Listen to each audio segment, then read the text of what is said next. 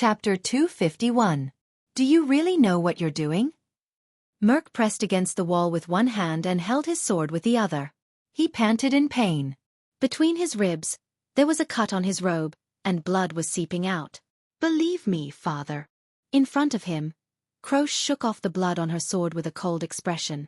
I know what I'm doing more than any other time in the past 20 years. Merc clenched his teeth and pressed on his wound, frowning. After all, he was old and no longer a white blade guard. His swordsmanship was rusty, his hands were sluggish, and his body was always half a beat slower. And he did not have a suitable weapon. Merc slowly moved away from the wall and sighed. He held the hilt of his sword and used the back of the sword to protect his forearm. He bent down and made a conservative counterattack. Your mother wouldn't want to see us fight. The swordswoman's expression changed. Croche's expression was complicated and subtle. She seemed to be smiling, and the hand holding her sword trembled slightly. It's good that you still remember her. Croche's voice was laced with anger. Of course to her, her man, her husband, is everything. How can we do anything that's disadvantageous to you? As soon as she finished speaking, Croche stepped forward. Her long sword was like a venomous snake, mercilessly piercing through the air. Merc instinctively raised his hand and pushed the tip of the sword away from his head. I know I'm not a good father, and I know you're very competitive. But if this is revenge... Merc blocked the tip of Croche's sword and gritted his teeth. It's not worth it. Croche seemed to have heard the funniest joke. She snorted and said softly, Don't be too arrogant, father. You're not that important. The next moment, Croche slashed down with her sword without hesitation, aiming for Merc's thigh. Merc took a step back with difficulty, only to receive another stab at his ribs. His face, thighs, ribs and wrists. Croche's every attack seemed to have predicted the next attack point. She constantly adjusted Merc's movements for the effective prelude to the next attack, saving the time, moment, and angle of her sword. Merc knew that he had once again fallen into his opponent's rhythm. Unless there was an unexpected change of tactics, he would lose if he continued to defend. As expected, in the next second, Croche's sword cut through Merc's left shoulder. Blood gushed out. Merc rolled to avoid the next strike and retreated 5 steps away. He was in a sorry state. Croche nodded. What a pity. Originally, the next sword could have easily gone for the throat. Should I say, as expected of the former white blade guards? Then why? Merc's ferocious face was bathed in blood. He said angrily, Why did you side with the traitors? Why did you betray your king and the creed of the Northlanders? Croche looked at her father coldly and shook her head in contempt. I have just been promoted to captain of the personal guards by his grace, she said softly. Of course, I have to be loyal, do my best, and fulfill my duty. Merc narrowed his eyes. The former king's administrator shook his head. Wake up. He sighed slowly, his eyes filled with disappointment as he looked at Croche. Do you think this is because he appreciates you? So, loyalty in return? Croche subconsciously tightened her grip on the sword. Lampard won't let a little girl be the leader of his personal guards for no reason, Merc said, enunciating each word clearly. I've been in the palace for too many years, and I understand them too well. What they value is not your ability, but your status and connections. Be it me or the Tower of Eradication. Croche's pupils slowly shrank. Silence. Thank you for the reminder, father. Croche exhaled, gritted her teeth, and said indignantly, just like in the past. Merc frowned. In his hands, you are just a rare commodity that happens to be useful in an incident. A tool that can be used, a person that can be exploited for value, Merc continued. The so-called captain of the personal guards is just a fake bait. The swordswoman spread her legs, lowered her waist, and raised the sword to her chest solemnly. It was as if she was facing the most terrifying enemy. Don't sink any further, Croche. Merc shook his head sadly. Your mother would definitely not want to see. Don't mention her, Croche interrupted him firmly. You are not worthy. Merc's face darkened. But he immediately raised his head. What about Madame Adele? Croche's expression changed. Merc's voice was steady and calm, but there was a different kind of sadness in it. After your mother passed away, the madam brought you by her side, raised you, loved you, and treated you as her own. Croche lowered her head, hiding her face in the darkness. Her left hand slowly gripped the hilt of her sword. She funded and sent you to the Tower of Eradication, not so that you would bleed and die for some suzerain, Merc continued bleakly. You would become their tool without knowing it. Before he finished speaking, Croche suddenly rose and slashed with her sword. Asterisk clang. Asterisk Merc pressed his left hand on the back of his saber and blocked the sword. In front of him, the swordswoman had a crazed expression. She held the sword with both hands, and her strength was stronger than before. Adele. She is a good person. Croche gritted her teeth and stared at her father. But she can't even save herself. Merc, who was wrestling with his daughter, suddenly felt a pang in his heart. Merc also gritted his teeth, and his hands began to tremble. So, she sent you to the Tower of Eradication so that you can protect yourself. You don't have to rely on others, and you don't have to be controlled by others. You can live freely and happily, Merc said painfully. Away from the darkness and misfortune that she faced. Unexpectedly, when Croche heard this, she actually slowly inhaled a breath of air. At that moment, an expression of mockery and disdain appeared on her face. You have never changed, have you, Merc? Croche said calmly and disappointedly, just like everyone else. Merc was slightly stunned. What? In the next moment, Croche suddenly activated her power of eradication, and her long sword suddenly loosened. Just as Merc felt that his saber had lost its resistance and could not be retracted, Croche's sword twisted around his saber and miraculously returned to its original position, going straight for his throat. But at that moment, a gleaming long sword appeared from behind Merc. It hit the spine of Croche's sword. Asterisk ding. Asterisk Merc only heard a light ring beside his ear. The tip of Croche's sword brushed past his left ear, and he felt a chill. The long sword did not stop. Instead, it continued to attack, going straight for Croche's wrist. Croche immediately withdrew her sword and took a few steps back to avoid the longsword's attack. The three of them distanced themselves from each other. Merc looked behind him in shock and bewilderment. You? He asked with difficulty. Croche's eyes were burning with anger as she stared at the new troublemaker. The newcomer twirled her sword and spoke softly. Let's go. Miranda Arund stood beside Merc with a solemn expression. You go and help the others. There aren't many enemies, but they are spread out and are trying to stop us. Miranda stared at Croche. Let me deal with her. Croche laughed coldly. Merc looked at his daughter and then at Miranda. He seemed to be struggling. Miranda interrupted him. You can't make up your mind, and you can't make an enemy out of your own daughter, she said flatly, her eyes fixed on Croche's face. Staying here will only make the situation worse. Then let me do it. Merc was stunned. He looked at his daughter, but Croche had no intention of paying attention to him. She only stared at Miranda. In the end, Merc sighed deeply and turned to leave. Merc's figure was getting further and further away. Miranda took a step forward.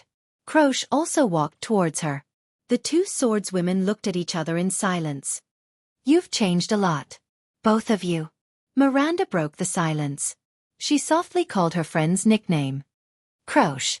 Croche's expression changed slightly. You and Raphael. Croche quietly looked at her friend from the same generation. Not everyone is as unchanging as Cohen. After a long while, Croche finally smiled. Miranda shook her head. You're wrong. Cohen used to be very cheerful and optimistic, Miranda said flatly. But he was not as deliberate and exaggerated as he is now. Croche was stunned. Miranda continued in a low voice. He's also changed. He tries to hide and deny some things he doesn't want to face with that heartless smile of his. Miranda looked up. And you, Croche? The girl from the Arund family looked into her friend's eyes solemnly. What are you hiding and denying? Both of them stopped at the same time. If they took another step forward, they would be in attack range. Croche did not answer.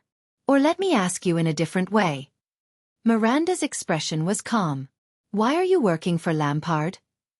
Don't tell me about honor, loyalty, reward, and ambition.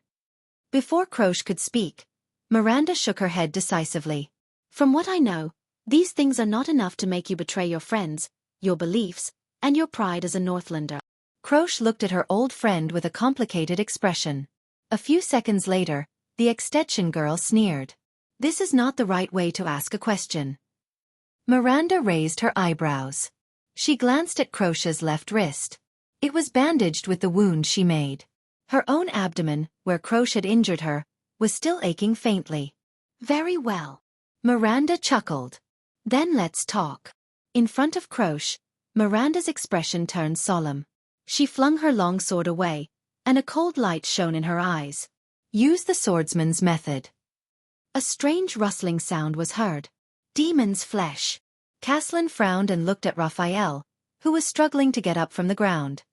His gaze stopped on his arms, which were moving about in an uncontrollable manner. As the legends say, you recover so quickly. Raphael slowly exhaled and swung his arms. Are you ready for the next round? Caslin just looked at him quietly. It must be uncomfortable, child. After a while the old man sighed. There is always a price to pay for sharing a body with limbs that don't belong to you. Raphael's expression changed. In the next moment, the young man suddenly moved. Asterisk clang. Asterisk a metallic sound was heard. The long sword was unsheathed. It was so fast that it was almost impossible to react. But Caslin did not touch his soul slayer pike at all. He let it lean against the wall and watched coldly as the tip of his enemy's sword got closer and closer to his face.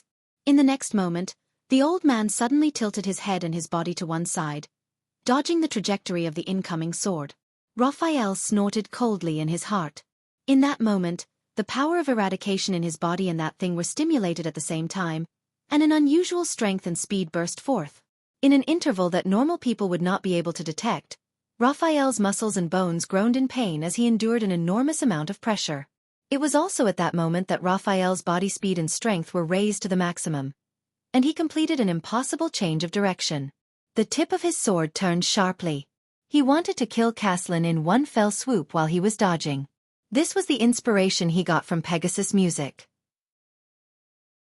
He wanted to force his enemy to dodge, then use his unique power of eradication and his physical advantage to forcefully change his direction in an instant when it was impossible to change his move, and kill his enemy unexpectedly. It was simple, direct, and usually very effective. But in the next second, Caslin moved his feet slightly with an expressionless face and kicked the Soul Slayer pike on the wall. The Soul Slayer pike shook and slid down. As it fell, it rotated slowly with 2/3 of the pike as its axis. Raphael's expression changed drastically. There was no other reason. The Soul Slayer pike's blade had fallen right in the path of his change of direction. Based on this trajectory, Raphael was inexplicably terrified. Before he could kill Caslin, he would be hit by the pike's blade because he could not stop his momentum. That was the Soul Slayer pike. In that instant, Raphael's power of eradication, which had already been activated, turned around again and forcefully collided with the thing in his body. Raphael took 2 painful steps forward and forcibly stopped his body from changing direction. Inertia tortured his bones, and Raphael almost spat out a mouthful of blood. The pike's blade sliced through his sleeve. But Caslin's fist was already in front of his chest. Raphael knew that this was a matter of life and death. The thing in his body cooperated like never before and released energy at all costs. His right hand swelled up with a strange buzzing sound. His blood vessels bulged, and he blocked Caslin's fist with all his might. Asterisk thud. Asterisk but Raphael's expression changed again. Caslin's fist was as light as a feather and had no strength. As expected, in the next moment, Caslin's fist turned into a palm. He grabbed Raphael's sleeve and pushed him in his original direction. Raphael lost his balance and fell to one side. What shocked him was that Caslin had pushed him in the direction where the Soul Slayer pike had fallen. The tip of the pike was pointed at him. Raphael had no support and could not dodge the pike's blade. The ferocious tip of the Soul Slayer pike was getting closer and closer to his face. In that instant, Raphael decisively let go of the long sword in his left hand. The blood vessels in his left arm bulged and turned dark. He immediately pulled back his left hand and punched the Soul Slayer pike. Before the pike's blade could cut through the tip of his nose, he sent the infamous weapon flying. Asterisk thud. Asterisk Raphael fell to the ground and coughed out another mouthful of blood in pain. But he did not dare to stay. He rolled backward twice in a flustered manner to avoid Caslin's attack range. Asterisk clang. Asterisk the Soul Slayer pike fell to the ground and made a ringing sound. The sound of metal echoed in the corridor. Caslin sighed and shook his head. I saw your expression. You're probably suffering in pain every moment, feeling their rejection and denial of you. Drenched in cold sweat, Raphael gritted his teeth and felt the thing in his body rioting. His hands trembled incessantly and the pain pierced his heart. He stared at Caslin with his red eyes. His expression was one of disbelief. Impossible. This time, I don't even have the slightest chance? Is it really like what teacher said? Caslin Lomba cannot be defeated head-on? You thought that you could control them. You thought that they were just insignificant embellishments to you, insignificant additions.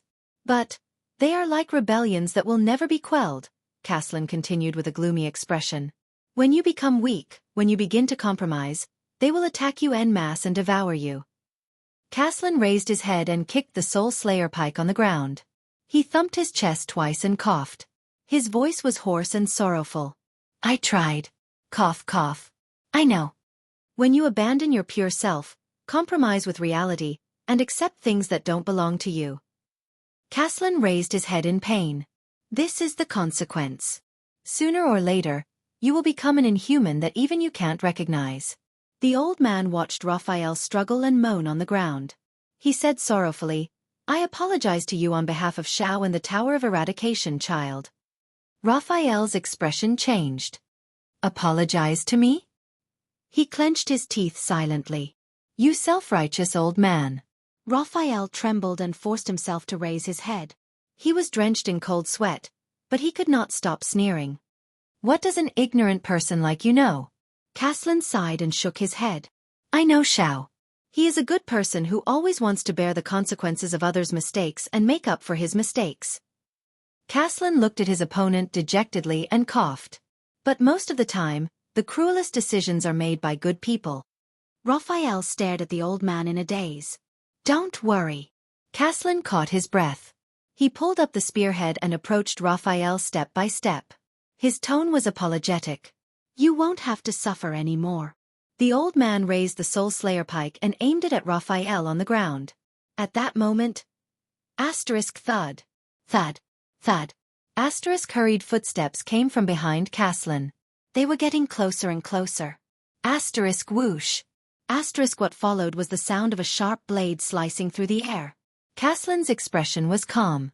He turned around abruptly and swung his pike rapidly. Bang. The pike hit the wall beside him, and shattered stones flew everywhere. Caslin frowned.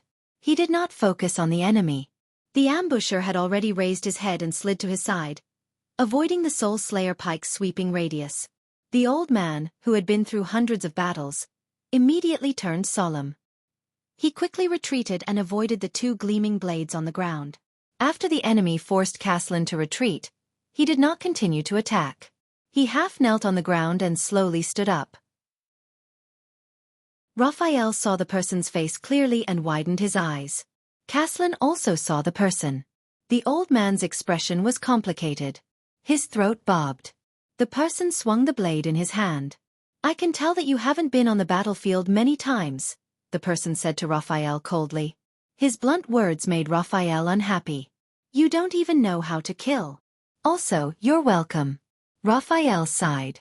Trembling, he supported himself on the ground and stood up. Can't you talk nicely? The young man from the Secret Intelligence Department said unhappily. The person snorted and turned to face Caslin. Get lost, Baron Bone Boy. Raphael raised his eyebrows. Obviously, this guy has no intention of talking nicely. Star Killer Sorry Nicholas, the commander of the White Blade Guards who was supposed to be blocking the pursuers at the palace gate, stood proudly in front of Caslin.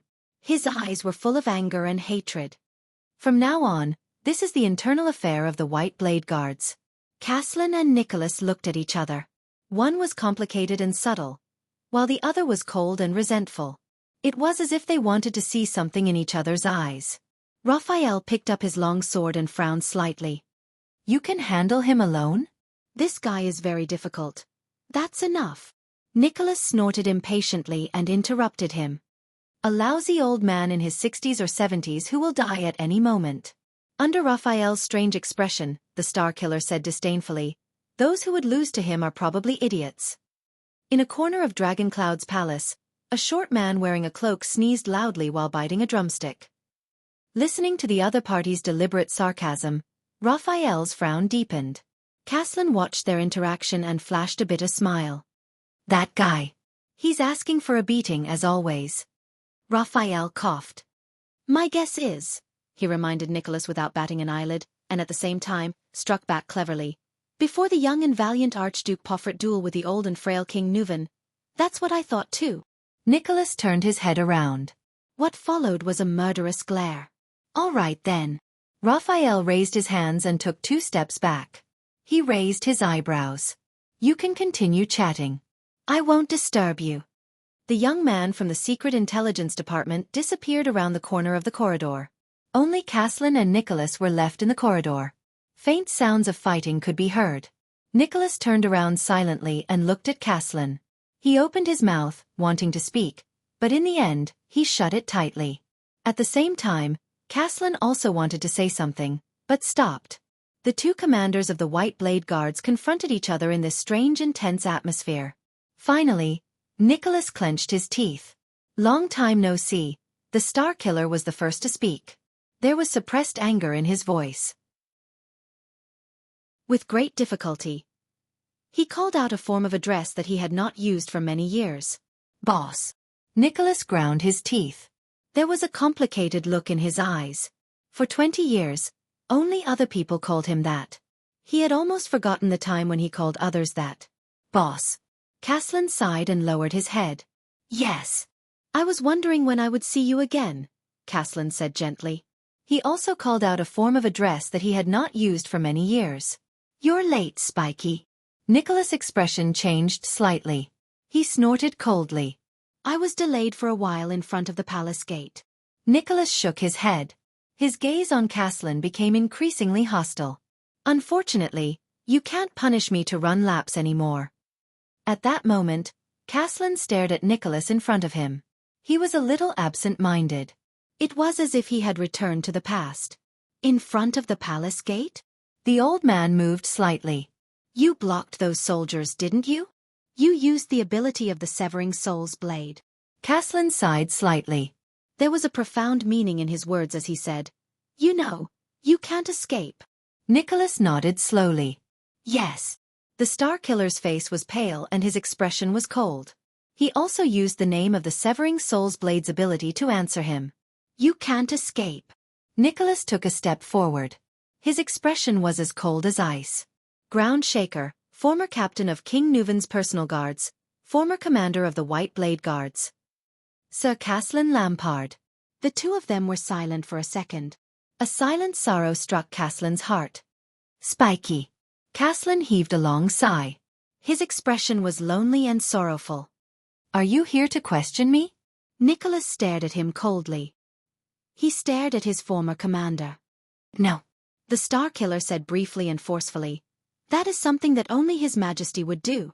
Caslin furrowed his brows slightly. Don't worry, boss, Nicholas said coldly. There was a mixture of pain and hatred in his eyes. I'll send you to see him now.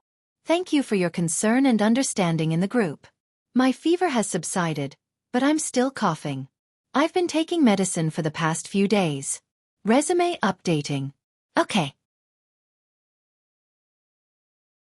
Chapter 252. In the Hall of Heroes of Heroic Spirit Palace, the 4 archdukes looked at each other. He's in trouble. Otherwise, he wouldn't be in such a hurry.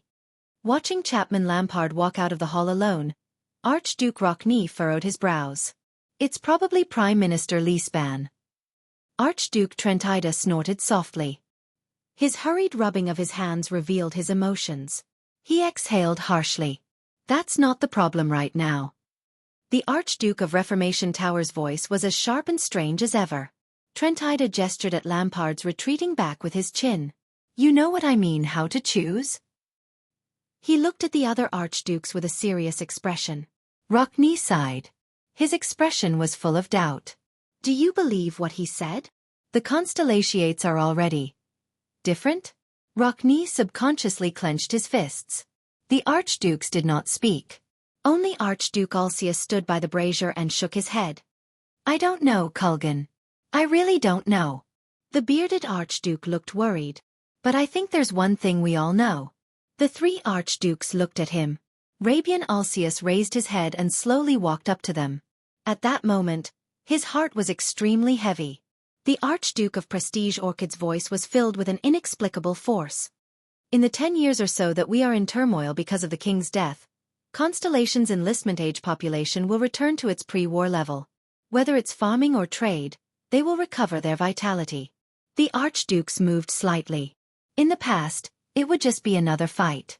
But what Lampard said just now? Alcius shook his head slowly.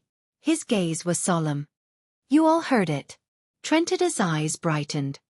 He snapped his fingers. So. Archduke Rockney's soft snort came from the side and interrupted them. I don't know if all of you have noticed. The lanky Archduke Rockney glanced at the other three archdukes. But it seems that after Lampard finished telling his story, all of you have forgotten At pride and creed, and even the fact that he killed the king. He shook his head lightly. This isn't what we agreed on. Archduke Letko, who had not spoken for a long time, tapped the table lightly. Please believe me, Kulgan. Believe in my respect for At. The old Archduke raised his head. He spoke slowly but seriously, but if even 1% of what Chapman Lampard said is true, I am also not willing to take the risk. The three archdukes tensed up. Punishing Lampard is to maintain the balance and tacit understanding in At, and to ensure that the rights of our families are not infringed upon, Letko said flatly. But if there comes a day when At is no longer as strong as before, and foreign enemies can easily tear through our defenses and set foot on our territory. He slowly frowned, his hands clasped tighter and tighter. The family that we worked so hard to protect and maintain, the bloodline that we did our best to continue and glorify. The descendants and grandchildren that I've tried my best to cultivate, and the territories that I've tried my best to manage. And what will happen to them? All the archdukes fell silent. Trentida snorted softly. Do you still expect the Constellations to be like their ancestors of the Empire, to retain our rights and identities, and to let us continue to rule this land as suzerains? Rockney did not speak. In any case, it won't be Alcius, Archduke Alcius added coldly. A few hundred years ago, Tormund almost killed us all. Then, he built Constellation on the Alcius family's land and corpses. There was another silence. But everyone knew that they had to make a decision. Let me put it this way, I'm starting to consider Lampard's suggestion. Trentida turned around, spread his hands, raised his eyebrows and said tentatively, but after I'm done thinking about it, just in case, I'm saying just in case. I don't want to find an excuse to deceive all of you and sneak out alone to reach an agreement with Lampard. That's why I'm saying this up front. He shook his head and looked at the other three archdukes. What do all of you say? Do you know what this decision means? Archduke Rockney's gaze became sharper and sharper. He said coldly, where do you place our common elected king? I don't know, but I'm certain that his soul and body are not together. Trentida shrugged and frowned. Come on, all of you have to admit that Lampard's suggestion is very tempting. Rockney looked at him disdainfully. A part of the land or a part of Constellation? Trentida blinked and smiled faintly. Both. Letko and Alcius pursed their lips tightly and did not answer. A few seconds later, Archduke Alcius raised his head. His expression was solemn. I participated in that war, and I've seen how the Constellations manage their cities. But I've never thought as much as Lampard did. Until now. His gaze swept across the others. His expression extremely solemn. And Prestige Orchid region and the Alcius family are too close to Constellation. Although it was not Trentida, Alcius' hint was obvious enough. Rockney furrowed his brows tightly. Archduke Letko heaved a deep sigh.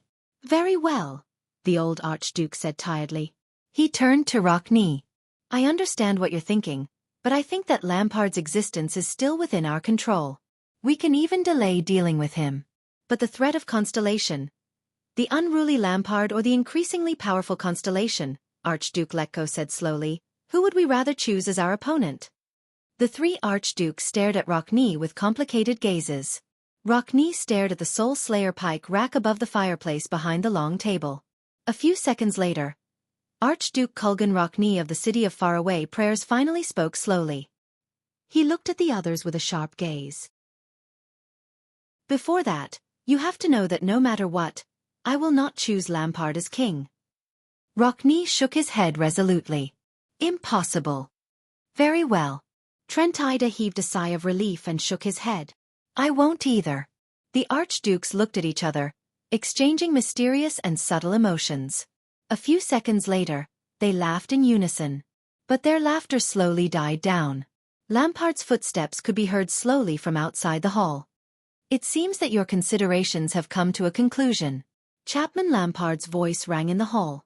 The four archdukes turned to the Archduke of Black Sand region. Lampard's footsteps were still steady.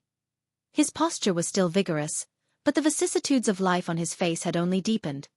Is there anything we should know? Archduke Letko narrowed his eyes. Lampard came before the long table, looked at his colleagues, and nodded slowly. Yes. Liesban exceeded my expectations. The Archduke of Black Sand region sighed. His men have already begun attacking the gatehouse. The Archduke's expressions tensed up. If it were before, this news would have been like a welcome rain from the sky. But now. So. Lampard's gaze became extremely sharp. We must make a decision now. He stared coldly at the four archdukes, but this time, his aura was unprecedentedly powerful and oppressive. Lampard clenched his teeth. Do you want to fight with me here, where both sides will suffer? Or do you want to forge a new foundation in Dragoncloud City with me and save Xianxia? Silence. A suffocating silence that lasted much longer than usual. The Archduke's gazes met countless times in the air. Finally, Archduke Letko nodded slightly. Chapman. The old Archduke turned to Lampard, trembling. Wisdom and vigilance flashed in his eyes. First, you have to understand something. Lampard narrowed his eyes. The other Archduke stared coldly at Lampard. Archduke Letko stood up slowly and paced to the center of the hall. The old Archduke slowly extended his hand and raised his palm sideways in front of his chest. He said flatly, "This is for Xianxia." Rogers, Letko, Archduke Letko said flatly. Lampard stared at Letko, and a ripple instantly appeared in his eyes. But his left hand pressed on the saber at his waist, and the ripple immediately turned into determination and cruelty. Of course. Chapman Lampard's expression was solemn as he strode forward. Chapman Lampard. The Archduke of Black Sand region extended his right hand and clasped Archduke Letko's palm. His tone was unquestionable. For Xianxia. As the two archdukes' gazes met, their tightly clasped palms shook forcefully in the air. According to the ancient Northland etiquette, they formed an alliance with a palm oath. Archduke Trentida raised his eyebrows slightly and walked between them. Porpheus Trentida. For Dragoncloud City. The others furrowed their brows. Trentida smiled softly, blinked and added, and Xianxia. He pressed his palm against the two archdukes' tightly clasped hands. Lampard sneered. Alcius heaved a deep sigh and walked to the opposite side of Trentida. His expression became extremely solemn. Rabian Alcius. For survival. Alcius nodded at the others briefly and decisively. He clasped his right palm and joined the three of them in the palm oath. The four archdukes clasped their palms tightly and looked at the only person left in the hall. Archduke Rockne pursed his lips and stared at the ground. 1 second. 2 seconds. Just as Trentida began to worry, Archduke Rockne suddenly flung off his cloak, walked to Lampard's side, and looked at the Archduke of Black Sand region. Lampard stared back at him without flinching. Rockne averted his gaze and glanced at the others. In the next second, the Archduke of the City of Faraway Prayers extended his hand without hesitation and clasped the four archdukes' palms. Kulgan Rockne. With a profound meaning, he spoke softly. For Northland. Black Sand region, Defense City, Reformation Tower, Prestige Orchid region, and the City of Faraway Prayers. The alliance between the 5 archdukes was thus completed. In a remote corridor on the upper floor of the Hall of Heroes, the soldiers of Black Sand region guarded the perimeter tightly, leaving the empty space in the middle for their commander and captives. You know, after that conversation in the snow, I've been paying attention to you, Mr. Vice Diplomat Lord Nemain. Viscount Kent Vida of Black Sand region looked at the captive before him and sighed. I also asked some friends to investigate you. Putray frowned slightly. What did you find out? Viscount Kent Vida approached the bound Putray and smiled faintly. Quite a lot. The Viscount of the City of Halting Light nodded slowly. As Prince Meteor's attendant, you are far more than what you seem on the surface. Putray narrowed his eyes. For example? The people in the secret room don't really understand your system. They always treat you as Prince Meteor's servant, Kent Vida said with a light snort. They don't care much about what happened in the Foreign Affairs Department after you left the palace. So, I focused on investigating your whereabouts after you left the palace during this period of time. Putray's expression changed a little. Learden from 24 years ago. Kent Vida said faintly. Putray frowned. But Kent Vida continued. Longchant City from 22 years ago, Steel City from 19 years ago, Chelan City from 15 years ago, Golden Passage from 14 years ago, Broken Dragon Fortress from 12 years ago, Crystal Jade City from 10 years ago, and the ruins from 5 years ago. Viscount Kent Vida smiled as he listed the names of the places. He said happily, "You've been to so many places." Putray stared at the Viscount before him with a solemn expression and sighed slightly. "The Foreign Affairs Department has a lot of work," he said briefly. Kent Vida shrugged. "I'm afraid it's not just a lot of work." The Viscount walked behind him and shook his head. "Do you need me to remind you?" Putray did not speak. Kent Vida began to pace around him, and as he paced, he spoke. 24 years ago, the Hanbol royal family succession dispute. 22 years ago, and Lenzo's annexation rebellion. 19 years ago, the feud between the Holy Tree Court and the Hall of King Chronicles. 15 years ago, King Yao ascended to the throne. 14 years ago, the civil war of the Alliance of Freedom that engulfed the surrounding regions. There's no need to mention the bloody year. There's also the merfolk's attack on the ship 10 years ago, and the Desert War 5 years ago. Just like before, Kent Vida said a few nouns. The Viscount stopped in front of Putray and stopped his narration. He looked at Putray's expression calmly. But Putray only stared at him without saying a word. Lord Putray Nemain, Prince Meteor's eldest son's attendant, former second-class civil servant in the Foreign Affairs Department, former Viscount.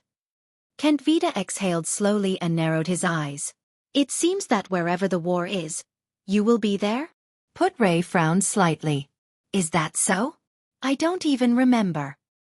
Or, Viscount Kent Vida's gaze was strange, and he changed the topic. Kent Vida curled up the corner of his lips. "Wherever you go, there will be war?" Putray burst out laughing. "You really have a sense of humor." The vice diplomat shook his head and could not help but laugh. "Based on what you're saying, the current chaos in Dragon Cloud City is also because of my arrival?" Kent Vida's expression changed. "What a watertight fellow. You don't look nervous?" The Viscount's tone turned cold. "Your Grace." Putray arched an eyebrow. "Should I be nervous?" Kent Vida sneered. He turned around and glanced at the decorations around him, taking in the rough and messy style of Heroic Spirit Palace at a glance. "I know that you've split up your forces in an attempt to divert our attention and cover a crucial step in the complicated palace. Perhaps you're one of them."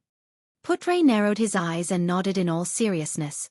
"And you responded very well, Viscount Kent Vida," the vice diplomat said in resignation. "You didn't easily mobilize us, nor did you rigidly defend the place.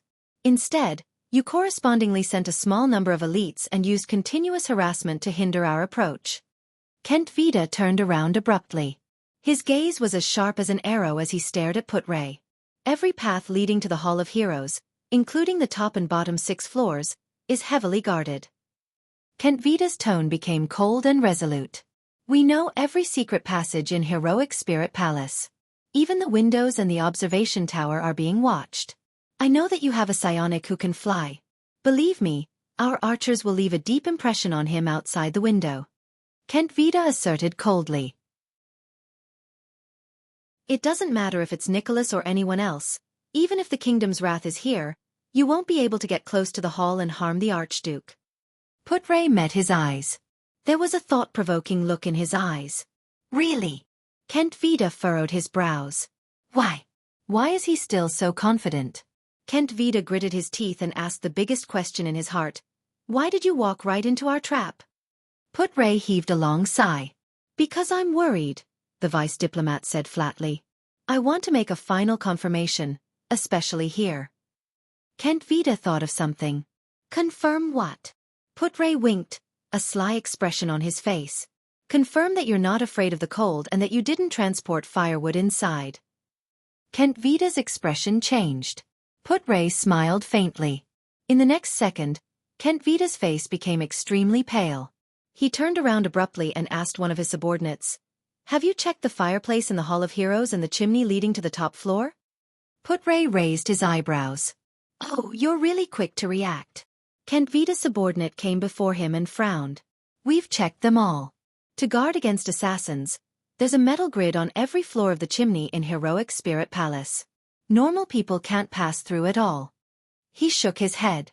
If they tried to sneak into the hall from there, they would have to break through at least 6 of the grids. Their movements would definitely be detected by us. At that moment, Kent Vida felt as if he was struck by lightning. Grids, normal people, can't pass through? Kent Vida turned to Put-Ray with difficulty. His expression was unpleasant. That prince, that boy. Where is he? In the Hall of Heroes, the 5 archdukes held each other's hands tightly. They looked into each other's eyes and nodded slightly.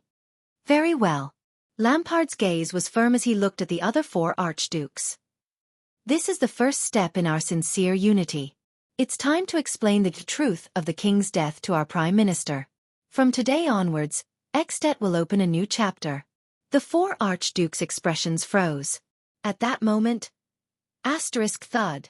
A strange sound suddenly came from the hall. Damn it, the rope isn't long enough. A childish voice rang. This is the last one. Go over. Ah. The 5 archdukes were slightly shocked. Clang. A strange sound of collision rang out. Before the 5 archdukes could react, on the other side of the long table, in the large fireplace under the rack of the Soul Slayer pike, a black, round ball suddenly fell. A large amount of dust was stirred up. The 5 archdukes turned their heads in unison and were stunned at the same time. Amidst the stirring dust, the small charcoal-like ball stretched out its limbs and climbed up abruptly. As it coughed violently, the ball waved its hands desperately and jogged out of the fireplace's area of effect. Cough, cough. The ball threw itself at the edge of the long table and barely escaped the attack of the dust. The 5 archdukes were still holding each other's hands as they stared in shock at the small, swarthy ball. It stood up while cursing and pulled off a piece of black cloth from its black face, revealing the fair lower half of its face. It coughed a few more times before it carefully folded the black cloth and stuffed it into its black pocket. Ah, Merry Christmas. Ba ba ba. Hello. The ball raised its charcoal-like head and wiped away the charcoal-like blackness on its face. It flashed a mouthful of white teeth at them. My apologies, archdukes. The chimney is a little narrow. The 5 archdukes slowly let go of each other's hands and stared in disbelief at the small, uninvited guest.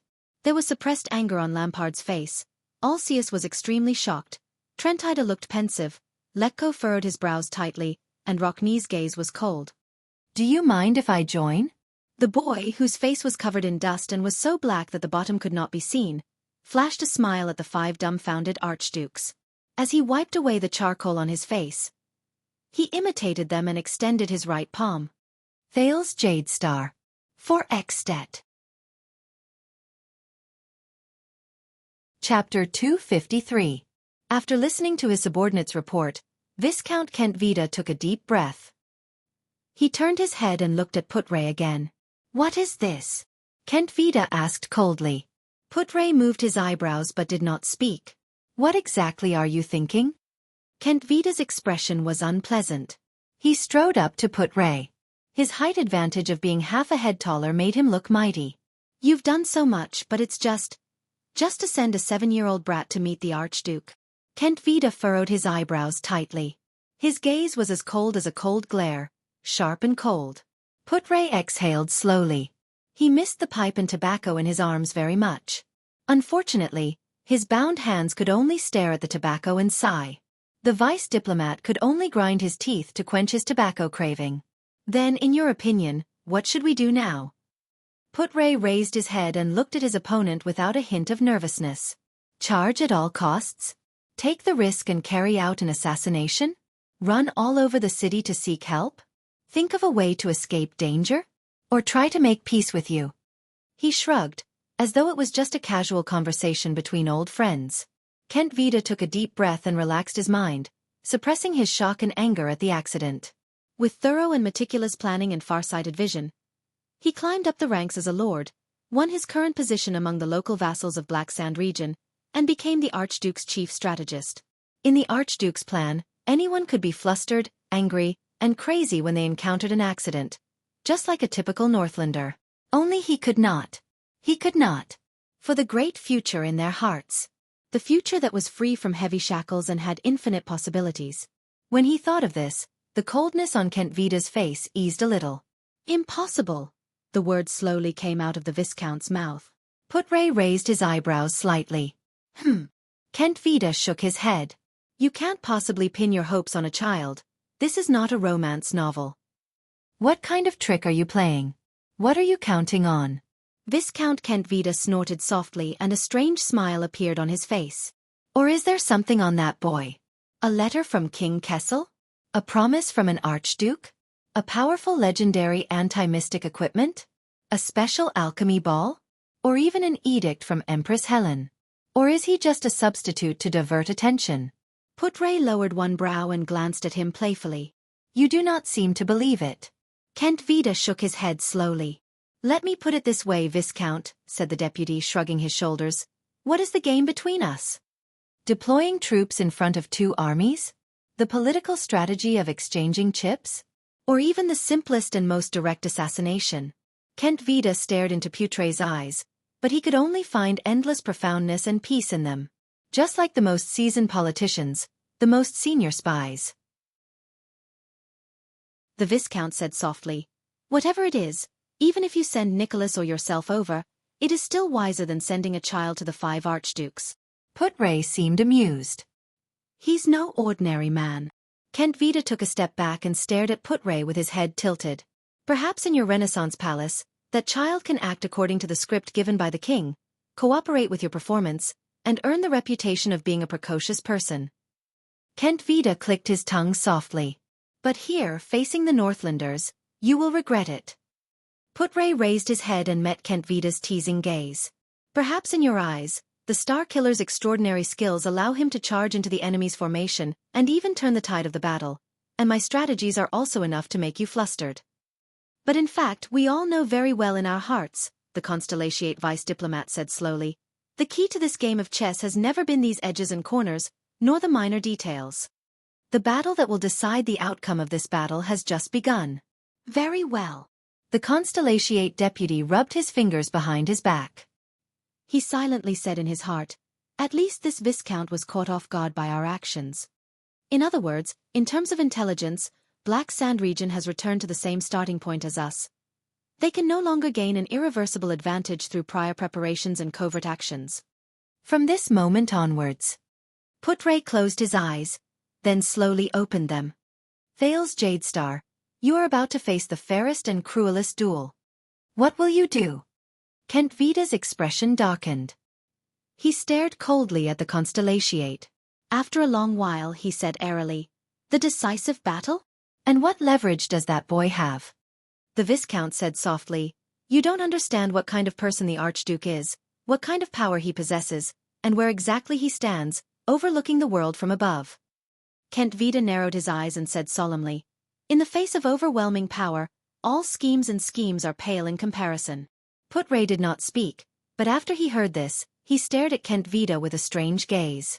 The corners of his lips curled up slightly. He slowly revealed a smile, then burst into continuous laughter. Viscount Kent Vida's pupils shrank slightly.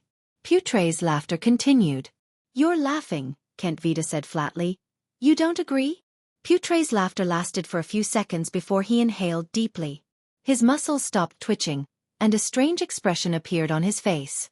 I thought that even if we're scheming for others at our level, we would more or less have some understanding of it. He stared at Kent Vida's expression and shook his head slightly. Overwhelming power? Putre sneered disapprovingly. Most people who say this are weaklings who know nothing about power, or pitiful people who pursue power but fail. Kent Vida's expression slowly stiffened. Putre raised his eyebrows slightly and continued, precisely because they have never understood power, They can only use their poor imagination and self-deceiving assumptions to describe things they have never obtained. They endlessly exaggerate the omnipotence of power to fill the emptiness in their hearts and absolve themselves of their failures. Just like how weak mortals are used to describing gods that they have never seen before as omnipotent beings. Kent Vida stared at him expressionlessly. However, only powerful people who truly possess power and have experienced it will know. Put-Ray blinked and raised his head to look at the ceiling. So-called overwhelming power. Put-Ray sighed slowly. There was a rare look of nostalgia and regret in his eyes. It has never existed. Kent Vida was deep in thought. He did not move. A few seconds later, as expected of someone who once stayed in Dragon Kiss Academy, the Viscount said softly, "Your eloquence in sophistry is really good." Put-Ray smiled faintly. "Thank you. He's just a child." Kent Vida shook his head slowly and revealed a ruminating smile. "With the Archduke around, he can't do anything." "He's not just a child," Put-Ray quickly replied. There was an infinite brilliance in the vice diplomat's eyes. "He's Thales Jadestar." Kent Vida laughed in a mocking manner. "That's the fairest battlefield. Whether it's the Imperial family or the Jadestar bloodline, they won't bring him any help." Put-Ray snorted softly. "Yes, the fairest battlefield." Put-Ray narrowed his eyes and nodded slightly. "With Lessa Kent Vida. Why do you follow the Archduke of Black Sand region?" Kent Vida was slightly startled. "Is it because of the legitimate bloodline of the Lampard family? Is it because of Black Sand region's powerful foundation? Is it because of the Archduke's status? Or is it because you were coincidentally born in Black Sand region?" Put-Ray shook his head and closed his eyes. "It's the same, Your Grace. A king is not respected by his bloodline." Put-Ray took a deep breath and slowly opened his eyes. That child's greatest bargaining chip has never been his bloodline or birth. There was silence. Their gazes met like blades clashing. Kent Vida furrowed his brows. "Damn it. This guy. I can't get anything out of him." Kent Vida quietly clenched his fists. "How much do they actually know about our plans and methods?" "No," Kent Vida suddenly thought of something. "It's not like we don't know anything. At least, judging by his behavior. They don't care about the Archduke's power at all. But what's more terrifying is that they don't even care about their own power. Because..." Kent Vida's eyes brightened. He abruptly turned his head around and hurriedly said to his subordinate behind him, "Send a message to His Grace." Put-Ray frowned slightly. "Their target is not us." Kent Vida took a deep breath and tried his best to remain calm as he said, "Instead, they are using the other Archduke's fear to turn them into our enemies." Put-Ray's expression changed slightly. Kent Vida's subordinate received the order and left. What a deep impression. Put-Ray raised his eyebrows slightly. There was an unconcealable surprise in his tone. "Viscount Kent Vida." Kent Vida turned his head around and stared at his opponent with a solemn expression. "The same goes for you, Lord Nemain." The 5 archdukes stared at him without blinking, until he cleared away the black ash on his face, so that his face could be seen clearly. Awkward. This was the only adjective Thales could find for this moment. "Can someone explain it to me?" Archduke Trentida whistled and looked at Thales with a subtle expression. He then turned to the other archdukes, as though he was seeking help. "The story about a prince of Constellation who mysteriously crawled out of the fireplace in Heroic Spirit Palace?" "As I said," Archduke Rockney tilted his head and snorted coldly at Lampard. "Surprises are never too late." Lampard stared expressionlessly at the disheveled Thales. His eyes were filled with endless chilliness that almost overflowed. Under the gazes of the 5 archdukes, Thales could not help but take a deep breath. He did not know if it was because of the chimney or because he was nervous. Calm down, Thales." He clenched his fists. "I'm already here. The final battlefield." He thought of all the people who went out to divert attention and create space for him. "As long as I win, they can survive. As much as possible." Thales lifted his head with a heavy heart. His gaze swept past every archduke. "First, I want to start a conversation.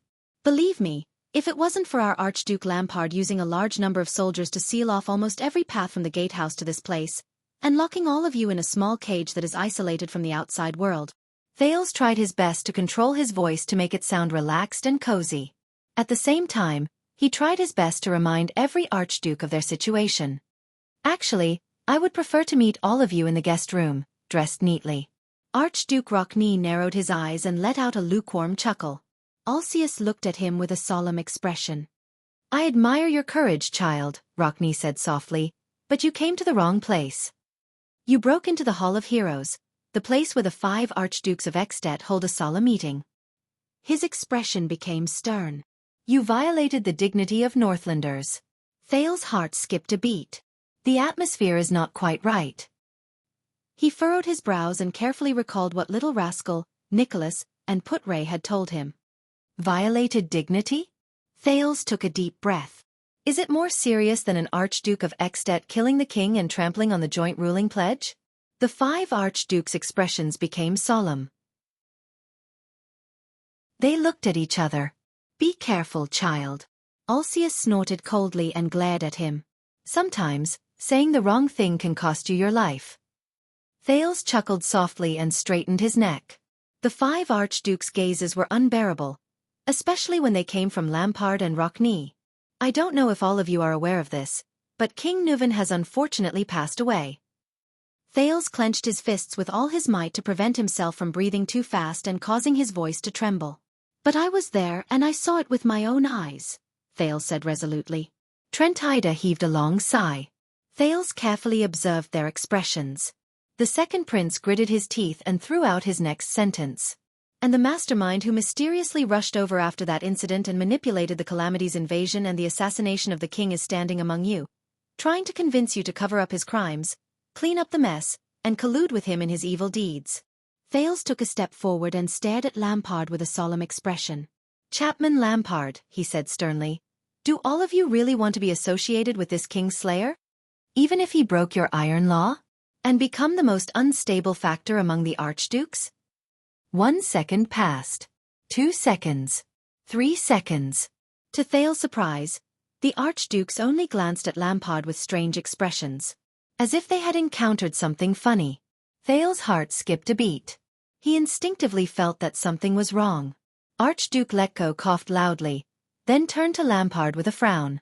Is this part of your performance, Chapman? Lampard still had that unsmiling cold expression on his face.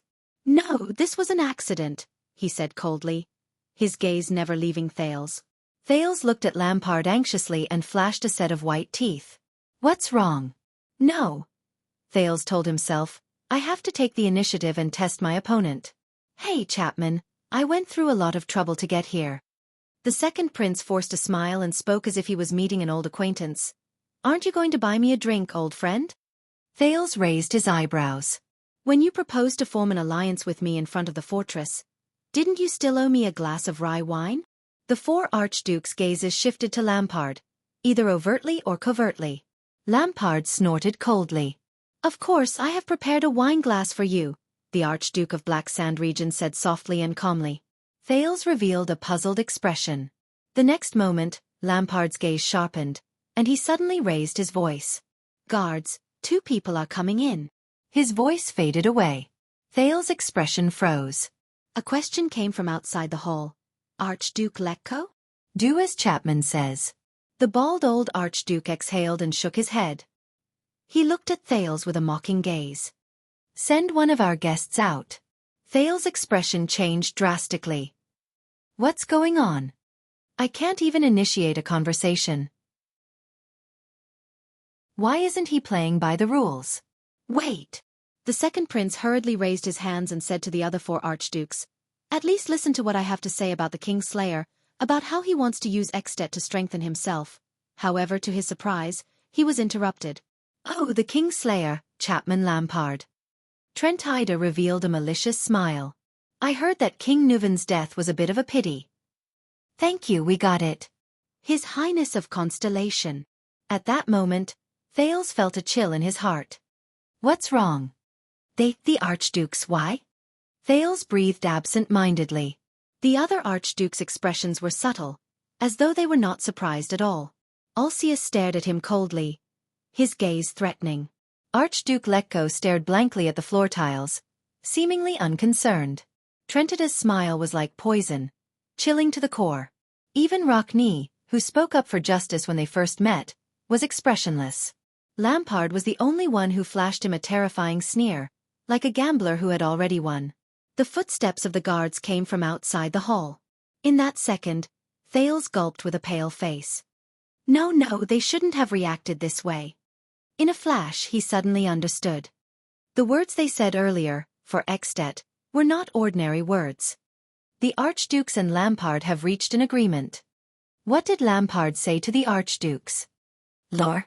Promise? Threat? Conspiracy? Even make them disregard the great crime of king-slaying and disregard At's tradition and stability? Make them turn a blind eye to Lampard's actions of gathering troops to force the abdication, and choose to be in cahoots with a dangerous murderer? The footsteps outside the hall were getting closer. They were the people who came to escort him out. Thales looked at the archdukes in disbelief.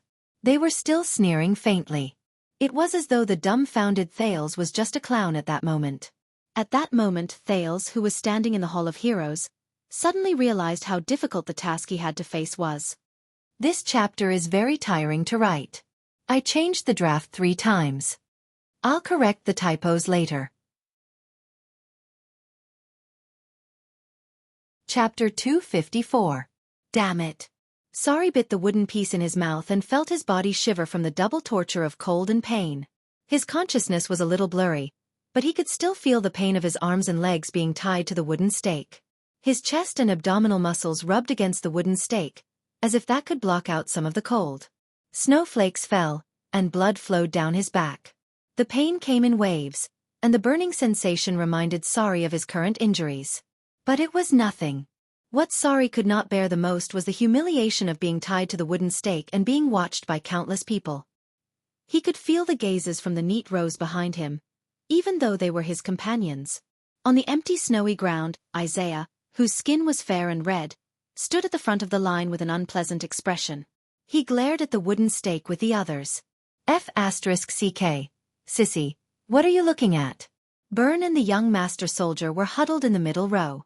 They whispered to each other and glanced at each other from time to time. Damn it, they must be having an affair, like F***ing each other. Big Mouth Monty popped his head out from the left.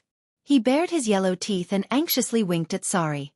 Sari knew what Monty meant. He wanted him to admit defeat.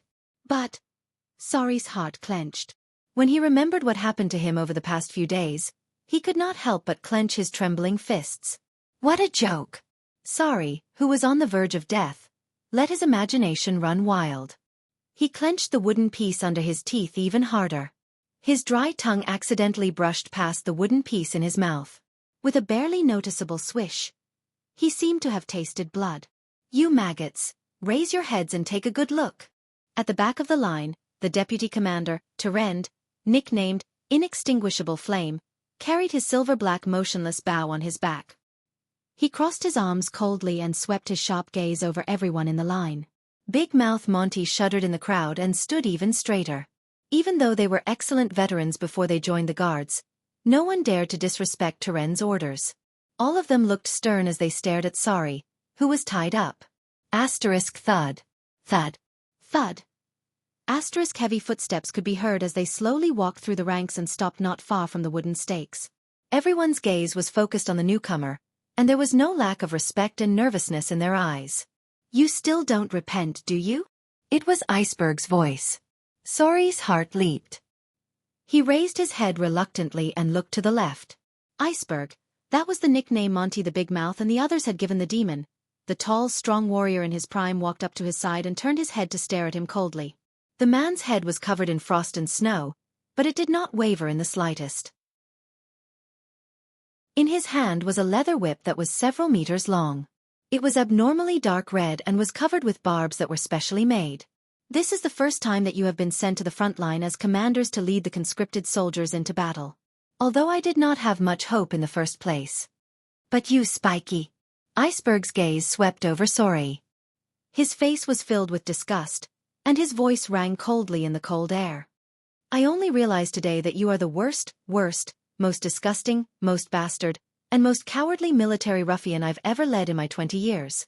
Shame is written all over him from head to toe. Asking you to be the commander of the conscripted soldiers? You're a disgrace to us. At that moment, anger and resentment surged in Sori's heart. Bah! Sori raised his head in anger and spat out the bloody wooden piece that had almost been bitten off from his mouth. Shame? Disgrace? Go to hell, iceberg. You've always found me an eyesore. Sori held his head high and mocked with suppressed anger. Didn't you just want to find an excuse to beat me up again and chase me out of here? When he said that, there was an instant uproar in the formation. Then, countless whispers could be heard. Ah, chicks are so energetic. At the back of the formation on the left, Instructor Dominic smiled innocently and said, Don't worry, you'll have time to discuss later. How about running 20 more laps during the night training? As if someone had cut off the transmission of sound, the formation instantly fell silent. For a moment, only the sound of breathing could be heard. Everyone's attention shifted back to Sori and Iceberg. Why? Iceberg's gaze became stern as he stared at Sori coldly. Do you have a problem with me? Sori stared at the bloody wooden piece on the ground. He clenched his teeth and frowned. Problem? Sori snorted coldly. Iceberg narrowed his eyes. Sori looked at Iceberg with an unfriendly expression. On the battlefield, you sent a group of elite crossbowmen to Monty. Isaiah is the vanguard of the light infantry in the front line. Carlos has his heavy swordsmen. Even Slow Shiva is on standby in the formation with heavy cavalry. Sori stared at Iceberg with an unfriendly expression. Iceberg snorted coldly. And I'm the strongest among the new recruits. I'm more outstanding than all of them. I'm the sharpest knife in the guards, the best soldier. Sori pressed his chin on the wooden stake and panted indignantly. He suddenly raised his voice. And the result? Iceberg stared at him coldly and slowly clenched his fists. In the next second, Sori raised his head abruptly and glared at Iceberg. Sori stared at Iceberg with a resentful expression.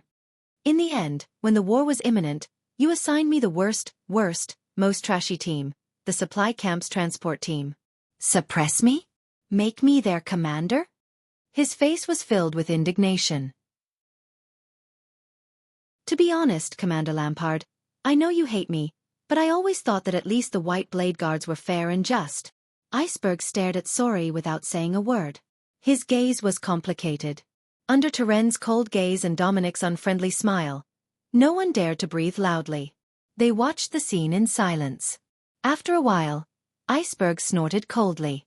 So, as my best soldier, Iceberg's words seemed to contain a piece of ice that had been frozen for many years. When you were attacked, you used your subordinates as bait to die. You left them to fend for themselves while you hid in the dark to ambush the enemy. Sori clenched his teeth. What else could I do? What could I do with those pieces of trash who haven't even swung their swords a few times? Sori tugged at his bound limbs and sneered. Sacrificing the weak to bite the enemy and sending the elites to defeat the strong. Isn't this the classic Northland tactic?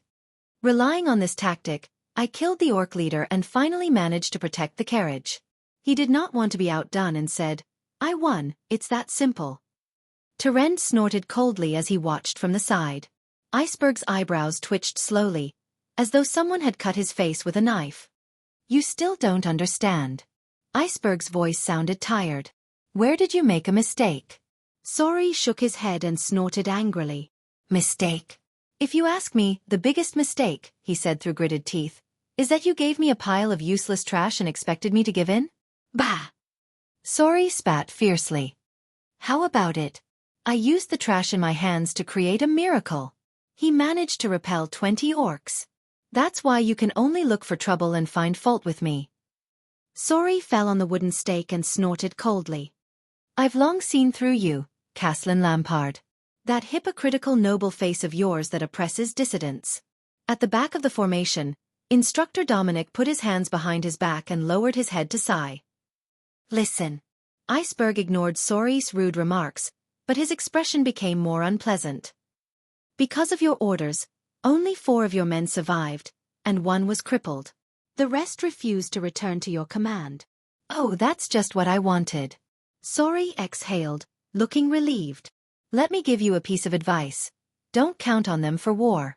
Iceberg's expression became colder and colder. His gaze was solemn. Is that your answer? This is a battlefield. Someone has to die, Sori said, then sneered and shook his head. Cowards who can't accept reality, or weaklings who can't keep up with their combat power, better leave as soon as possible. Iceberg did not speak again. His gaze was fixed on the snow-covered ground for a long time. Silence returned to the field. Only the howling of the cold wind could be heard. Then, Sori snorted coldly and spoke again.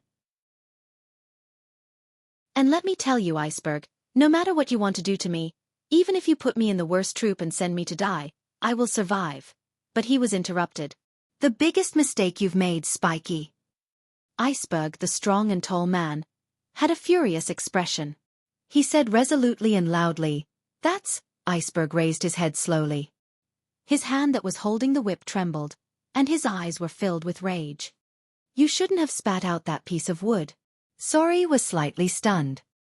He looked at the piece of wood he spat out on the ground. In the next second, the 6-meter-long barbed whip in Iceberg's hand instantly moved.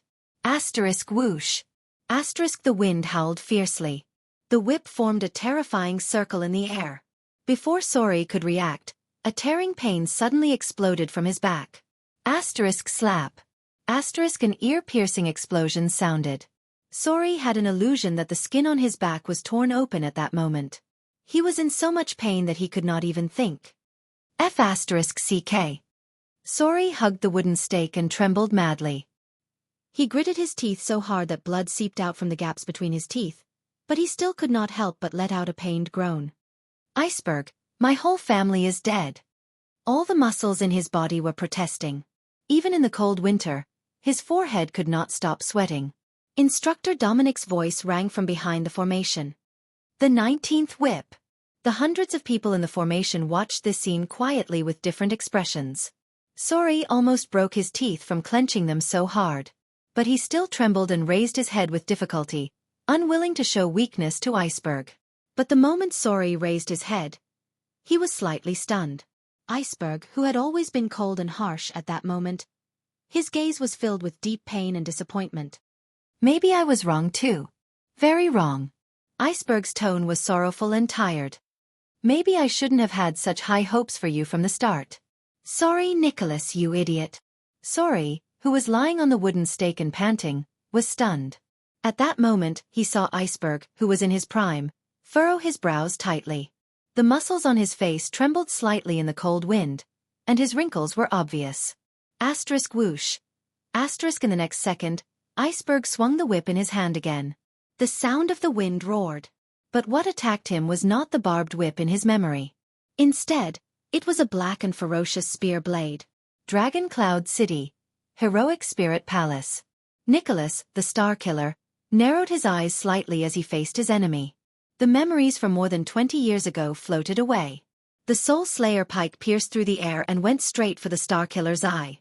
Asterisk clang. Asterisk the sharp sound of metal colliding rang out. The severing soul's blade shot out from midair and brushed past the tip of the pike. The pike trembled slightly and missed Nicholas' forehead by a few millimeters. The sharp pike blade even cut off a part of his head. But the Star Killer did not even bat an eyelid. It was as if the pike that flashed past his eyes just now was not the infamous Soul Slayer pike, but just a piece of scrap metal. The moment the Soul Slayer pike missed, Nicholas, who had escaped death, stomped on his feet and rushed forward. Asterisk whoosh. Asterisk his light armor and robe swept through the air, and the blade followed his footsteps as he dashed forward in a straight line. As the Star Killer dashed forward, the enemy's image slowly grew larger in his field of vision. At that moment, he only had eyes for the white-haired enemy. Iceberg. At that moment, a nameless rage burned in Nicholas' heart. Iceberg. Caslin Lampard calmly pulled back the pike shaft. He held 1/3 of the Soul Slayer pike in his right hand and dragged the pike shaft behind him. In an instant, it turned into a short pike, and he faced the oncoming Nicholas like he was holding a sword. The two of them drew closer and closer, and they were almost within arm's reach. Nicholas' blade flashed and went straight for Caslin's neck. Caslin's pike blade was also aimed straight for Nicholas' throat. The blade of the blade and the pike intersected in the air. Nicholas' severing soul's blade suddenly trembled and instantly sank in its predetermined trajectory. Asterisk clang. Asterisk a soft sound was heard, and the blade touched the pike lightly, like a dragonfly skimming the surface of the water. Caslin's expression changed. A huge force came from his Soul Slayer pike, and for a moment, he could not control the Soul Slayer pike. The pike blade swerved to the side and missed Nicholas' throat. However, the blade of the Star Killer's blade that had just parried the pike was like a piece of wood that had sunk into water. In just 1/10 of a second, it instantly floated and returned to its predetermined trajectory. It continued to slash at Caslin's neck. Caslin reacted in time and threw away the Soul Slayer pike. He had already extended his left hand to receive Nicholas' slashing wrist while he clenched his right fist and punched the other party's chest. But the moment Nicholas' wrist was about to be grabbed by Caslin, his expression turned cold, and the severing soul's blade changed direction again. In a few tenths of a second, the severing soul's blade miraculously turned and drew an arc in the air. Nicholas' wrist also moved to the back of Caslin's left hand. Caslin's fingers barely grazed his opponent's arm. The interception failed. The threat of the blade that went straight for Caslin's attack did not diminish because of this dodge. On the contrary, the blade changed direction and went straight for Caslin's face from a slash to a stab. Caslin's expression did not change. Even though his attack and defense had failed twice, even though the blade had already gone beyond the reach of his palm, even though if he was careless, he would be doomed eternally. Caslin reacted quickly and retrieved his right hand. He tried to punch the side of the severing soul's blade to intercept or deflect the attack. But just like the previous 2 times, Nicholas' blade changed direction again in the blink of an eye. The deflected Caslin's right fist went straight for Nicholas' forehead again.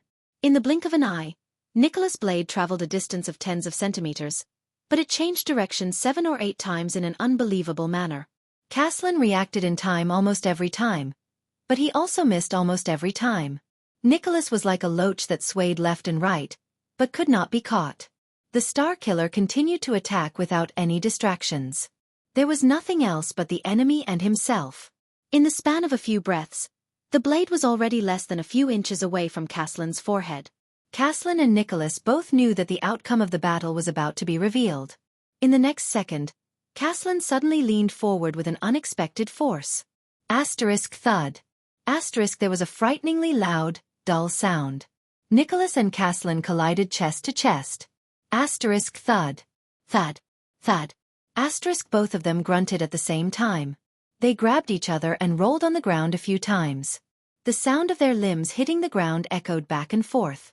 The Star Killer's body was obviously not as heavy as Caslin's, but the strange thing was that when they collided, both of them rolled towards Caslin. It was as if Caslin could not withstand the force. Asterisk clang. Asterisk during the fight, the severing soul's blade flew out of Nicholas' hand. The blade sank into the wall and was still swaying as it stuck in it. On the other side, the Soul Slayer pike fell to the ground with a clang. Finally, after the next dull sound, the two of them separated abruptly on the ground. They rolled a few times in opposite directions and stopped almost at the same time. Caslin pressed his hand against the floor and got up with one knee on the ground. Nicholas even exerted force in his abdomen and jumped up like a fish. From the beginning to the end, Nicholas had only slashed once in a few seconds. Caslin had also only tried to receive the slash. But only the 2 Supreme Class fighters knew how dangerous it was. No matter which part of the attack went wrong, both of them might have to pay an irreversible price in that short instant. For a moment, only the panting of the 2 warriors could be heard in the corridor. Caslin half knelt on the ground and pounded his chest in pain. Blood flowed down from his forehead. From the spot between his eyebrows to his ear, there was a hideous wound that kept oozing blood. Not bad, the old man said faintly. At least, you cut 3 inches of my scalp. At that moment, Nicholas seemed to have seen the past in a daze. It was more than 20 years ago. At that time, the commander stood on the snowy ground and said the same thing. Not bad. At that time, Caslin Lampard was terrifying, and almost invincible. At that time, Caslin moved his neck joints with a nonchalant expression. He curled his finger in disdain at Nicholas, who was still a white blade recruit and was panting on the ground. At least, you forced me to use both my hands. Nicholas clenched his fists tighter and tighter. Caslin's aged voice traveled into his ears. It dragged Nicholas' thoughts back to the present. That technique of instantaneous power is really terrifying. In the corridor, the old Caslin wiped away the blood on the side of his face. He touched the wound on his forehead and frowned as he stared at the bright red blood on his hand. That was really dangerous. The blade almost broke my bones and cut open my head. Nicholas only stared at him without saying a word. Almost. Your power of eradication is becoming more and more skillful. Caslin exhaled and pounded his chest with an unnatural expression. You still haven't found its source or source. Hearing this, the Star Killer's gaze was still terrifying. But he still spoke. Too busy, Nicholas said coldly. I can't be bothered to look for it. He seemed to be a man of few words. But only the Star Killer himself knew that after Caslin rammed into him just now, his chest was still in great pain. His lungs were in pain, and even breathing was painful. He could only use this period of time to continuously use his power of eradication to relieve the pain in his chest muscles and bones. Talking to Nicholas was undoubtedly an act that increased his burden.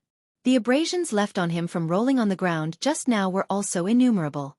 Nicholas' right arm was also aching and slightly numb because he fought with Caslin for the severing soul's blade on the ground. If Caslin launched a sudden attack during this period of time, he would not be able to fight with his full strength. And in the face of Caslin, not being able to fight with his full strength meant. Nicholas shut his mouth and seized the time to relieve the pain in his chest and recover from his injuries. Caslin sighed. He remembered the miraculous blade that Nicholas had used to change directions multiple times in one move. Reserving strength and leeway when he attacked, using instantaneous changes to achieve an unexpected effect. This kind of situation happened the most when he was feigning an attack. But no one could use this technique to its fullest extent like Nicholas. Nicholas' unique power of eradication allowed him to store his strength in every node in his body. He could control every muscle and bone meticulously and perfectly, and change his posture, moves, and strength at any time during a battle. This was no longer as simple reflexes. The Star Killer's body was almost unhindered by inertia. Every slash he made, every step he took, from the beginning to the end, no matter if he succeeded or missed, he could always regain his strength and change directions at any time. A slash aimed at the throat could be instantly changed to the face, chest, arms, abdomen, and even be retracted to defend himself. What was even more terrifying was that as long as his body could bear the burden, this skill of using his strength could be superimposed many times. He could change directions again after changing directions. And as his strength and experience grew, the number of times he could superimpose his strength would only increase, and he would have more and more freedom. He could do whatever he wanted in a battle and perform endless changes. A simple and ordinary slash could change infinitely in an instant, and it brought with it a threat that enveloped his entire body. When Caslin thought of this, he shook his head emotionally. This is a power of eradication worthy of being listed in the history books. If it was in the Tower of Eradication, it would probably be classified as a miracle. Unfortunately, this power of eradication that was awakened on the battlefield was too random and accidental. It could not be summarized and passed down to the future generations. Just like that power, Caslin looked at his former subordinate, and nostalgia for the past surged in his heart. The old man was very familiar with this former subordinate of his. Sorry, Nicholas. He was a man who possessed supreme class battle instincts when he was still in the first rank. He was the strongest soldier under him. And the best soldier. But it's all in the past. Now, as enemies, they were fighting to the death. When he thought of this, Caslin's gaze darkened. Even supreme class fighters would find it hard to remain unfazed in the face of the Soul Slayer Pike's reputation of killing with one hit. One of my elven opponents lost here. The old man nodded faintly. But you did well. You didn't embarrass the White Blade Guards, Spiky. Nicholas shuddered slightly. His thoughts returned to the 38th century land more than 20 years ago. The image of that cold and merciless iceberg appeared before the Star Killer's eyes. He remembered the scene of him standing in the snow and lecturing the soldiers with a stern expression. When they faced the Glacier Orc's sixth wave of attack, the leader had said this. Spiky, don't embarrass the White Blade Guards. At that time, the commander of the Ground Shaker, who was in his prime and had a peerless majesty. This old man with a head full of silver hair and dull eyes. The two figures slowly overlapped. Nicholas finally calmed down from the intense pain in his chest. He adjusted his state of mind and slowly exhaled.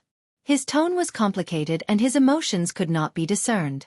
The Soul Slayer Pike may be powerful, but it was forged based on a cavalry spear.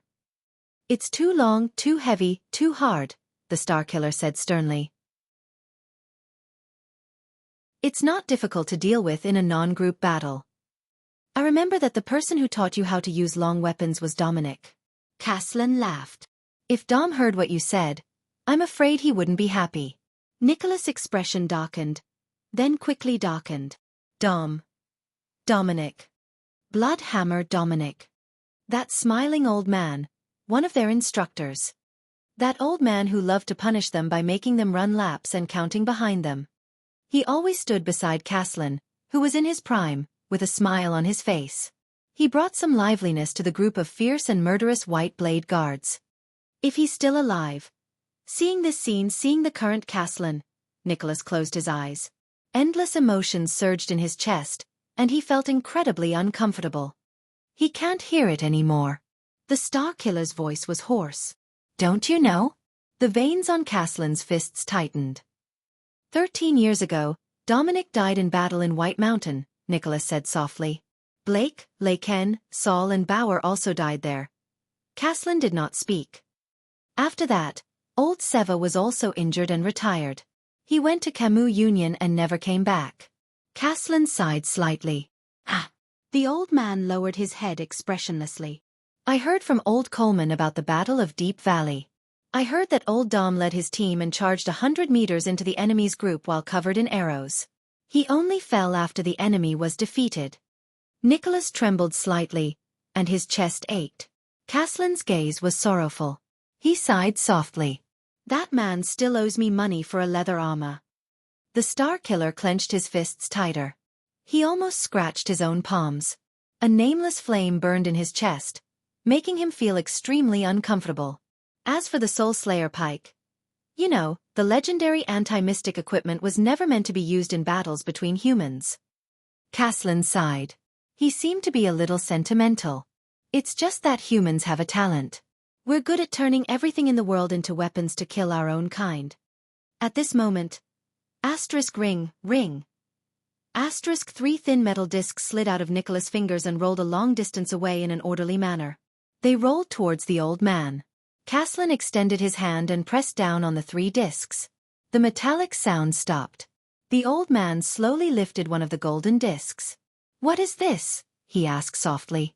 Nicholas stared at his former superior expressionlessly. The Star Killer said flatly, Dominic. Caslin was slightly startled. The corridor was very quiet. Even the sounds of fighting around them seemed to have faded away. When he died, I was beside him. Nicholas' expression was gloomy. He lowered his voice and said quietly, Dom said he was very sorry. He had to use his pension to continue buying medicine for his grandson to treat his illness. So I'm afraid he won't be able to repay the money he owes everyone. There was a hint of sorrow in the Star Killer's words. Caslin tightened his grip on the gold coin. The old man's Adam's apple moved slightly. His gaze focused on the other 2 gold coins on the ground. You didn't have to do this. Caslin raised his head and looked at Nicholas. He said tiredly, Dom doesn't like people to repay his money on his behalf. Nicholas stared at the gold coin in Caslin's hand and knew what he wanted to say. His Majesty gives him his pension every year. Nicholas stared at Caslin with a complicated gaze. But Dominic's grandson died of illness a month ago. Caslin trembled slightly. I have his last month's pension in my hands. Nicholas raised his head slowly. A familiar image appeared in his mind. I still have his account books, so... It was a middle-aged warrior with a broad, plump body and a smile on his face. He carried a warhammer and counted the number of times he went around the recruits being punished. Dominic Stone. The Star Killer opened his mouth slowly. His tone was indifferent, but his voice was hoarse. This is the leather armor he owes you. Caslin lowered his head. The old man did not speak. He only shut his eyes deeply. He was silent for a long time. Only the rustling of the wind could be heard from the side of the corridor. Finally, Caslin opened his eyes slowly. His gaze was subtle and complicated. I'm very relieved, Spiky. Nicholas was stunned. Today, more than 20 years later, Caslin slowly revealed a smile.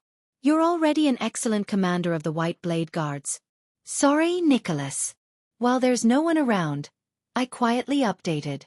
Don't shoot. The last update was on Sunday, right? Tomorrow is Monday, right? From Sunday to Monday. Spread his hands and closed his eyes. So I didn't stop updating. Bye. Swordless with an innocent look. Chapter 255. In the Hall of Heroes, the ashen-faced boy stared in shock at the 5 indifferent archdukes. Cold sweat rolled down his forehead. The 5 archdukes' gazes were still cold. Asterisk thud. Thud. Asterisk the footsteps outside the hall were getting closer. Thales breathed absent-mindedly. He felt his mouth go dry and his heart beat faster. At that moment, many people's figures flashed through Thales' mind. Nicholas, Putray, Merc, Cohen, Miranda, Raphael, Ralph, Waya, and Little Rascal. These people. No matter what the reason was, they believed in him and followed him to this point. No. Wait. Thales clenched his fists. I can't fall here. Asterisk thud. Thud. Asterisk the footsteps of the guards outside the hall could be heard clearly. He could not fail. No. All right, this is just a small interlude. Archduke Lampard looked at Thales' expression and shook his head coldly. He turned to the others. We have more important matters to attend to. Thales made up his mind and looked up at the archdukes. Believe me, I don't want to do this either. In the next moment, the second prince pulled out JC's dagger without hesitation. The archdukes were startled and looked at each other. Lampard's expression grew colder. What? Trentida shook his head, amused. Are you going to duel with us again, young prince? Thales stared at the archdukes without saying a word. 2 guards appeared at the entrance of the hall. Archduke Letko had already turned to them and was about to order Thales to be taken away. Thales turned around and stared resolutely at the brazier closest to him.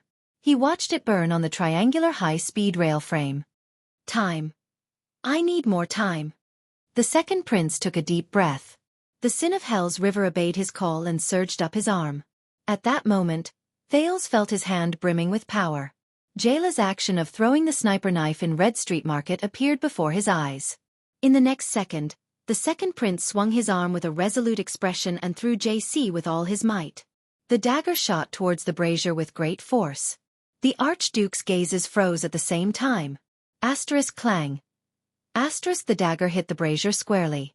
The crisp sound of metal echoed in the hall. All the archdukes watched Thales' actions in shock. The brazier was knocked askew by the dagger. It lost its balance and finally fell from the iron frame. Clang clang. Clang. Dong long. The sound of braziers falling to the ground could be heard continuously. The firewood and charcoal on it fell to the ground, and sparks flew everywhere. Archduke Ulcius frowned. Hey, are you? But before he could finish speaking, he was surprised to see Thales cover his mouth with his palm and turn towards the door of the stone hall. Under the 5 archdukes' incredulous expressions, the second prince roared furiously in a hoarse voice.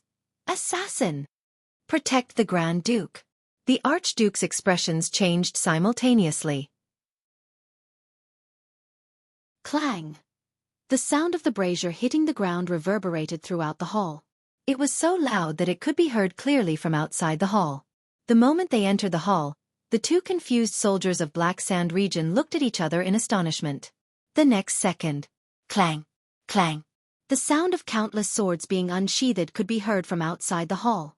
Archduke Lampard's reaction was the fastest. Once he recovered from his shock, he immediately turned around and ordered the people outside the hall. Steady, but before he could finish speaking, an uproar broke out outside the hall and drowned out his voice. Make way. Step back. Black Sand region. Stop them. Hold your positions. 2 of you, follow me in. Your Grace, please answer me. Hold the crossbow properly, don't panic. For a moment, there was a hubbub of orders, the sound of shoving, and even the sound of blades clashing and metal clashing could be heard from outside the hall. It was extremely chaotic. Thales panted. He grabbed his right arm with his left hand to relieve the soreness and cramping from overexertion. As the heir to the throne of Constellation, the prince said painfully, did you think that I, as the heir to the throne of Constellation, risked my life and paid a huge price to come here just to play a joke on you? I was prepared to sacrifice everything a long time ago. Thales raised his head and glared at Archduke Letko, who had an unpleasant expression on his face, without flinching. I know what Lampard said to you that made you choose your current stance. Thales panted laboriously. He felt the pain in his arm getting worse. But at least listen to what I have to say. Then, you will know the full picture of the situation. Then you can make your decision wisely. Because we all know that your next move concerns the future of our two kingdoms, and even more so, the fate of all of you. At that moment, Lampard clenched his fists tightly. He looked at Thales with endless murderous intent. Alcius glared at Thales. The expression on his face was extremely terrifying. Trentida, on the other hand, showed an amused expression, as if he was meeting Thales for the first time. Rocknee's eyes lit up. Archduke Letko did not say a word. His eyebrows twitched and his nostrils flared. The chaos outside the hall continued. A warrior who looked like a white blade guard rushed into the hall with a sword in hand. He mercilessly swung his sword at the two Black Sand Region soldiers who had just entered. Clang! The Black Sand Region soldiers gritted their teeth and withstood the attack. The two of them looked at each other, hesitating whether to counterattack. Archduke Letko, we heard an unusual sound. The white blade guard raised his sword with a ferocious expression. I knew it. If the bastards from Black Sand Region tried to barge in, nothing would happen. At this moment, bang! A loud noise rang. In the chaos, Archduke Letko slammed his fist on the table, startling everyone. Northlanders, he roared furiously. Extensions! Thales was stunned. He had never seen the old Archduke in such an awe-inspiring moment. It was as if the old man who had one foot in the grave was just an illusion. Archduke Letko was like an enraged elephant as he roared at the people outside the hall. If you're a warrior, hold your ground. Whether it's us or Chapman, we're not dead yet. A few seconds later, the sounds of argument outside the hall died down. The white blade guard was slightly stunned.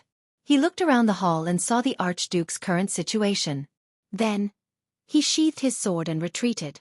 On the other side, Lampard said coldly, Lord Justin, just take care of the people outside. I only need to take this child. Chapman!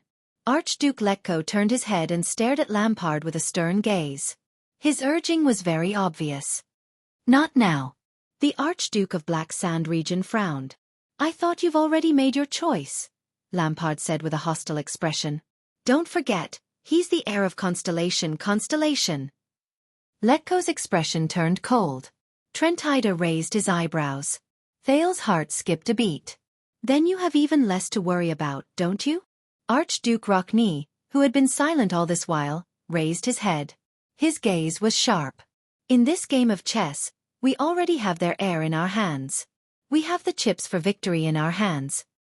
Foolproof. Thales moved slightly.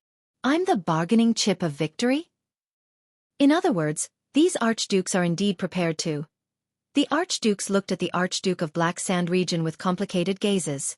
Lampard did not say a word. His gaze moved back and forth between Letko's stern expression and Rockney's indifferent face. Your Grace, if there are any difficulties. The two Black Sand Region soldiers who were present sensed the strange atmosphere in the area. One of them glanced at the few archdukes, held the hilt of his sword, and said to Lampard with a cold expression, As long as you give the order, no matter who we are facing, we will not hesitate. The white blade guard who was confronting them snorted coldly. Archduke Rockney glanced at Lampard in annoyance. Thales tried his best to suppress the throbbing of his heart. Very well. This situation means that both sides are still in a highly tense standoff. The alliance between Lampard and the archdukes has just been formed. There's still a chance. Even if there's no chance. Just like what Lampard did under Broken Dragon Fortress. Thales bit his tongue. His expression was firm. I have to create a chance too. Never give up. Never admit defeat. Just like how Serena taught him to be vigilant and suspicious in the failed alliance. Just like how Zayn Covendier taught him to be hypocritical and sanctimonious in the friendly trap. Just like how Neuven Walton taught him to be decisive and cautious with his power as a king and his death. This is that man. Thales raised his head and stared resolutely at the Archduke of Black Sand Region, who had an uncertain expression on his face. This is the most valuable lesson he taught Thales in the bloody darkness, horror, and nightmares. Chapman Lampard. Silence. The chaos and noise outside the hall continued. After a few breaths, the Archduke of Black Sand Region unclenched his fists. He exhaled slowly and put away the coldness on his face. "We're fine. You may leave first." Lampard looked at the two soldiers and nodded stiffly. Archduke Lampard turned his head again and roared towards the outside of the hall. "Those outside, have Lessa defend his position and remain vigilant." Only then did Archduke Letko's expression soften. Rockne flashed a smile. "Lord Justin, please leave first too," the old Archduke said flatly. "As you can see, we have some things to discuss." Lord Justin of the White Blade Guards was momentarily stunned before he nodded slowly. He glanced at the charcoal-faced little boy who suddenly appeared. Suppressing the suspicions in his heart, he followed the soldiers of Black Sand region and walked out of the hall. 10 seconds later, the commotion outside the hall stopped. It was as if the atmosphere had returned to that tense moment. Thales watched all of this and slowly calmed his breathing. He could only feel cold sweat dripping down his back. As expected, Nicholas was right. Welcome to Northland. When faced with the tough Northlanders, you must act like an iron warrior to win their respect. In the next second, Archduke Letko sat down heavily on his seat. "You have 1 minute to finish what you want to say, bold troublemaker." The old duke stared at the Prince of Constellation with a frosty expression. "Otherwise, I don't mind personally escorting you out." Alcius glanced at the brazier and dagger on the ground and added coldly, "Then, I'll send you to the gallows with a crime you've dreamed of.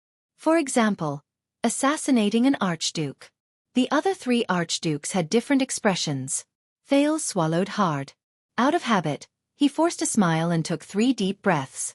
It was as if a soft and pleasant voice was ringing in his ears again. "Just treat it as another game."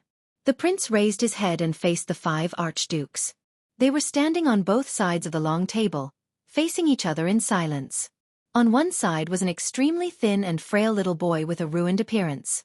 On the other side were 5 tall and mighty men dressed in extraordinary clothes. "Assassinating an archduke? I'm not surprised by your threat, Archduke Alcius." Alcius pursed one side of his lips.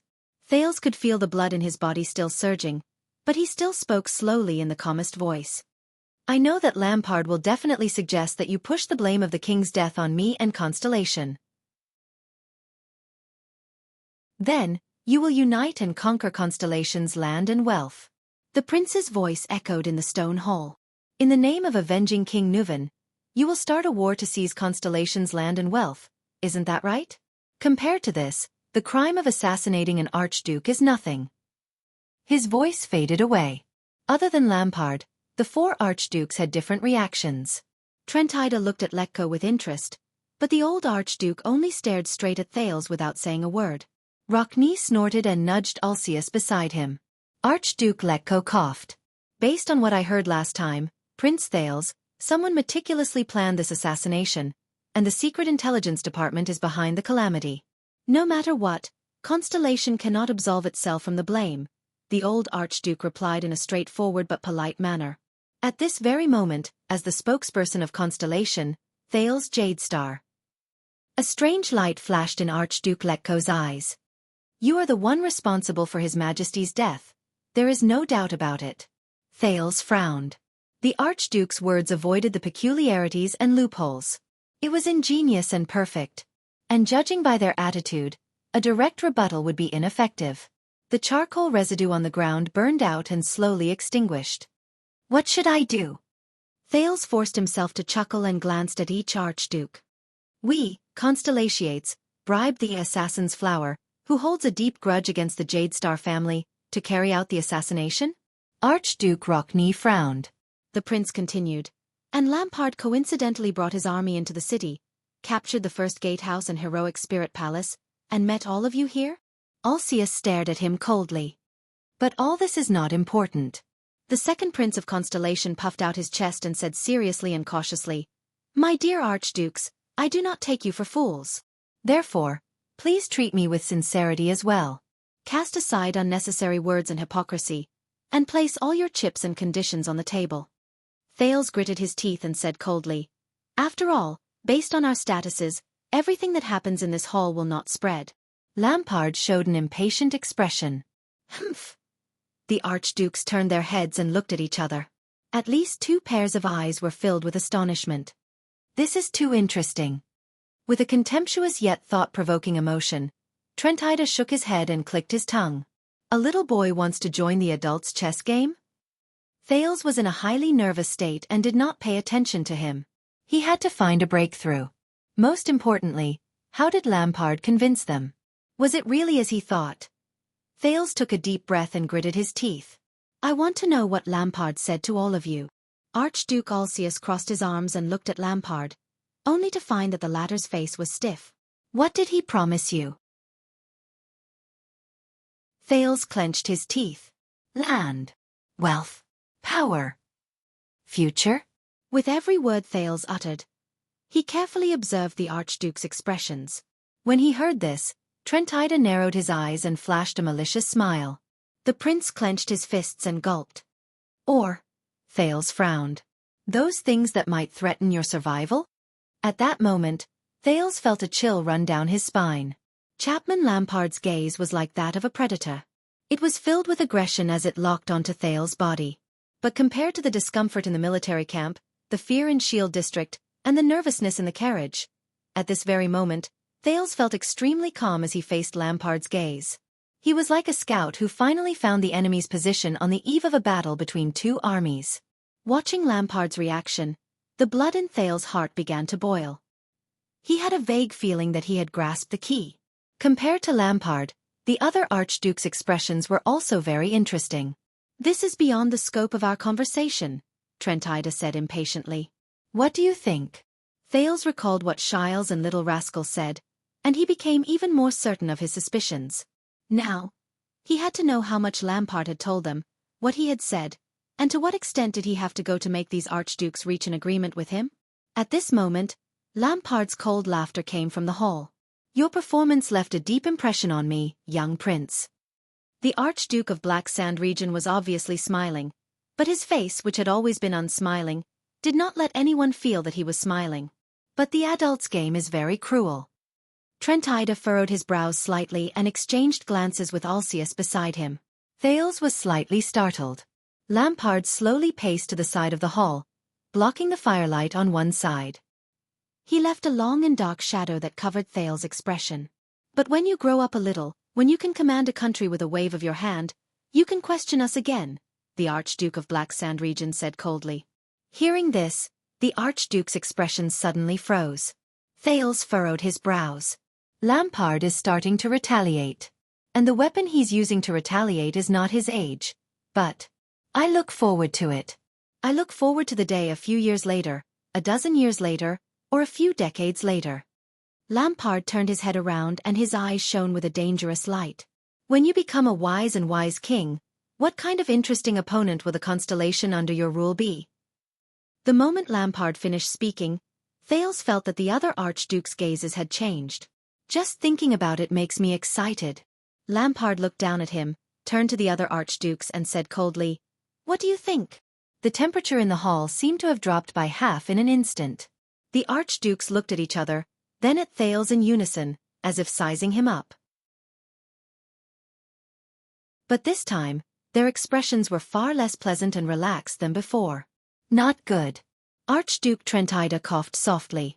Prince Thales, I admire your courage, but you haven't said anything meaningful. All you've done is to sow discord and frighten us. I even suspect that you're stalling for time. The Archduke of Reformation Tower lowered his head, making his gaze look even more sinister. Northlanders are not people who can be easily fooled. Trentida looked at Letko. The latter's expression was solemn. He nodded slightly and turned towards the outside of the hall. I think we should stop here. Thales' heart skipped a beat. What did Lampard just say? Constellation? But Archduke Letko had already opened his mouth. Seeing that he had fallen into a bad situation because of a few words from Lampard, the second prince shuddered and spoke without a care for anything else.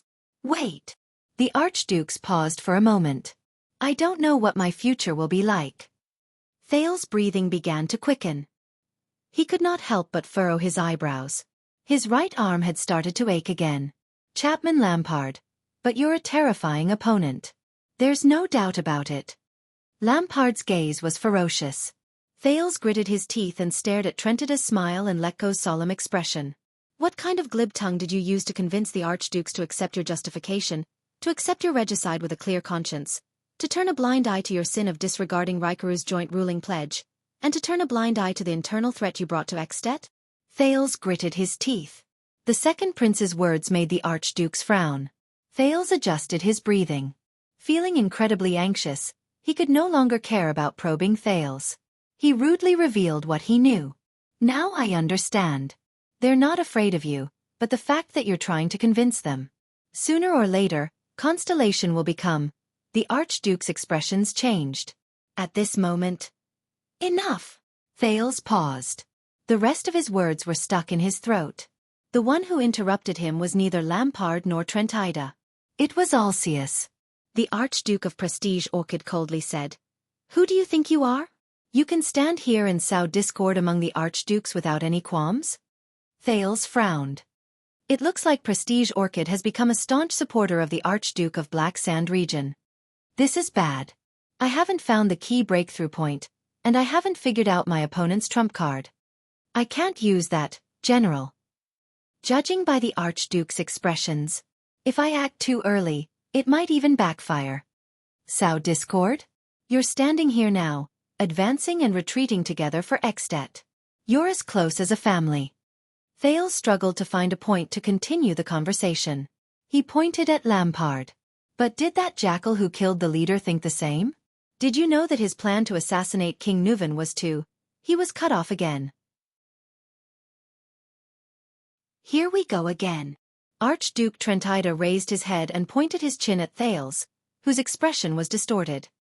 He said in a strange tone, "Prince Thales of Constellation, with what identity do you have to say these words here and cry out for King Nuvan's innocence? Don't make wild accusations anymore." Thales stopped talking. "You're right. Even if we put aside the suspicion of assassinating the king, you're just a foreign prince. You shouldn't be here." Archduke Alcius sneered and shook his head at him with an unfriendly expression. He said coldly, "Don't butt into our internal affairs." Not good. Not good at all. He had already opened the conversation and tried to make the Archdukes talk to him as an equal, as if they were his opponents. Then they would find the conditions Lampard gave them and launch a counterattack. But Thales clenched his lips, feeling anxious. Lampard has turned things around and made use of my intentions. The Archdukes really see me as a dangerous opponent in the future.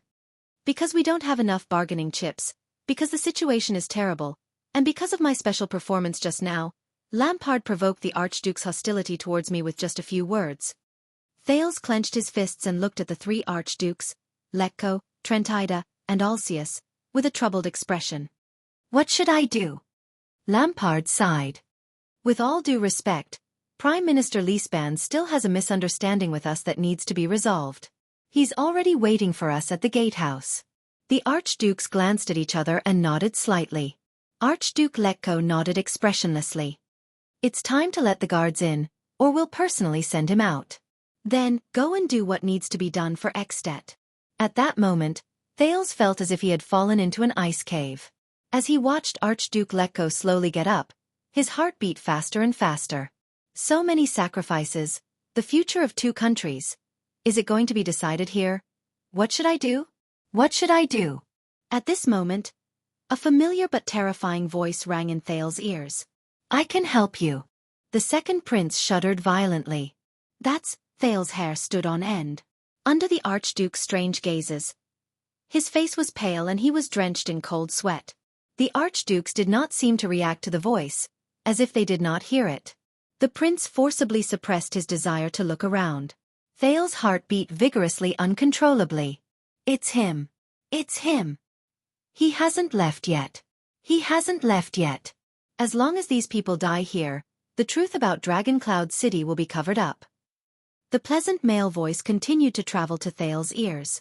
It was filled with a deep temptation. Everything you worry about, the people you care about, will have an acceptable ending.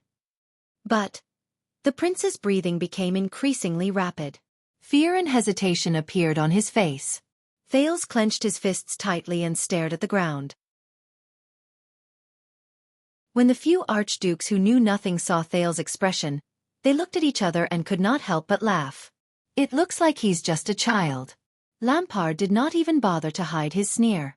"Do you want to go out yourself, Or do you want us to send you out? Archduke Ulcius asked coldly as he walked in front of the distracted Thales. Thales did not answer him. He only panted and trembled. In a place where the others could not notice, the voice traveled faintly into Thales' ears. The condition is that you give up everything and come with me. Come with me. At that moment, the absent-minded Thales suddenly remembered what High Priestess Holm had said to him in Bright Moon Temple. One day, you will face an important choice again, perhaps even a choice. At that time, you may recall what I said today. Be careful with your choice. Make up your mind quickly. I can't wait for you for long. The voice beside his ears urged him softly. The legendary anti-mystic equipment is right before your eyes. Thales raised his head with difficulty and stared at the 5 archdukes in front of him with an incredibly grave expression. Kill them all? Go with him? How should I choose? How is it, Thales Jadestar? In the air which no one noticed, the air mystic Asda Sakern, who had left and returned, said faintly, Do you want to accept your fate as a mystic, or end your future here?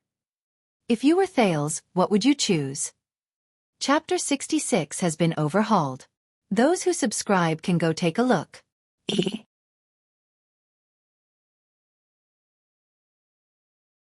Chapter 256. Thales never thought that the nagging head ritual master's so-called time to make a decision would come so quickly. He knew that Asda would not give up so easily. But unexpectedly, this fanatical and indifferent mystic quietly appeared when he was at his most distressed and cornered. She descended as a savior and condescendingly proposed tempting conditions to him, causing him to sink into a struggle in his heart. Just like a shrewd and cunning businessman. Thales gulped in a daze and raised his head to look at the 5 archdukes who were staring at him with hostile gazes. With Asda's power, as long as they all die here, everything will be solved? Is that so? Countless people were fighting desperately on their respective battlefields, looking forward to his final results. Thales heard his heartbeat speed up, and cold sweat trickled down his face. If there's really no other way, then as long as I agree to Asda's conditions and follow him to become a mystic. Not only that. Almost endless power, endless life, the door to a new world. Reaping without sowing, everyone will be happy, and this is the condition that everyone seems to dream of? Thales suddenly felt his mouth go dry. I just need to open my mouth. But, Thales' heart clenched. He subconsciously tightened his jaw and clenched his teeth together. Is there really no other way? So many people have sacrificed themselves and fought so hard, but I have to accept such a terrible and irresponsible ending? Facing the gazes of the 5 archdukes and thinking of the voice behind his ears, Thales opened his mouth with difficulty. At that moment, Thales remembered that sentence. Be careful of Asda. What appeared before his eyes was the young girl with blood-red stripes all over her face. It was her almost liberated gaze. Being a mystic is not a gift or a blessing. It's a curse and misfortune. Thales furrowed his brows unnaturally. Between hesitation and uncertainty, his Adam's apple bobbed. The archdukes were either puzzled, mocking, or disdainful as they stared at the dazed Thales, who was struggling internally. They watched his slightly trembling lips and tightly clenched fists. It was as if they were watching a comedy. At that moment, something unexpected happened to both Thales and the archdukes. When the place fell into a tense silence, a childish and weak voice cut into the tense conversation without warning. Perhaps he has no right to question you. Thales was shocked and raised his head. That was. But you. The voice trembled uncontrollably. It was intermittent, as if it lacked confidence. As Northlanders, as the great Archduke of Extet, what right do you have? The archdukes were stunned. They looked around in surprise, trying to find the source of the voice. Based on what? At the end of his sentence, the man's voice twitched. It seemed to carry a reckless courage as he suddenly raised his voice. Based on what? Based on what? Discussing His Majesty's misfortune here. With the sound of firewood breaking, everyone in the hall found the source of the sound. Under the astonished gazes of Thales and the archdukes, a frail and young girl covered in soot and dirt appeared in the fireplace. The bespectacled girl hugged her arms tightly, her face full of fear and cowering. However, after the girl saw Thales, she seemed to have made up her mind about something. She bit her lip hard and stepped on the broken firewood with trembling legs. She walked out of the fireplace unsteadily and stepped on the stone tiles of the Hall of Heroes. The second prince stared blankly at the girl covered in soot, not knowing how to react. Why would she, however? He immediately reacted and ran forward in 2 or 3 steps. He even forgot Asda's voice at the back of his mind. What kind of drama is this? Trentida looked at the girl in confusion, then at the archduke's. He spread his hands impatiently. First it was the boy, then the girl. Is no one taking care of the fireplace in Heroic Spirit Palace? Archduke Lampard furrowed his eyebrows tightly. He could not hide the shock on his face. Archduke Rockney sighed. Today is indeed special. The other 2 archdukes looked at each other in confusion. What happened? Thales grabbed Little Rascal's shoulder tightly, blocking the archduke's line of sight. He asked anxiously in a low voice. Shouldn't you be taking refuge on the top floor? Why are you here? Where's Ralph? Little Rascal stared at Thales, whose face was covered in soot. She was slightly stunned. After a few tenths of a second, she seemed to have found her backbone. Her breathing steadied, and she faced Thales' question with a wronged expression. The enemy is at the top floor. Ralph went to lure them away. I could only climb down. And then I heard you. Little Rascal's voice grew weaker, like a child who had done something wrong. Thales' heart sank. No, this time, Little Rascal is also in danger. Thales turned around and subconsciously shielded Little Rascal behind him. He looked at the archdukes anxiously. All right, Lampard interrupted them coldly. Ignorant brat's performance is an insult to today's meeting. Wait, Rockney interrupted Lampard. The Archduke of the city of faraway prayers narrowed his eyes and carefully sized up the girl behind the prince. Who are you, little girl? Don't tell me he just happened to appear here? Ulcius glanced at the fireplace and snorted coldly. The constellations are really all-pervasive. How could they have crawled into such a narrow hole? Lampard noticed the Archduke's reaction and could not help but feel cold. The other Archdukes shot their gazes at him, full of vigilance and questioning. Thales' heart tightened and he gritted his teeth. What should I do? How should I answer? How should I answer to ensure that Little Rascal can escape and not fall into their hands? But he did not have to worry anymore. In the next second, the girl's shoulder trembled slightly. Then, unexpectedly, she broke free from his arm and revealed herself behind Thales.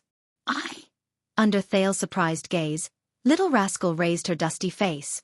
In hesitation and fear, she spoke shakily. The Archduke's expressions became increasingly hostile. Lampard snorted coldly. Little Rascal looked very nervous. Under the warning snort, she lowered her head and trembled slightly. Tears welled up in her eyes, and she could not continue speaking. Thales sighed softly. He turned his head and was about to say something to divert attention.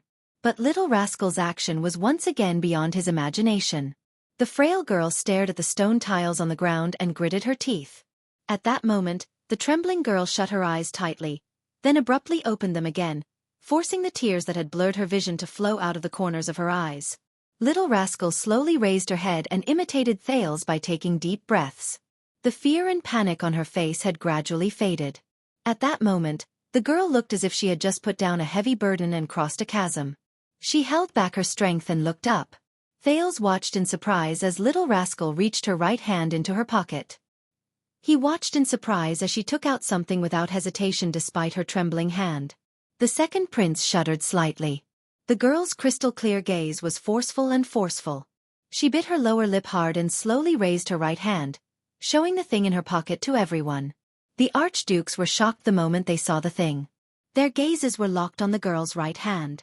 Apart from Chapman Lampard, who had expected it, the archdukes cast shocked, probing, sizing up, or contemplating gazes at the girl at the same time.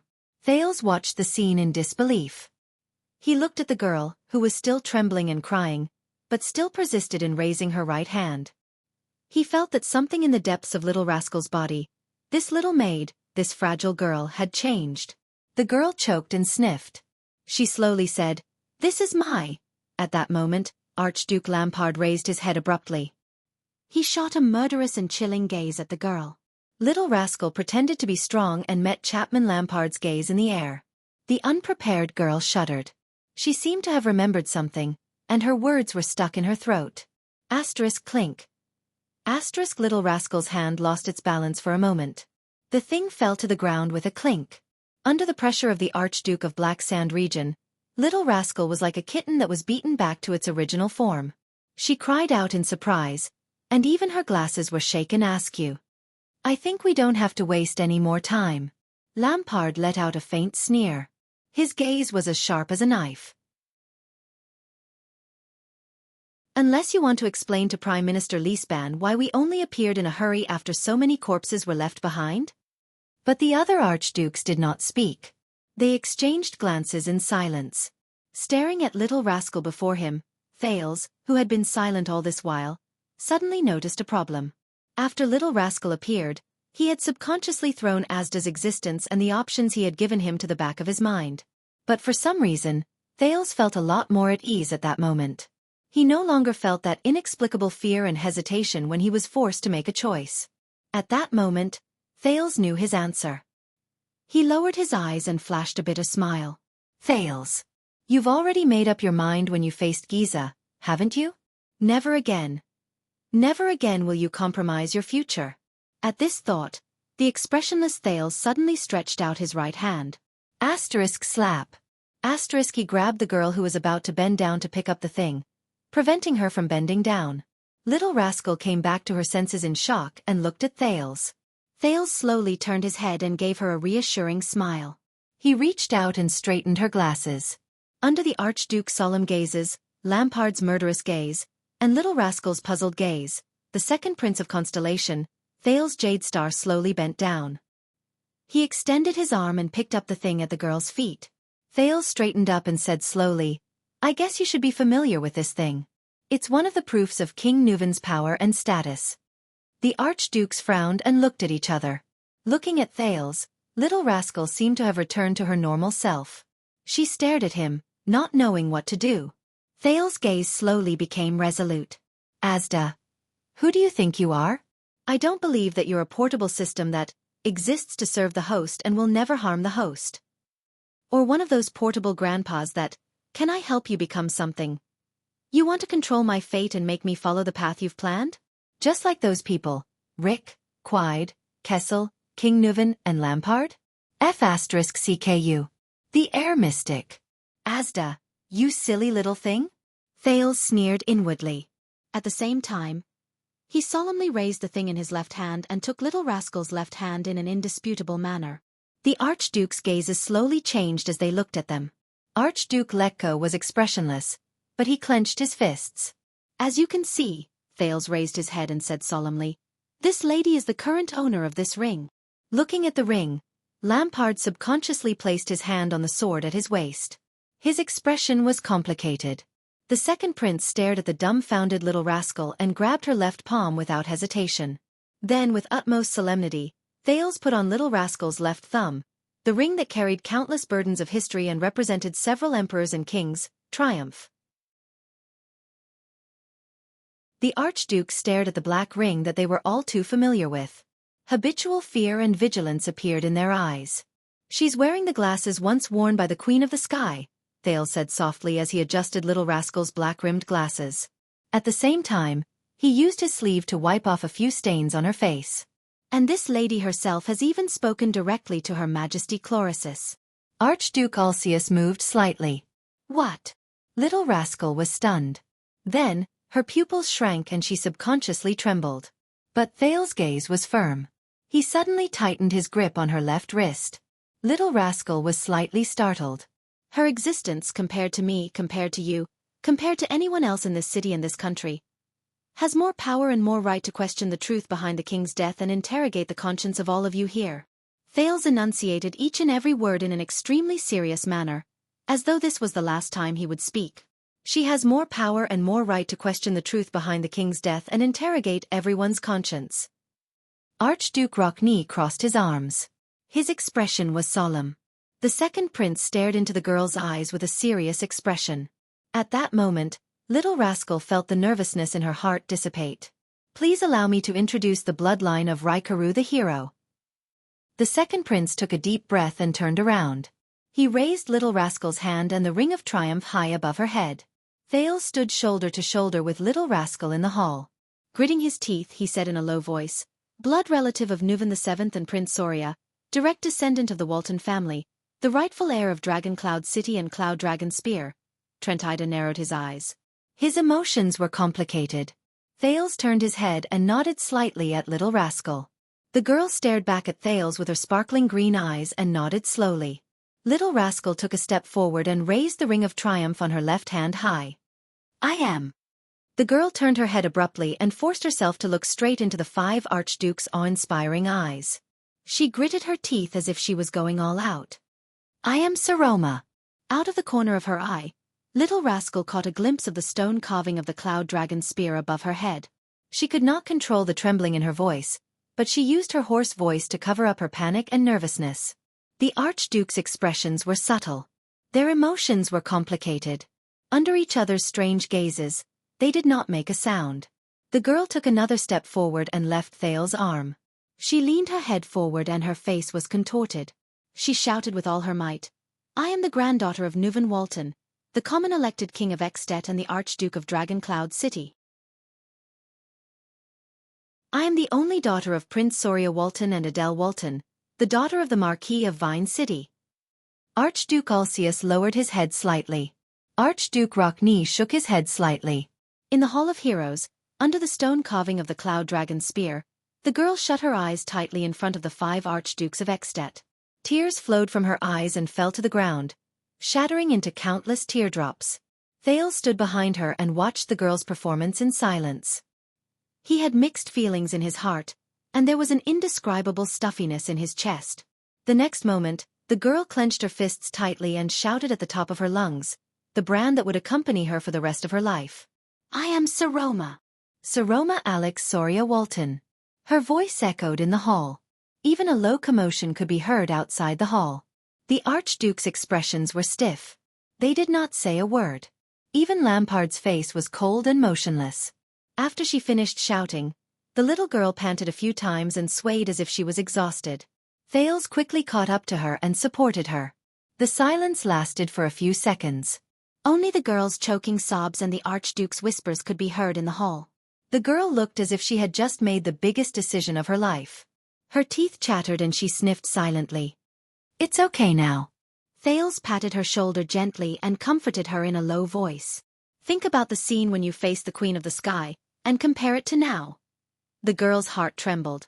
The image of the great dragon, which was dignified and elegant at the same time, flashed before her eyes. She took a deep breath and slowly but firmly raised her head. Just as Thales said, "Little Rascal, no from now on, Saroma Walton."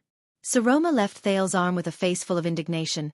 "I stand here representing my bloodline, representing Dragon Cloud City, to question all of you." The girl Saroma fixed her gaze on the 5 archdukes. At that moment, it was as if she no longer cared about their gazes and dignity. She also forgot the fear and cowardice that once followed her like a shadow. "Archdukes of At, you obviously uphold the sacred joint ruling pledge and protect this equally sacred land," Saroma said with a cold expression and a deep voice. "But when the King Slayer stands before you..." The girl's gaze swept across the 4 archdukes, as if she was reading 4 thick books. "Everyone, why do you protect the murderer?" Her voice was very steady, and very cold. The archdukes frowned and turned in unison to Archduke Letko, who was the most qualified to speak. But the old archduke stared straight at the girl and did not say a word. Saroma gritted her teeth and took a step forward. She raised the ring and continued to speak. "Why do you not distinguish right from wrong? Why do you distort the truth? Why do you conspire with evil? Why do you wallow in the secret chamber and darkness? Why do you disregard Northland's dignity and traditions? Why do you cast aside Ekstedt's justice and honor?" The archduke stared at the girl in disbelief. Their gazes moved back and forth between her face and the ring of triumph. For a moment, no one refuted her. In the hall, the girl's voice became louder and louder. Her face became redder and redder, and her gaze became aggressive. Thales watched Saroma's performance in astonishment, just like a real inquisitor. "How can you stand in heroic spirit palace, which has been passed down from generation to generation in the Walton family, and stand under the stone carving of the Cloud Dragon Spear that will live and die with Ekstedt without batting an eyelid?" The girl panted, cleared her throat, and continued to speak in a righteous and imposing manner. How can you defile and humiliate my grandfather, your king's glory and honor, with a clear conscience? Saroma stared at the archdukes in front of her coldly. All of you archdukes who should shoulder the glory of Northland with faith and protect Xianxia with loyalty. Answer me. She leaned forward and said loudly without hesitation. Answer me. Her voice echoed in the hall. Saroma lowered her arms and panted rapidly. She looked at the archdukes, and there was a nervous expression on her face, as if she had stage fright. It was as if she, too, was surprised by her performance just now. Thales walked forward and pulled her back. The archdukes looked at each other with different expressions. After a long time someone spoke. Archduke Letko looked at Saroma, sighed and said slowly, "Being questioned by a little girl in such a manner. This is really awkward." "What about now?" Archduke Wuxia said coldly to the old archduke. "Are we going to use force or soft tactics?" Archduke Letko snorted softly. Behind him, Trentida leaned toward the frost-faced Lampard in dissatisfaction. "I thought you already had her under control." Trentida gritted his teeth and cast a glance at Saroma, who was talking to Thales in a low voice. He whispered, "And she should be very obedient and cooperative." Lampard did not answer him. He only stared at Thales. The bloodline of Dragon Cloud City doesn't seem very cooperative. Archduke Rockney was the one who answered him. The Archduke of the city of Faraway Prayer seemed to enjoy watching Trentida make a fool of himself. He shook his head in disdain. "It seems like it won't be that easy to get your new cultivated land, Porpheus." In front of the archdukes, Saroma lowered her head in a daze. She extended her right hand to the triumph on her left thumb. Her face was flushed, and she breathed in a daze. The moment she touched the ring and felt the metallic sensation from it, Saroma's expression changed, and she shrank abruptly. It was as if she had been scolded. Saroma turned her head away, as if she did not dare to look at the ring. But her left hand was immediately grabbed firmly. Saroma raised her head in a daze. "Well done." Standing beside her, Thales gave the girl an encouraging smile. The redness on Saroma's face faded a little. Like a student who had been acknowledged, she nodded happily. "By the way." The smiling Prince of Constellations suddenly changed the topic and raised his eyebrows. "Where did you recite those lines from?" Saroma, who had been extremely excited, froze a little like a student who had been caught doing something wrong. Her small face drooped and she blinked behind her glasses. She lost all the power of her impassioned speech just now and stared at Thales pitifully. Thales furrowed his eyebrows slightly. His gaze was filled with the word Looking at the prince's expression, Saroma subconsciously shrank. A second later, she spoke weakly. Her chest rose and fell, and her small face was ghastly pale. "The Drama of Aledos, Chapter 10, Death of the Black Knight." Saroma pursed her lips and said in an aggrieved tone, "Elson Slade, Chief Judge of the Ancient Empire. This is the line to accuse the Black Knight, Usuli Ander, of the murder of the Supreme Emperor." "I changed it a little." Thales was slightly stunned, then he immediately broke into laughter. He subconsciously stretched out his hand and pinched Saroma's face. The girl stared at him in a daze, not knowing how to respond. At this moment, "Lady Saroma," Archduke Letko's voice rang out, attracting the two children's attention. "I offer my deepest condolences to the Walton family and Dragon Cloud City for the loss." The old Archduke slowly walked to the long table and sat down. "His Majesty's misfortune is also Xianxia's misfortune." Saroma's face turned pale. But Thales smiled. The other archdukes looked at each other with different expressions. Only Lampard was expressionless. No one knew what he was thinking. "But you are still too young to understand what happened." A strange light flashed in Archduke Letko's eyes. The bald archduke spoke slowly with his unique, old, but honest voice. "I suggest that you do not listen to the one-sided story of the enemy kingdom's prince, such as His Majesty being assassinated." Hearing this, Archduke Rockney snorted in a strange manner. Trentida immediately glared at him. Saroma bit her lower lip. I stood on the land of Dragon Cloud City and watched Nuven's His Majesty's head fall to the ground with my own eyes. Recalling that terrifying scene, she tried her best to suppress her body from trembling. I watched the born king die from a despicable and clumsy assassination. Child! Archduke Letko widened his eyes in anger and interrupted her. Lady Walton, I respect your grandfather. But please do not doubt our loyalty to Northland and At. The reason why we are standing here is precisely for At's future. Archduke Letko said coldly. In front of that future, in front of At, whether it is you or me, or even King Nuvan, we are but a speck of dust in the desert. We are insignificant, even to the Walton family. Saroma froze and was momentarily speechless. Behind her, Thales sighed softly. Our decision was also very difficult. Archduke Trent eyed aside and waved his hand in a seemingly pained manner. One day you will understand, but not now. Rockne hugged his arms tightly. His expression was unpleasant. Of course, if you do not understand, Archduke Wuxia said flatly with a hint of threat in his tone, we have no other choice but to reluctantly persuade you to cooperate. Lampard continued to stare at Thales without saying a word, as though Thales was his biggest threat. The hall was silent again. Cooperate. Saroma frowned. This was the first time she encountered such a situation. She was rather flustered and at a loss. You! But she tightened her arms slightly. Saroma looked at the prince strangely. Beside her, Thales quietly watched the girl's flushed cheeks. Saroma was a little embarrassed by his stare. Thales slowly exhaled. Enough, my lady. You have done well enough. In Saroma's eyes, the boy from Constellation flashed his brightest smile and gently shook his head. What happens next? Leave it to me.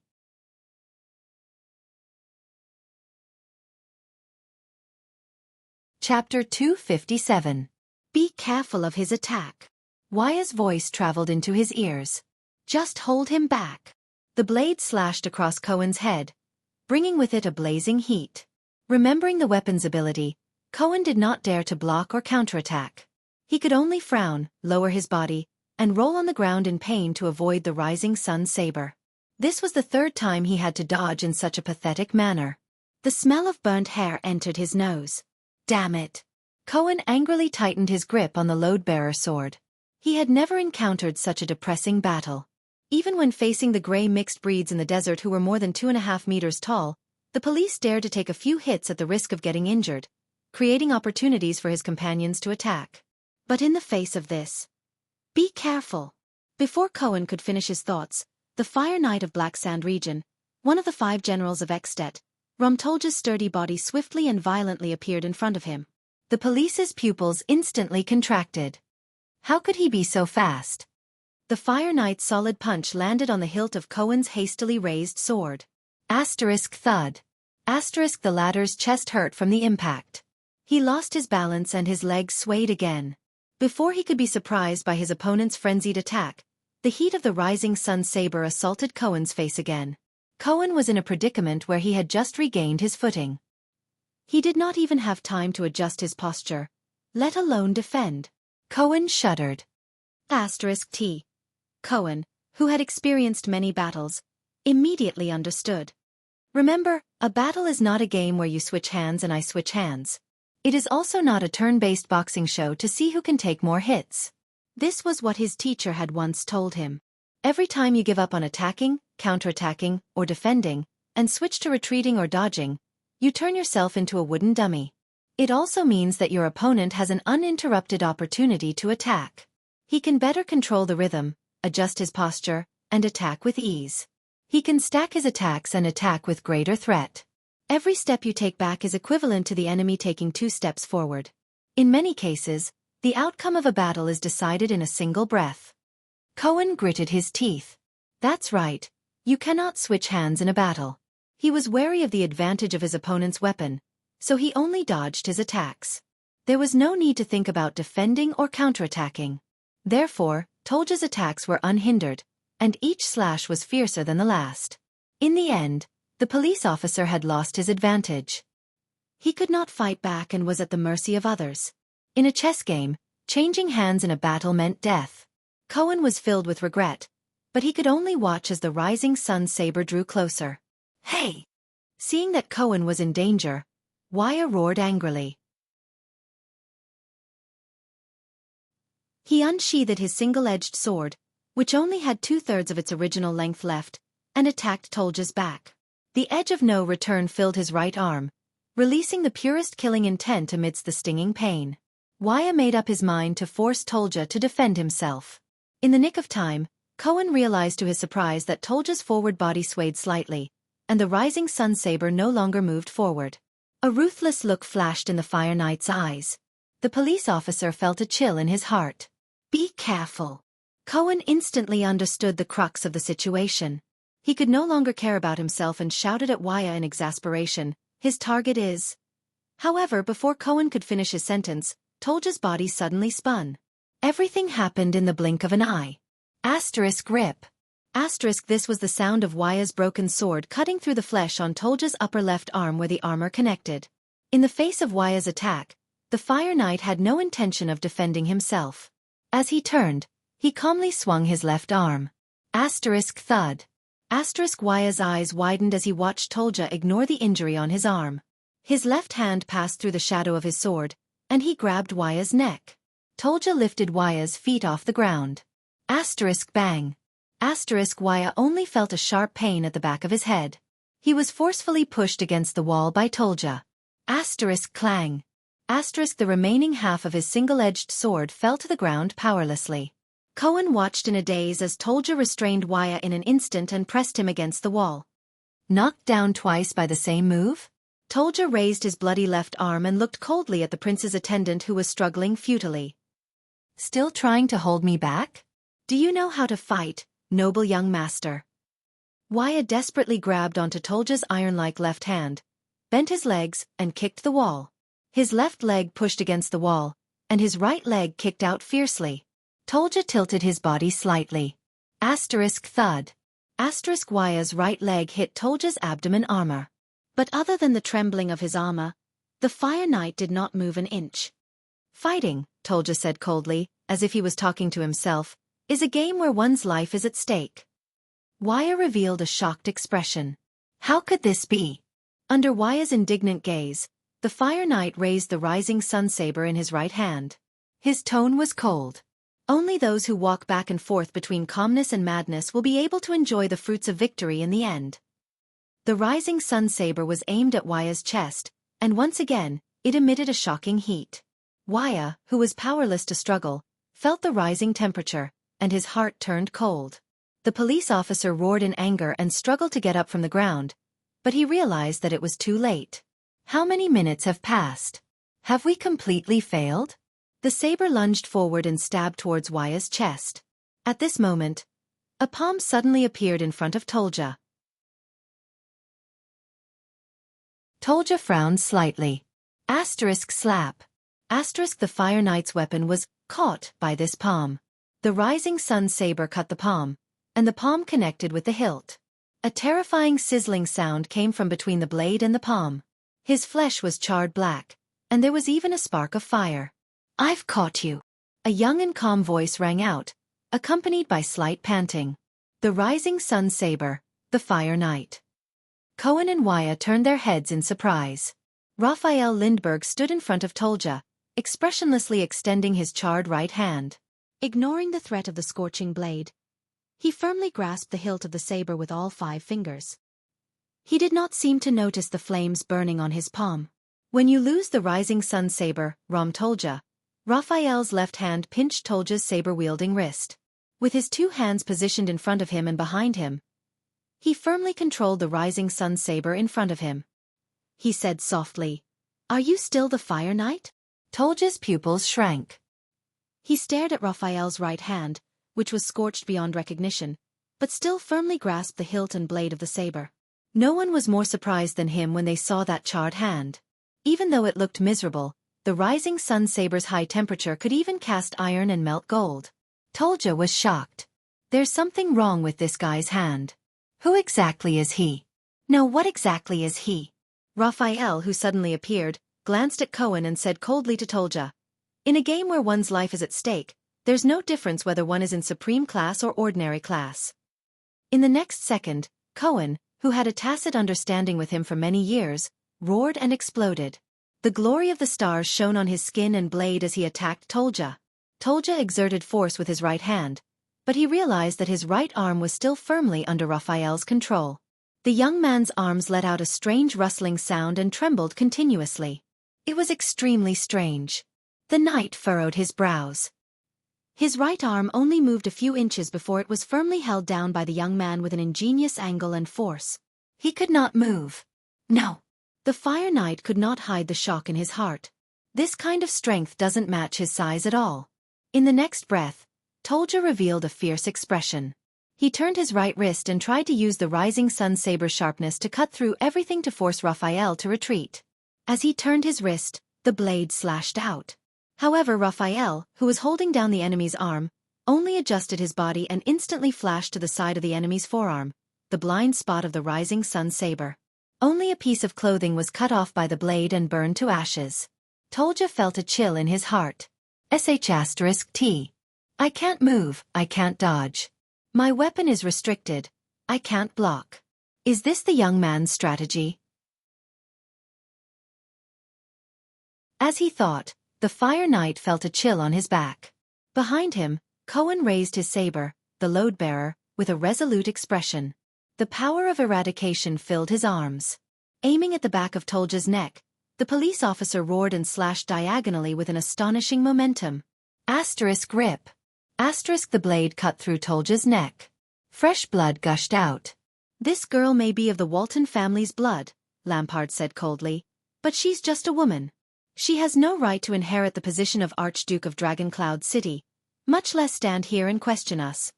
The Archduke of Black Sand Region cast a terrifying gaze on Saroma, causing the girl to tremble slightly. She subconsciously touched triumph in her hand. Put away your unnecessary sympathy and habitual wariness, Archdukes, Lampard said flatly in an unquestionable tone.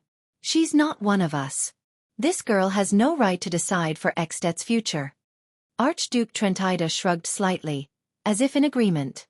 At this moment, under the Archduke's gazes, Thales let go of Saroma and slowly but decisively stepped forward. So you finally said it, Archduke Lampard, Thales said softly. For Xtet. Lampard's expression changed slightly. Thales clenched his fists secretly.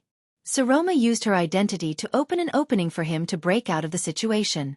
He had to seize the opportunity and force her step by step. He had to use the only bargaining chip he had left. Defeat them. Thales took a deep breath. His eyes were resolute. As Archdukes of Xtet, you have to stand together in the face of a huge threat from Constellation, don't you? The moment his words left his mouth, the atmosphere in the hall changed. The people's breathing became chaotic.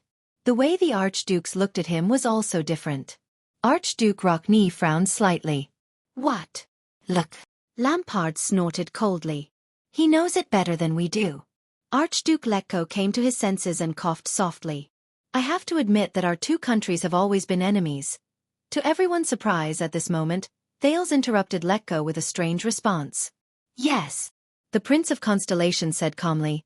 On this point, I absolutely agree with your point of view, Archduke Letko.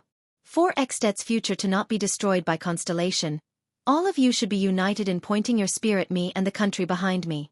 Even if this goes against the joint ruling pledge, even if this goes against your conscience. All of you have made the right choice, Thales said resolutely. The moment he said this, Archduke Rockney frowned slightly. Archduke Lampard's gaze froze in midair. The Archdukes looked at each other. Their gazes were a mixture of confusion and surprise. They seemed to be bewildered by Thales' words. Behind him, Saroma was slightly startled. She tugged at his sleeve. Thales ignored her. Instead, he looked straight at the only expressionless person in the hall, Archduke Letko of Defense City. The old Archduke's eyes flashed with a calm but complicated light. It was a perfect contrast to the pure coldness in Archduke Lampard's eyes. But have you ever thought about it? Thales slowly adjusted the speed of his speech and steadied his breathing and heartbeat. Have you ever thought about it? He knew that what he was about to say next was the key. What you're doing now is not ultimately benefiting your Xtet, Archduke Letko, Thales said softly. He slowly turned to Rockney, Trentida, and Alcius. It's also not yours, or your Xtet, for Archdukes. Archduke Letko narrowed his eyes slightly. Under the four archdukes' complicated gazes, Thales continued to speak. All of you are standing here, compromising and fighting for everything, all for his extet. In the hall, the aged and boorish Archduke of Black Sand region widened his eyes abruptly. He fixed his gaze on Thales. It was as if his entire body was about to be torn apart. But Thales was oblivious to it. Thales took a step forward and looked at the Archduke of Black Sand region with an indifferent expression. It's extet that belongs to Chapman Lampard. It belongs to him alone. Lampard slowly clenched his fists. As he met Thales' gaze, boundless anger surged from the bottom of his heart. That boy. The biggest accident. The Prince of Constellation's gaze was calm as he said softly. For his own extet, Archduke Lampard has the most thorough understanding. He is willing to sacrifice everything. He turned his head abruptly and looked at the four archdukes. His tone was resolute. For example, from the beginning, he was prepared to sacrifice those who once swore to form an alliance with him, but were kept in the dark all along, allies. The Archduke's gazes froze at the same time. Asterisk thud. Asterisk Archduke Lampard's scabbard landed heavily on the ground. For a moment, it attracted many people's gazes. I've had enough. There was a barely noticeable hint of anger in Lampard's voice. Don't you think it's ridiculous? From the beginning until now, we, the Archdukes, have been standing here like fools and watching him perform? The Archduke swept their gazes towards the Archduke of Black Sand region. Thales pursed his lips. He knew that the Archduke's attitudes would determine the direction of the war. Don't forget the heavy responsibility we bear, and the heavy future we still have. Lampard reminded the four Archdukes in a warning and impatient tone. Please remember, he is our enemy, and judging by his performance, he may be the most terrifying enemy. The Archdukes did not speak. Thales felt Saroma's grip on him suddenly tighten due to her nervousness. Lampard looked at the silent Archdukes and nodded. He turned his head. Guards. Thales' heart tightened. He looked at the Archdukes, his heart burning with anxiety. Hurry up! Hurry up! At this moment, Chapman! A voice that was obviously old and muddy, but to Thales, sounded like the sound of nature. It interrupted Lampard just in time. Archduke Letko touched his bald head, closed his eyes, and slowly exhaled. Chapman, as an Archduke of Northland, your courage, strategy, and methods are rarely seen among your peers. I admire you very much, Archduke Letko said slowly. I think even Whisperer Shalon III can't do better than you. Lampard did not speak. An ominous premonition rose in his heart. In the next moment, Archduke Letko opened his eyes, which had regained clarity from their muddy state, and looked at Thales. But why are you so afraid of him? Is it really just because he has Constellation behind him? Or is it because he is talented and intelligent? Lampard was slightly startled. We are not blind, Chapman. The old Archduke sighed. The old Archduke sighed and said, From the moment this boy appeared until now, everything you have said, no matter what stance you have taken, has been to prevent him from speaking. Lampard turned to the old Archduke in disbelief, then looked at the others. But they all stared at Lampard coldly, not saying a word. At that moment, Thales' heart, which had been so nervous that it was about to jump out of his chest, returned to its original position. Is this child really so terrifying? Archduke Letko's voice was very soft, but it was enough to spread in the hall. Don't tell me he really only needs to say a few words to kill all five of us here? Thales raised his eyebrows slightly. In fact, Thales took a deep breath and recalled the option Asda gave him. He said quietly in his heart, You're right. Or, Archduke Letko curled up the corners of his mouth like an ordinary village elder. An ugly smile appeared on his wrinkled face, but his words were shocking. Will he really say something that will interest us? Lampard's face darkened. He had never felt that the archdukes before him were so stupid. If you want to hear what he has to say, you can wait until the day you slowly interrogate him in prison, the Archduke of Black Sand region replied coldly. But we still have urgent matters to attend to. Don't forget that Dragon Cloud City is still in a mess. Don't forget Prime Minister Liesban, Archduke Letko interrupted him loudly. Prime Minister Liesban will understand. The old Archduke's gaze was stern and fierce. The problem is, Chapman, as an ally, why don't you understand our concerns? Lampard clenched his teeth. He looked at the calm Thales, then at Letko. What about all of you? The Archduke of Black Sand region turned his head and looked at the others. Are you going to continue this madness? The person who answered him was Alcius. For 600 years, the Alcius family has always reminded our descendants. The Archduke of Prestige Orchid region stared at Thales with a subtle gaze.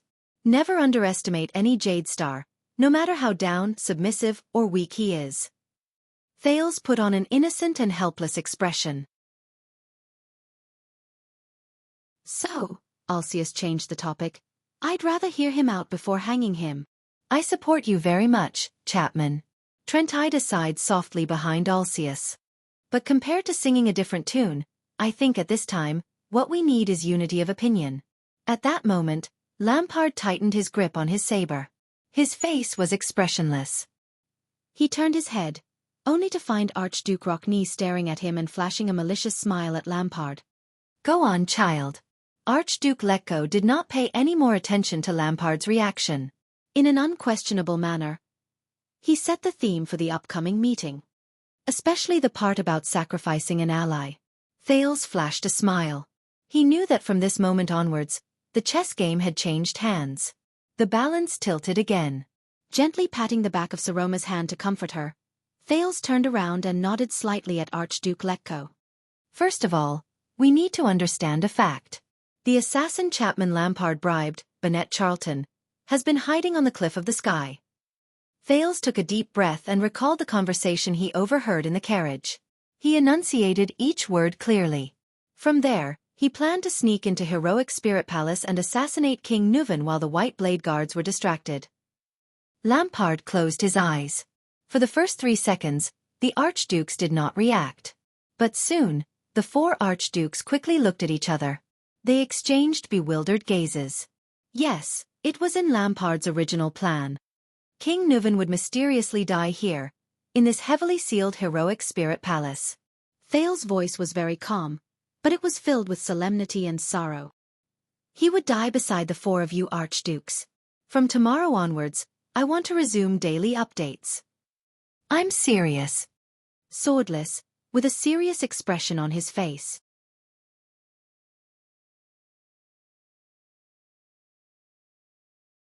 Chapter 258. 2 of the braziers in the Hall of Heroes had been extinguished. But at this moment, no one in the stone hall cared about the temperature anymore. Lampard didn't just want to assassinate King Nuven. Thales managed to regulate his breathing with much difficulty. The Prince of Constellation's voice rang softly. He also wanted to maximize King Nuven's death to achieve his goal.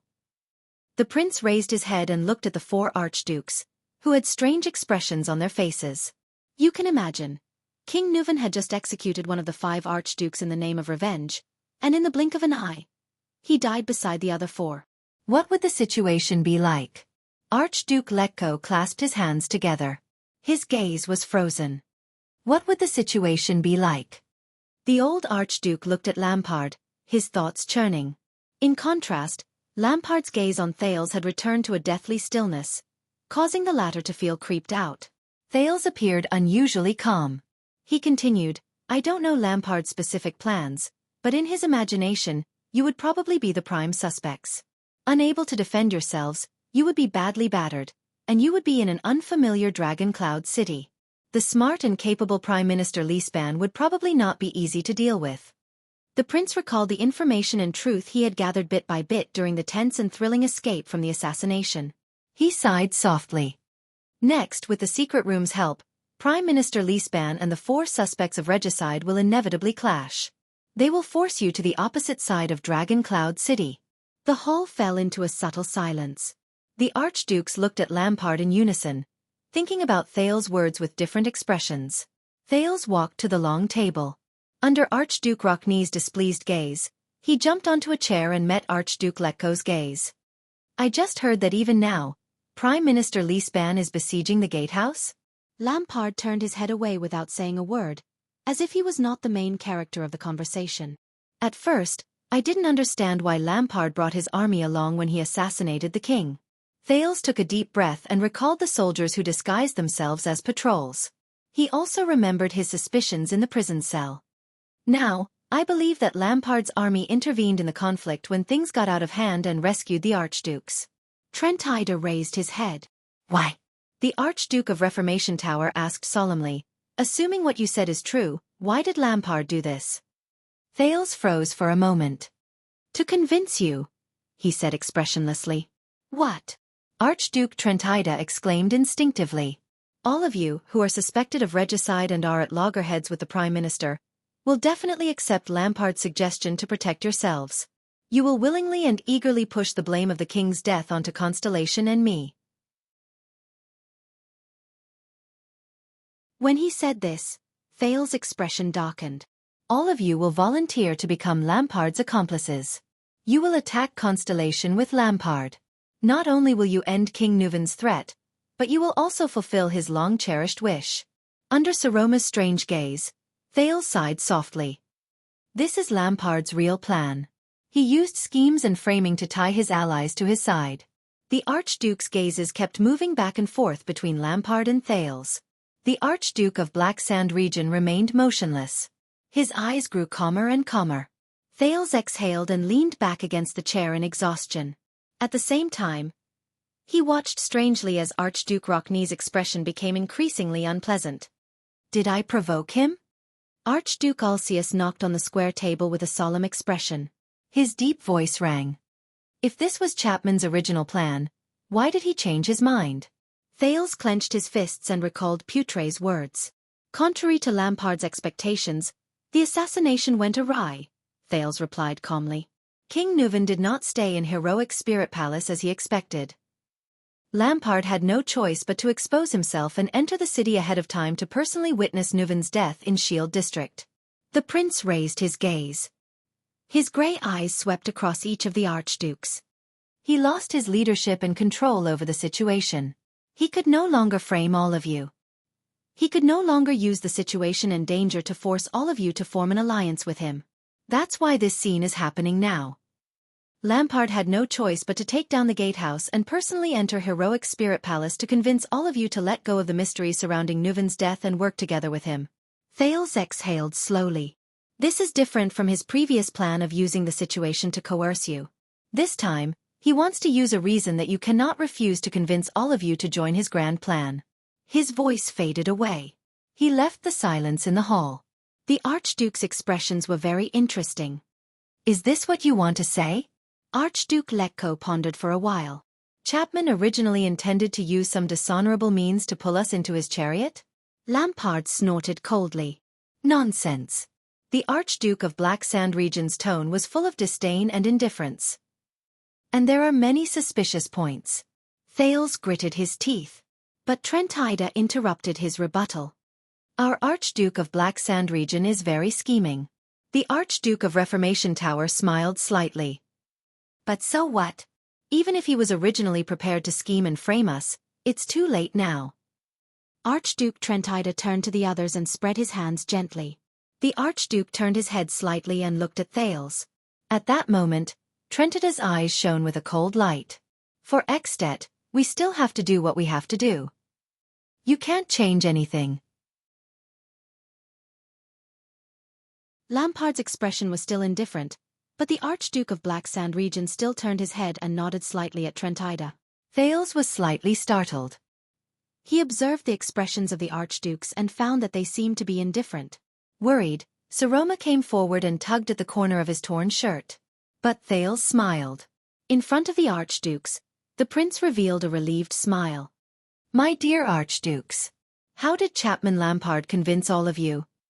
Thales swept his gaze over these powerful suzerains one by one and pursed his lips.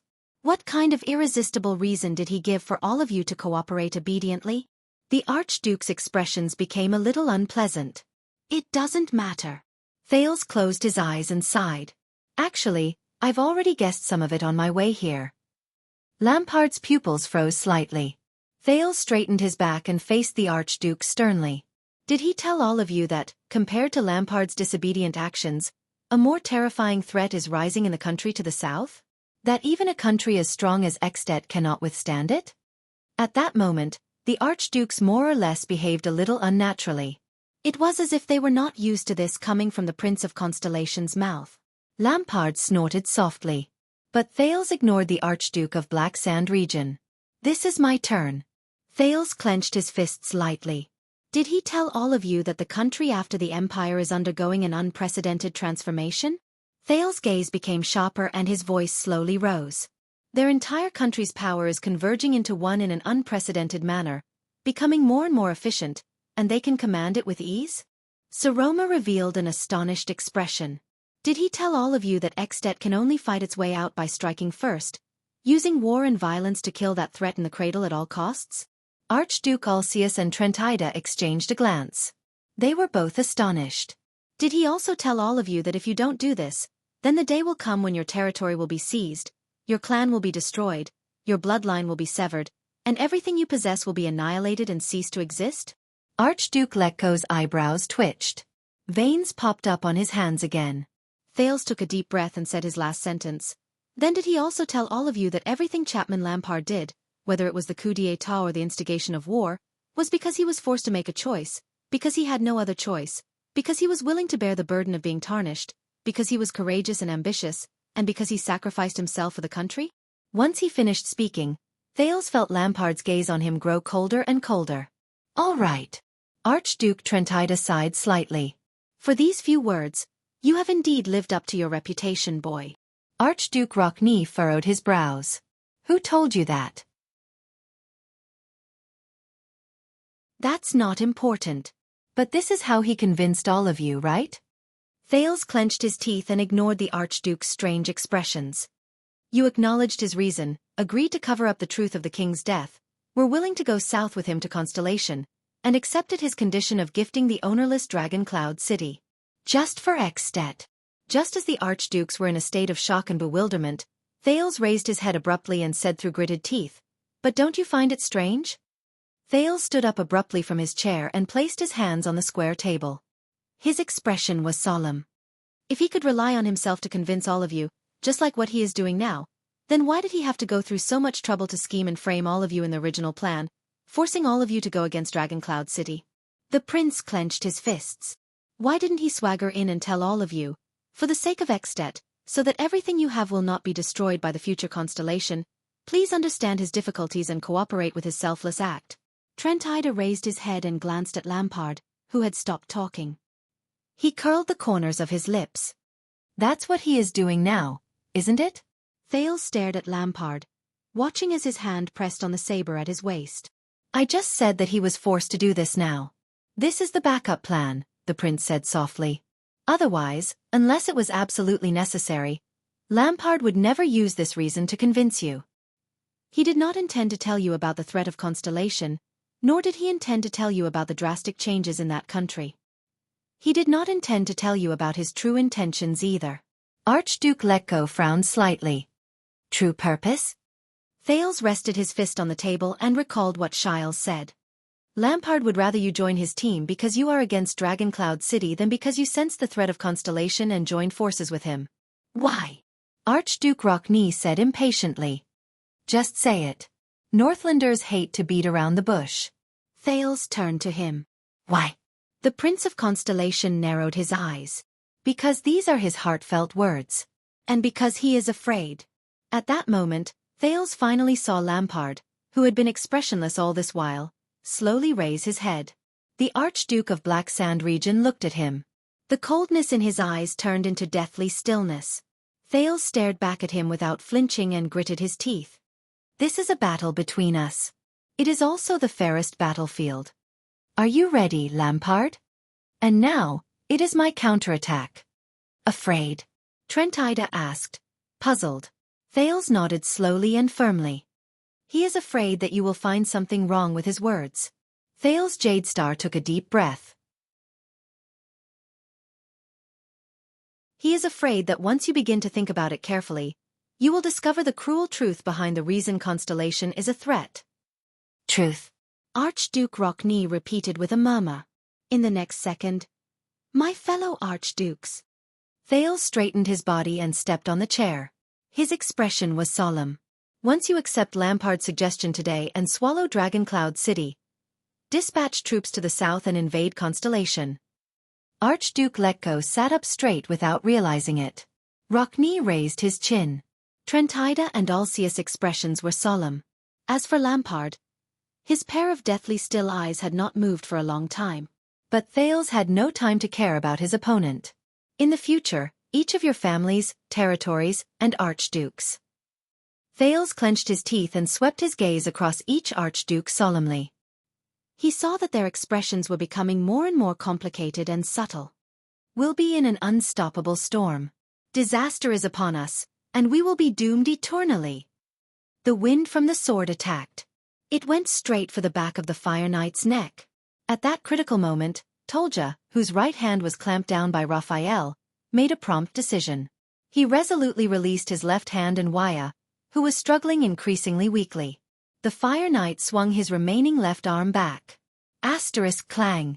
Asterisk a piercing sound rang out. Asterisk rip. Asterisk bright red appeared on Tolja's neck. Cohen's powerful and heavy sword hit Tolja's armguard in the air. The tip of the sword cut the Fire Knight's neck and pierced his skin. Blood slowly flowed out of the knight's neck.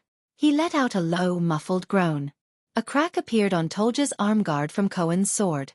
Blood seeped out of the crack. The police officer felt a chill in his heart. The other party still managed to fend off a fatal blow.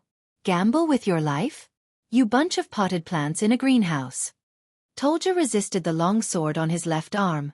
Feeling the waves of pain in his arm, he ignored the blood on his neck and said in a low voice, "You are not worthy." Cohen held the long sword tightly and slashed down with force again. Tolja's armguard groaned as it deformed. Raphael gritted his teeth. The strange muscles in his arm rapidly swelled up again. He held the enemy's right arm and weapon tightly in an attempt to create another opportunity for Cohen. Feeling his opponent's extraordinary strength, Tolja turned his eyes and shot a dagger-like glare at Raphael. Young masters. Tolja's expression was ferocious. His right arm was locked in a dead angle with Raphael, whose strength had suddenly increased, while his left arm withstood Cohen's power, which was mixed with the power of eradication. When your father was giving out rewards for your mother's bulging abdomen, I was shivering in the snow in the wild beside my mother's hardened corpse, struggling to get through another damn winter. Asterisk crack. Asterisk the power of eradication burned his entire body like flames. Tolja roared and turned his neck. He pulled back his armguard and broke free from Cohen's long sword. Blood gushed out. The injured police officer lost his balance, and his legs wobbled. The next moment, Tolja let go of the Rising Sun saber in his right hand. The Rising Sun saber fell to the ground. The blade lost its heat and clanked as it bounced off the ground. Raphael watched as his opponent's weapon fell beside him. He was suddenly alarmed. This is bad. Sure enough, without the saber holding him back, Tolja no longer tried to wrestle with the ridiculously strong Raphael. Instead, he lowered his body and slammed his right shoulder into Raphael. Raphael felt his body sway. Then his back trembled. Asterisk bang. Asterisk before Cohen could react, Raphael was slammed against the wall by the Fire Knight. Raphael's face turned pale. He coughed in pain, but he still held onto his opponent's right hand tightly. Tolja burned his power of eradication and held Raphael firmly against him. His gaze was terrifying. When all of you were crying in your luxurious swaddling clothes, I was bleeding all over and covered in cuts and bruises because of a mouthful of moldy bread in the dust of the countryside. Cohen's heart tightened. He thrust his long sword forward. With a fierce expression, Tolja turned sideways and dodged Cohen's sword aimed at his chest. Asterisk rip. Asterisk Cohen's long sword cut through Tolja's shoulder armor. Shards flew out, and sparks flew as the blade scraped against the wall. But Tolja ignored the injury on his shoulder. He slammed Raphael, who was pinned against the wall, with his shoulder again. Asterisk bang. Asterisk he slammed into Raphael's chest. Raphael groaned in pain and finally let go of his opponent's right arm. When all of you were leisurely reading and learning to read in the study room, Tolja retracted his right hand and said coldly, I dragged my scarred shoulders and transported the most smelly garbage and feces, learning to count from the crisp sound of copper coins. The Fire Knight turned around abruptly and grabbed Cohen's sword in midair. Asterisk clang. Asterisk the blade and Tolja's iron glove produced a sharp friction. Blood flowed from between the knight's fingers. The police officer stared at the beast-like Fire Knight in shock. He wanted to withdraw his long sword. When you were learning how to wield a wooden sword in the manor, Tolja punched Raphael's abdomen with his right hand, causing him to lose consciousness and bend over. I was on the vast glacier, wrapped in my wounds, and used the last of my strength to fight against wild beasts, my peers, the weather, the terrain, and all my enemies. The Fire Knight grabbed Cohen's sword and turned around to charge back. Cohen wanted to raise his arm to defend himself, but Tolja suddenly kicked his knee. Asterisk bang. Asterisk the police officer's long sword slipped from his hand and fell to the ground. When you were having sex with girls at the banquet. Tolja stretched out his right hand and pried open his shattered shoulder armor and vambrace. The Fire Knight coldly flung away the burdens, including his robe, to reveal his exposed flesh.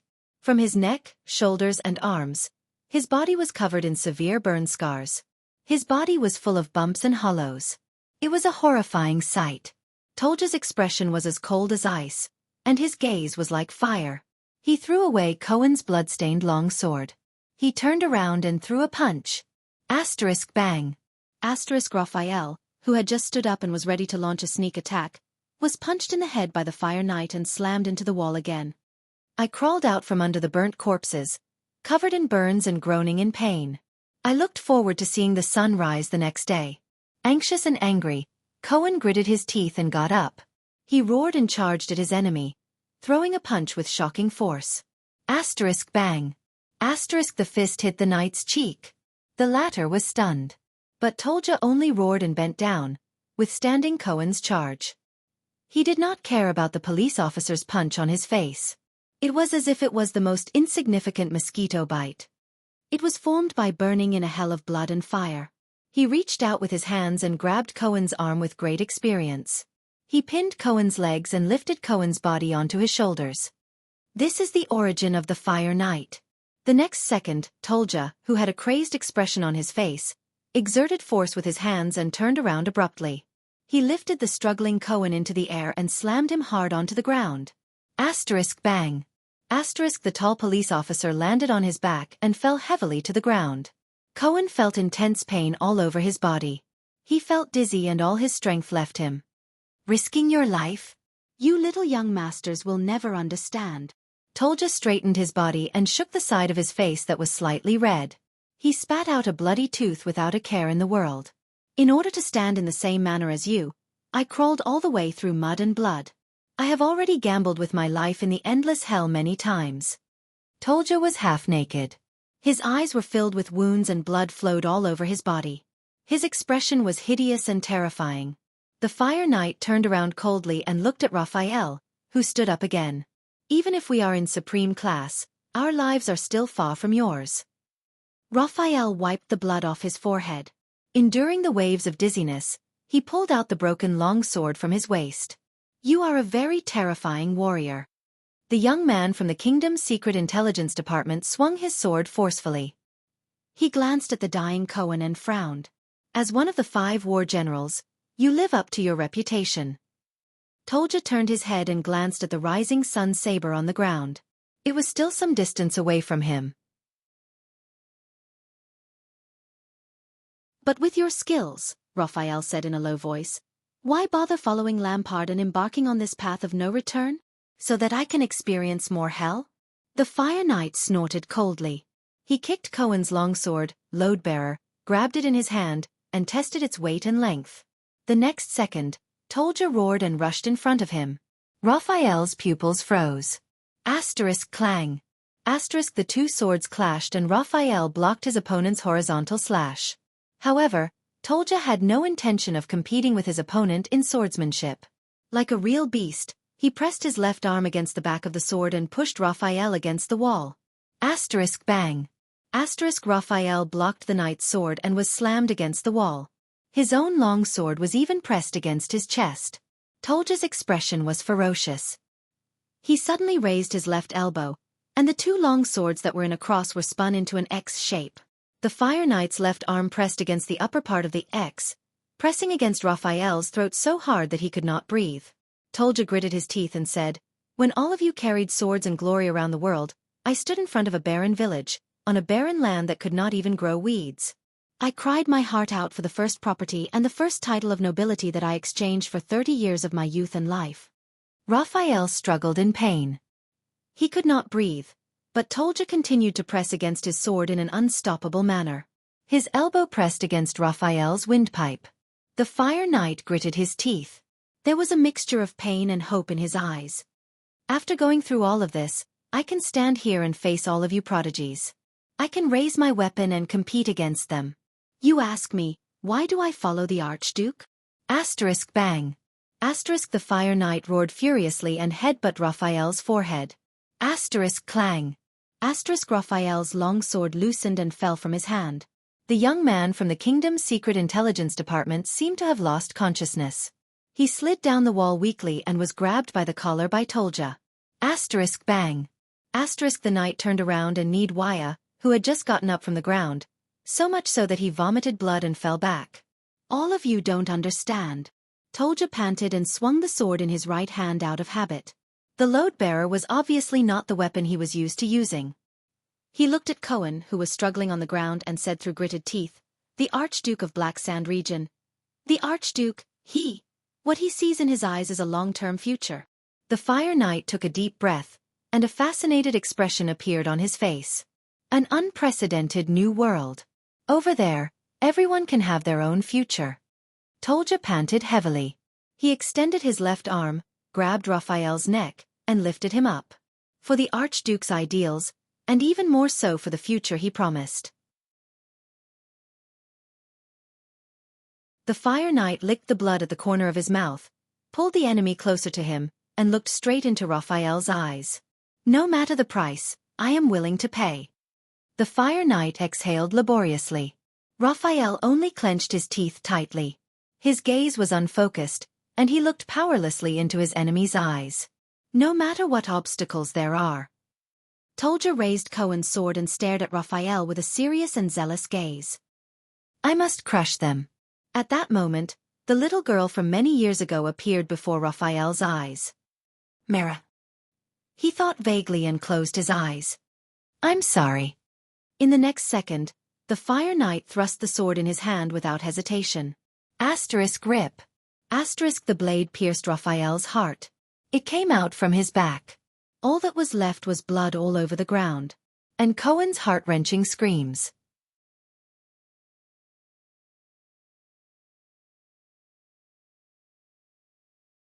Chapter 259. Archduke Rockne stood behind Archduke Letko's back. His gaze passed through the long table and landed on the boy. Watching him trying hard to suppress his nervousness and excitement, he suddenly sighed. "We're all going to face disaster?" He curled his lips slightly.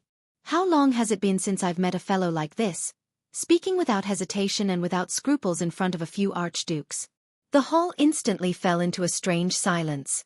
All the Archduke's expressions were very unnatural, and their breathing became irregular.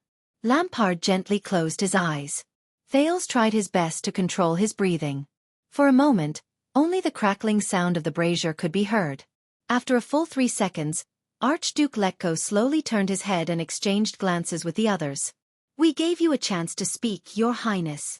The old Archduke turned his head back from the exchange of glances and sighed rather solemnly. "We didn't ask you to speak carelessly and exaggerate things to scare us. You better speak clearly, brat." Alcius stared at Thales with an unpleasant expression.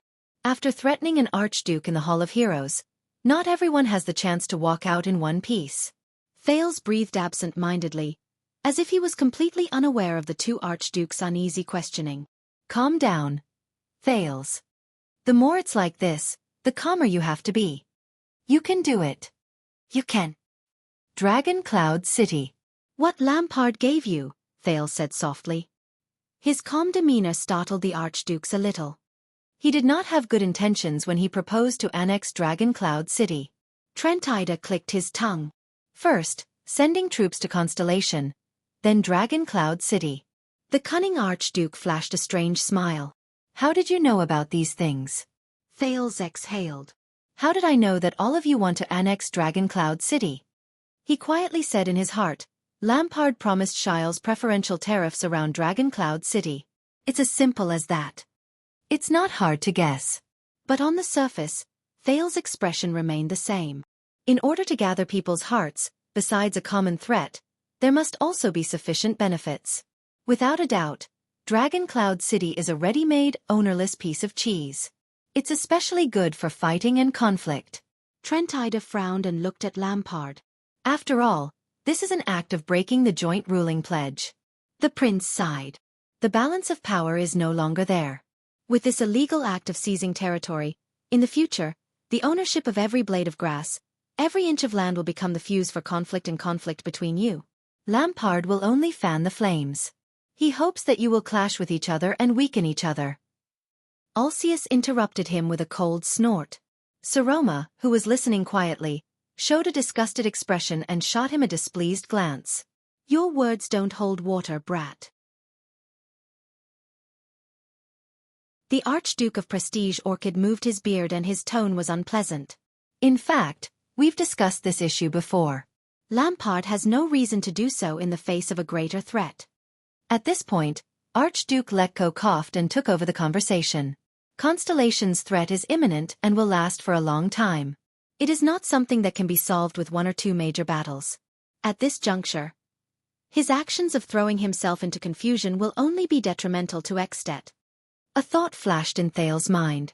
War, especially against foreign enemies, is more likely to become the trigger for conflict between you. But at this moment Lampard, who had been silent all this while, raised his head and pierced Thales with a gaze as sharp as a sword. Do you still not understand? The Archduke of Black Sand Region spoke slowly. There was an indecipherable emotion in his voice. This child is exceptionally intelligent. He's thinking of ways to stop the war and save his own country. Lampard slowly walked to a brazier and blocked the light from the fire, leaving only a shadow. To save the country that will eventually fall into his hands. The country that may make our children bow down to us in the future.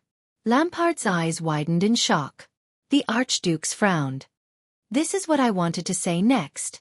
Thales forced a smile that did not show any weakness. You also want to save your own country, Chapman Lampard. Lampard frowned slightly. If you're so sure, why did our Archduke of Black Sand Region do this? Seeing that Lampard had stepped down, the silent Archduke Rockney also joined the dangerous conversation. What benefit does he get from causing a conflict between the archdukes? Getting an extra piece of cheese? Trentida gave Lampard face and sneered. And why is it that disaster is upon us? Under the Archduke of Black Sand Region's frighteningly oppressive gaze, Thales quietly adjusted his breathing and mulled over his next words.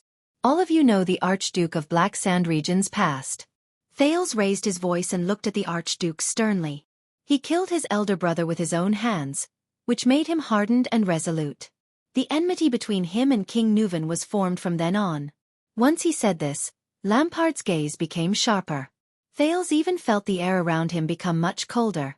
The archdukes looked at each other in tacit understanding. Thales took a deep breath and stared at Lampard's weathered and boorish face. He then firmly said his next sentence. But you, Chapman Lampard, your actions of killing the king and leading an army to force the king to abdicate were neither for revenge nor for self-protection. Because the person you truly hate and care about is neither King Nuvan nor Dragon Cloud City, Thales said in his calmest tone. But the heroic tradition that the Northlanders are proud of, the glorious history of Xianxia, the prince answered softly, Rikuru's joint ruling pledge. As Saroma could not hold back her cry of surprise, the archdukes were all stunned. Letko started rubbing his hands again. Trentida seemed to be deep in thought, while Rockney immediately looked at Lampard with a suspicious gaze. What are you trying to say? Alcius impatiently knocked on the table. The joint ruling pledge? Thales was expressionless as he nodded slowly. Lampard has been suffering in the cracks of power between his mother's family and his father's, between Dragon Cloud City and Black Sand Region, between the king and the archdukes, Thales said very seriously, enunciating each word. Of course, it's the same for all the archdukes here.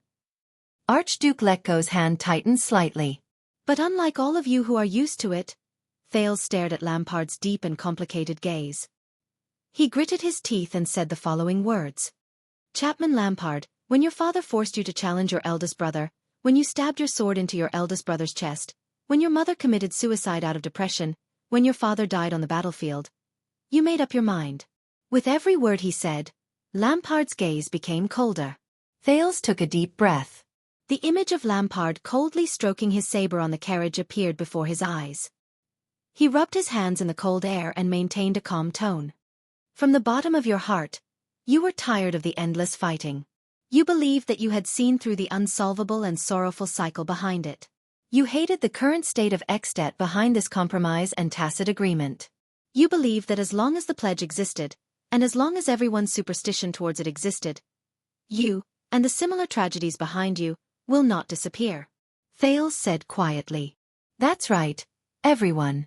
Under the Archduke's incredulous gazes and Saroma's uneasy tugging, the Prince of Constellation continued to stare at the Archduke of Black Sand Region's face, which was about to freeze. Unhindered by any obstruction or interference, he said with incomparable determination, as early as 12 years ago, Chapman Lampard decided to completely destroy the joint ruling pledge, which had lasted for more than 600 years, to end the constant conflict between the common elected king and the archdukes, to smash the peaceful joint rule of the 10 archdukes into pieces. Once Thales finished speaking, he closed his eyes and lowered his head. The hall fell into a dead silence. As they listened to Thales' words, almost all the archdukes widened their eyes and mouths, revealing expressions of extreme shock or disbelief. Their gazes shot towards Lampard in unison. The silence was only broken after a few seconds. What are you talking about? Trentida exhaled a long breath and furrowed his brows. Puzzled, he looked at the resolute Thales. Being dissatisfied is one thing, but destroying the joint ruling pledge? How is this possible? Ridiculous. Enduring the baffled gazes of the others, Lampard coldly rejected Thales' words. How am I supposed to destroy the joint ruling pledge with the faith and belief of 10 million Northlanders?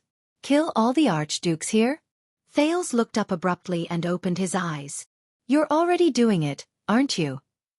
The prince said loudly with a solemn expression, when you killed King Nuvan and forced the archdukes to ignore your crimes and endorse you, the joint ruling pledge had already been trampled on.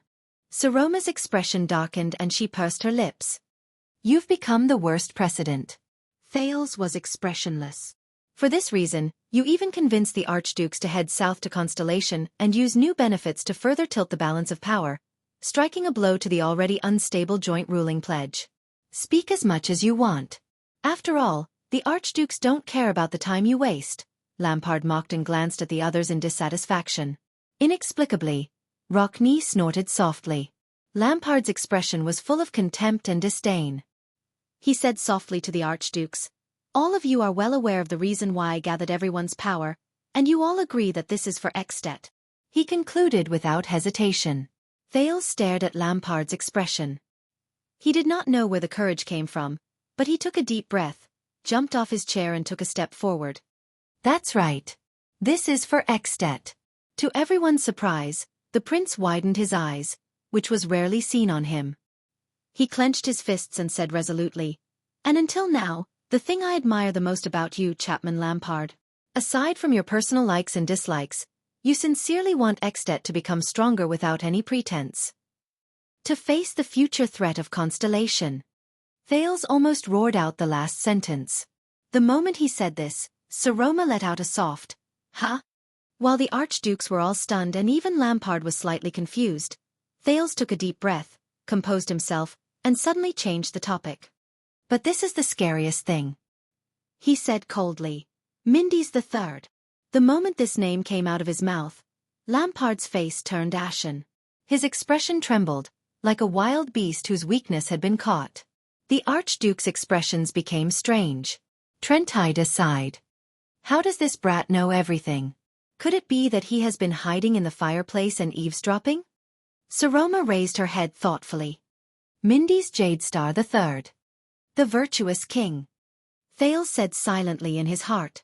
The rightmost portrait of the three kings appeared before his eyes. The elegant and handsome middle-aged king, who held the staff of Constellation in his hand, flashed an amiable smile at Thales through the frame. That was one of his ancestors, one of the three kings of Constellation, and Thales gently touched his chest. There, the scar that was burnt by Quide with Mindy's silver coin seemed to still be aching. A king was not respected by his bloodline, But his bloodline was glorious because of the king. A momentary victory or defeat was but a fleeting wave. 100 years of chess was the foundation of all ages.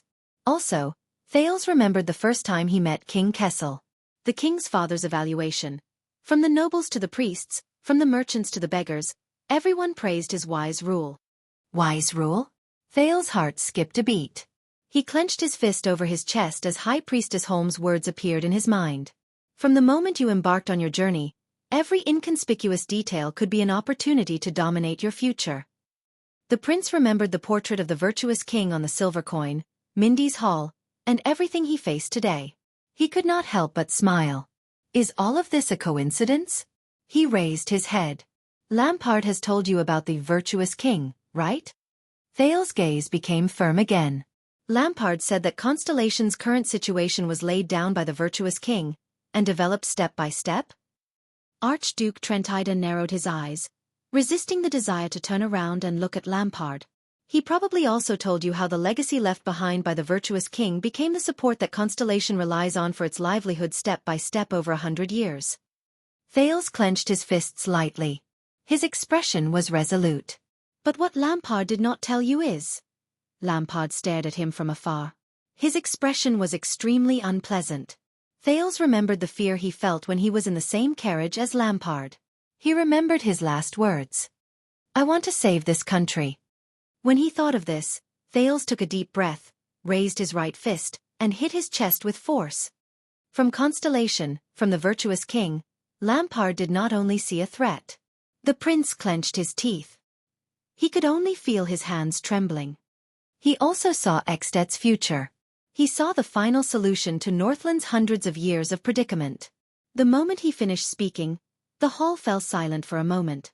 The next second, listening to Thales' words, from the calm Archduke Lecco to the impatient Archduke Ulcius, to the exaggerated Trentida and the indifferent Rockne, all of them were extremely shocked. They said in unison, "What?" Asterisk thud. Asterisk the sound of a scabbard hitting the ground was suddenly heard. Thales was startled. He felt a chill on his forehead. He struggled to draw in a breath. The prince raised his head as if he had sensed something. Then, unsurprisingly, he met Lampard's gaze in the air. Since Thales knew him, Lampard's expression had never been so unpleasant and frightening.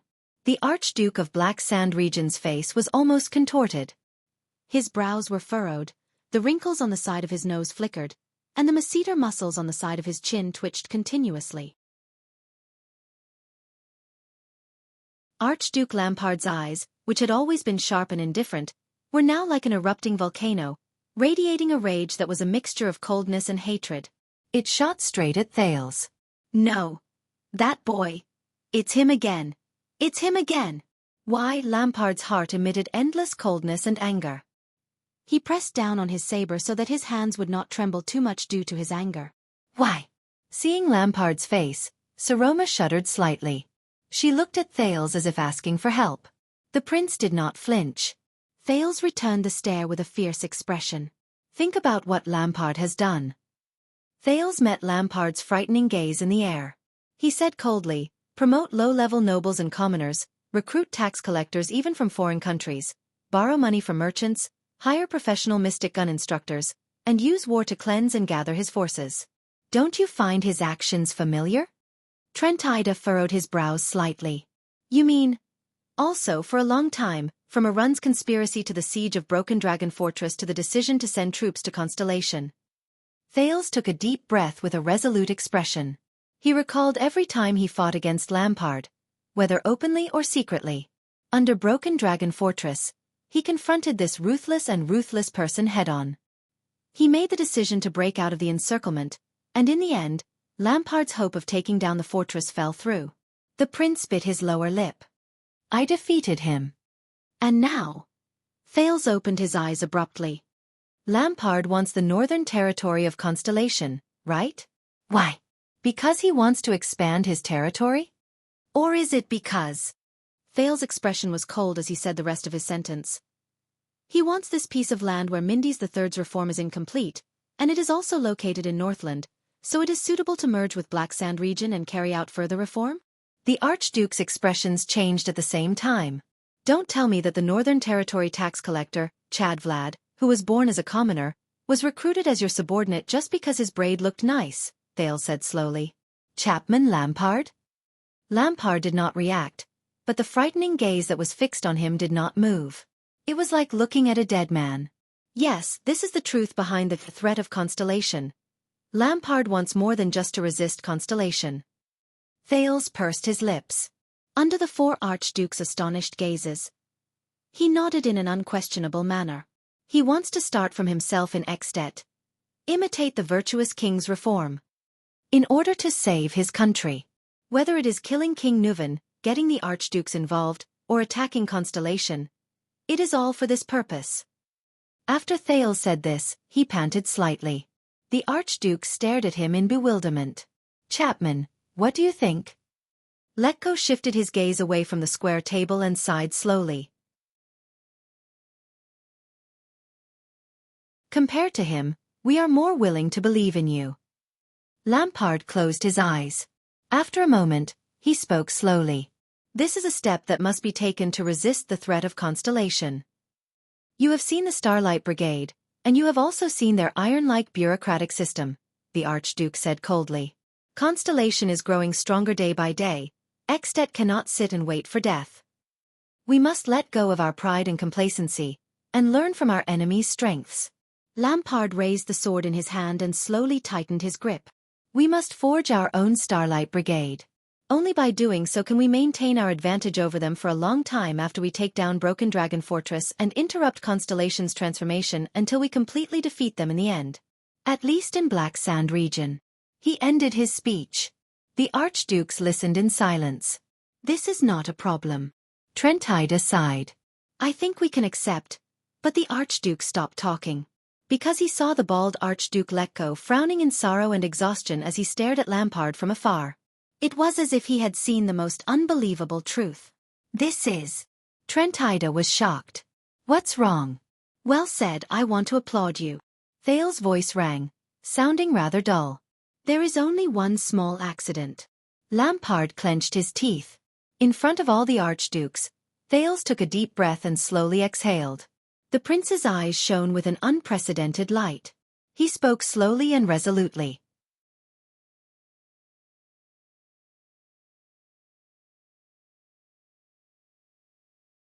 Chapter 260. The Hall of Heroes was silent for a few seconds. Everyone was thinking about the meaning of this sentence. Lampard did not speak, but he looked at Thales, unable to hide the shock on his face. Price. Could it be that this boy... No, how would he know, how would he understand? Something that even these archdukes who have been immersed in power for their entire lives cannot see. The Archduke of Black Sand region subconsciously tightened his grip again. What exactly are you talking about? Trentide gritted his teeth, his gaze moving back and forth between Lampard and Letko. What change? What price? Thales lowered his head and looked at Jay's dagger lying quietly on the ground after he flung it away. His gaze drifted into the distance. The handwritten letter from his teacher, Gilbert Casso, suddenly appeared in his mind. At's political system is completely different. King Nuven is not only the king, but also the Archduke of Dragon Cloud City. The interests of At and the Walton family are completely different to him. I see. You're not just talking about King Nuven, but every Archduke's family. The interests of At are completely different from the interests of the Archdukes themselves. Thank you, Gilbert. I understand now. Thales' gaze was like a torch as he swept his gaze across the family emblems of the Archdukes.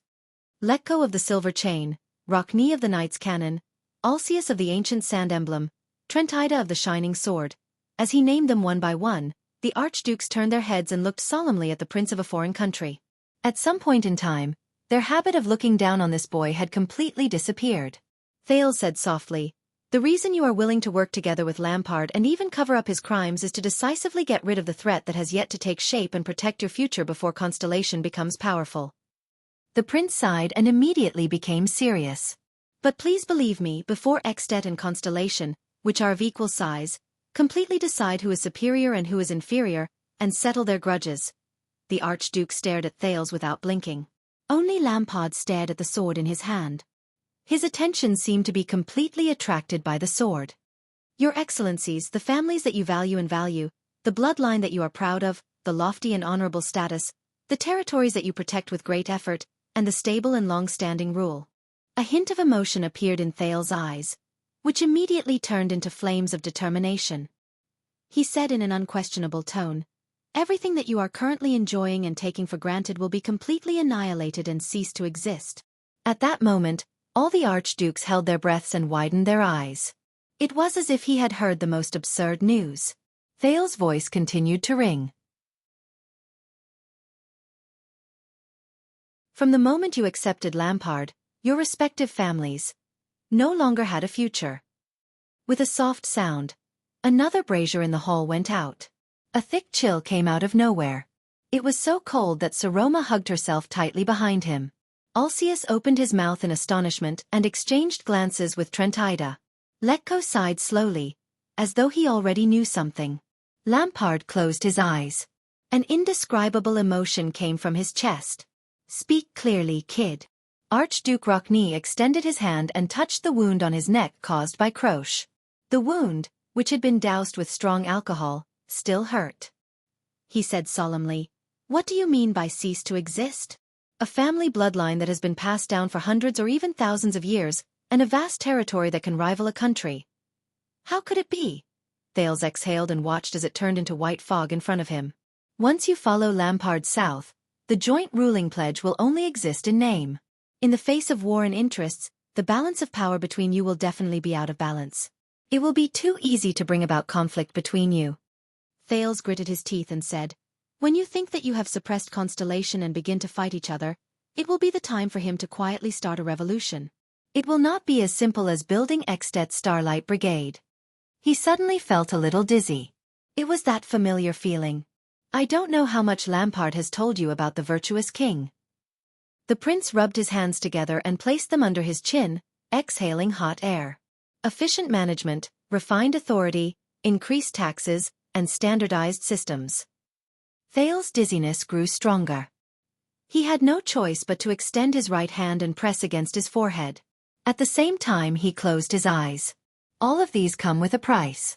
The moment he closed his eyes, he felt as if he had left the Hall of Heroes. Before him was a row of familiar white tables and chairs. There were 7 or 8 laptops placed in front of them, and their respective owners were sitting quietly. He cleared his throat and lowered his head. In his hand was a neatly printed report. So from his point of view, as a transitional stage between the old feudal rule and the absolutism rule, a hierarchical country was formed at this time. Wu Qiren's voice rose slowly, gentle and calm. "The city is an autonomous political entity. It is an aggregation formed by the wishes of the powerless. As a new political force, they entered the lord-vassal model, causing the typical feudal relationship to no longer be a purely dual-power framework. In other words, the rise of the city supports the ruler to fight against the feudal vassals."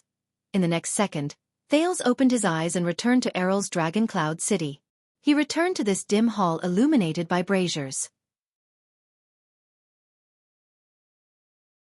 Whether it's professional officials, qualification tests, or the national conference, all of them mean, first of all, the low-level nobles and commoners in the city and the suburbs. Thales covered his forehead and said with a trembling voice, "The best of them will climb the ladder of the new nobles with money, skills, knowledge, and desire for the future. The king will be overjoyed at their arrival. He will be able to command their power like an extension of his arm, and he will point his spear at his domineering vassals." Trentida lowered his head thoughtfully. The light and shadow in the hall changed again. Thales sat in the bright classroom again. He moved the mouse, and his mouth did not stop moving. The city groups will form a new political organization using the hierarchical conference as an example. The king's intention is to collect taxes, and they intend to supervise the use of this tax, thereby restricting the feudal nobles' power financially. Thales resisted the dizziness caused by the switching between the two scenes. He continued in pain. Take Constellation's national conference as an example. The new stage for the commoners to participate in politics will include the handicrafts, commerce, the army, the new nobles, and other groups. It will become the king's home ground, greatly reducing the power and prestige of an archduke or count of a city. The king will obtain the greatest convenience, whether it is the implementation of tax laws or the declaration of war. When he heard this, Archduke Alcius could not help but cast a glance at Lampard. The universities in Europe were the earliest nutrients. The Germanic monarchs hired these university students as officials in order to shape the bureaucracy. Among them, the Prussian Institute of Education and Institute of Education were the most efficient, but they did not serve the people. They only served the country, and also served power. More and more new officials will enter the king's field of vision. Their qualifications will replace the bloodline of the nobles. They will fight against generality with prudence, cover their origins with professionalism, and gradually take over the authority within the country. Thales panted, experiencing the strange feeling of having pieces of memory enter his brain. He thought of the former tax collector of Constellation called Vlad. So the old nobles, including your relatives, will no longer be put in important positions. Their privileges in taxation and administration of justice will be gradually stripped away. Even you will have to admit that they are no longer suitable. Archduke Letko sat motionlessly in his seat and listened quietly. What the citizens require is to establish the conditions and legal environment to ensure the development of the city's industry, commerce, and economy. It is a peaceful ruling order. And these are not satisfied by the feudal system based on the manor economy and the small market. This requires the ruler to expand his power and centralize it to ensure the interests of the so-called bourgeois. Similarly, the king will allocate funds from the increasingly abundant treasury to support and expand the regular army, and maintain the domestic order and border security on his own. Thales swayed slightly. Saroma quickly held him up. He will no longer rely on the conscripted army in your territories, no longer rely on the self-sufficient supplies in your manors and fields, and no longer have to listen to the Archduke's opinions. Rockne suddenly thought of Broken Dragon Fortress. He frowned deeply, and his gaze as he looked at Thales became strange. With the development of time, the feudal nobles in the hierarchical countries found it difficult to maintain their livelihood, and they also lost their military significance. They were unable to maintain their political influence, and they also lost their ruling power. Under such circumstances, they had to draw closer to the ruler and fulfill their duties according to the latter's conditions. In other words, the rise of cities brought about a destructive impact on the feudal system. Finally, those strange fragments in his mind calmed down and stopped making waves. Thales panted slightly and patted Saroma's hand. At that moment, he suddenly realized that Lampard was looking at him with a gaze that was a mixture of surprise, doubt, pain, hatred, relief, and other strange emotions. Do you feel it? Once this change progresses over time, whether it is you, the archdukes who rule over a region, or the traditional counts in each city, from taxes to the army, from the judiciary to talents, from privileges to status. As the archduke's expressions became increasingly unpleasant, he turned his head with great difficulty and looked at the archdukes. The premise that you rely on for a living will slowly melt away, and your advantages will gradually disappear. All the means and changes that Lampard envisioned, regardless of the original intention, will lead to one result. Thales took a deep breath and said with a serious expression, "And that is all of you, the other 9 famous archdukes who jointly rule Northland. It is the beginning of the loss of your power and the decline of your families." Archduke Lampard's expression was as calm as still water. His gaze as he looked at Thales became more and more complicated. The archdukes were as still as stone statues. No one knew how much they had heard. There will come a day when all of you will turn from great vassals who rule over a region to great nobles who only have glory left. Then, you will become millionaires who only have wealth left, and you will even become commoners who have nothing left. In the end, you will be reduced to the point where your descendants can only dig up the history of your families from the ashes. And Riker's oath, which has protected At from being divided for 600 years and stipulated that the 10 archdukes jointly rule Northland, will become the oldest page of history in the museum. Thales sighed deeply and shook his head.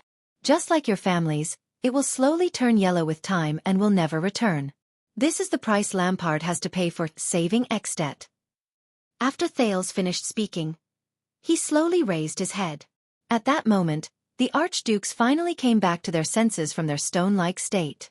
However, there was a subtle change in their expressions. Lampard lowered his head and stared at his old saber. Trent Ida cast a questioning glance at Alcius and Rockne in disbelief, but the master of Prestige Orchid region only shook his head quietly. The suzerain of the city of faraway Prayer's expression darkened and he did not ask any questions. Chapman. Archduke Letko's gaze seemed to regain its murkiness. The old man spoke in his deepest and hoarsest voice that day. Tell me, all you want is an army that can defeat Constellation, don't you? Have you never thought of anything else? Such as the joint ruling oath? The Archduke's gazes shot towards Lampard in unison. 1 second. 2 seconds. The Archduke of Black Sand region finally lifted his gaze from his saber. He first forced a smile, then turned it into a chill. Everything this brat has said is based on a deeply selfish lie, Lampard, who had a complicated expression on his face, said in an unpleasant tone. As long as he arouses even the slightest doubt in your hearts, he will win. He will sow discord between us, destroy our efforts to fight against Constellation together, and give Constellation a breathing space, which is growing stronger by the day. Thales sighed silently in his heart. Cast aside his bewitching words. Cast aside all sorts of inexplicable assumptions that have never happened. Don't you think it's ridiculous? Lampard gritted his teeth as if he was insulted. For Xianxia, all the archdukes united as one and went south to fight against Constellation together. Is this the cause of our own destruction? When the archdukes heard Lampard's words, their expressions became doubtful and they began to think. Saroma was shocked when she saw the archduke's reactions. At this moment, inaccurate. The prince's words traveled steadily. Lampard frowned. What? Our own destruction? Thales exhaled and said with a serious expression. Only the other 9 archdukes will seek their own destruction. In this game of change initiated by Lampard, Xianxia is like a great dragon with 10 heads, devouring each other in the turbulent waves. Thales sighed. If everything goes smoothly, only one of its heads, which is also the most powerful archduke, who is the most well-prepared, adaptable to the situation, and has the fastest reaction, will survive until the end. Thales sighed. Archduke Letko raised his head abruptly and stared at Thales. Archduke Rockney's expression froze. Just as I said, he will restrain his power as the final ruler. Then, he will take advantage of the ferocious momentum after the Reformation to devour the other 9 archduchy territories as nourishment and food. With that, he will forge his unprecedented and supreme Xianxia crown. Thales' eyes were shrouded in a haze that was rarely seen by ordinary people. He said gloomily, in Lampard's plan, who do you think is the only person, the person who is closest to the truth? He looked at the Archduke's expressions and shook his head slightly. He walked to the brazier that had just been knocked down and slowly squatted down. The prince reached his hand into the cooled firewood and fiddled with it. He fished out the dagger that had been thrown. But regardless of whether Lampard succeeds or not, other than the last ruler in the new Xianxia, there will be no place for the other 9 people to stand. His words continued to travel into the Archduke's hearts like a hammer. Thales shook JJ's dagger. Without changing his expression, he removed the sheath that Yodel gave him from his belt and blew on it gently. Please remember, everyone. It may take more than 10 years or decades, or even 100 years. But if there comes a day when your families become dim and disappear, your descendants become homeless, and your status no longer exists. Thales slowly stood up and turned to the archdukes. That day will definitely start from today, from the moment you agree to Lampard's conditions. Thales' eyes brightened. He suddenly inserted the dagger into its sheath. Asterisk clang. Asterisk amidst the clear sound of metal scraping against each other, the archduke stared at him with gloomy expressions. This is the answer to the riddle, Thales said in a low voice.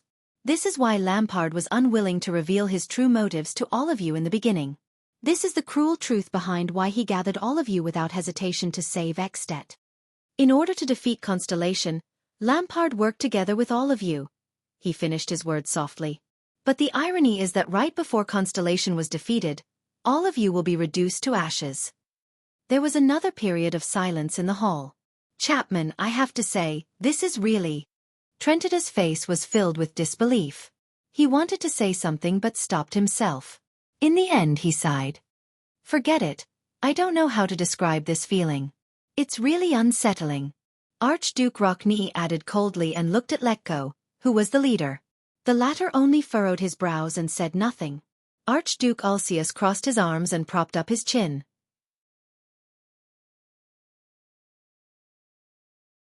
With great difficulty he opened his mouth.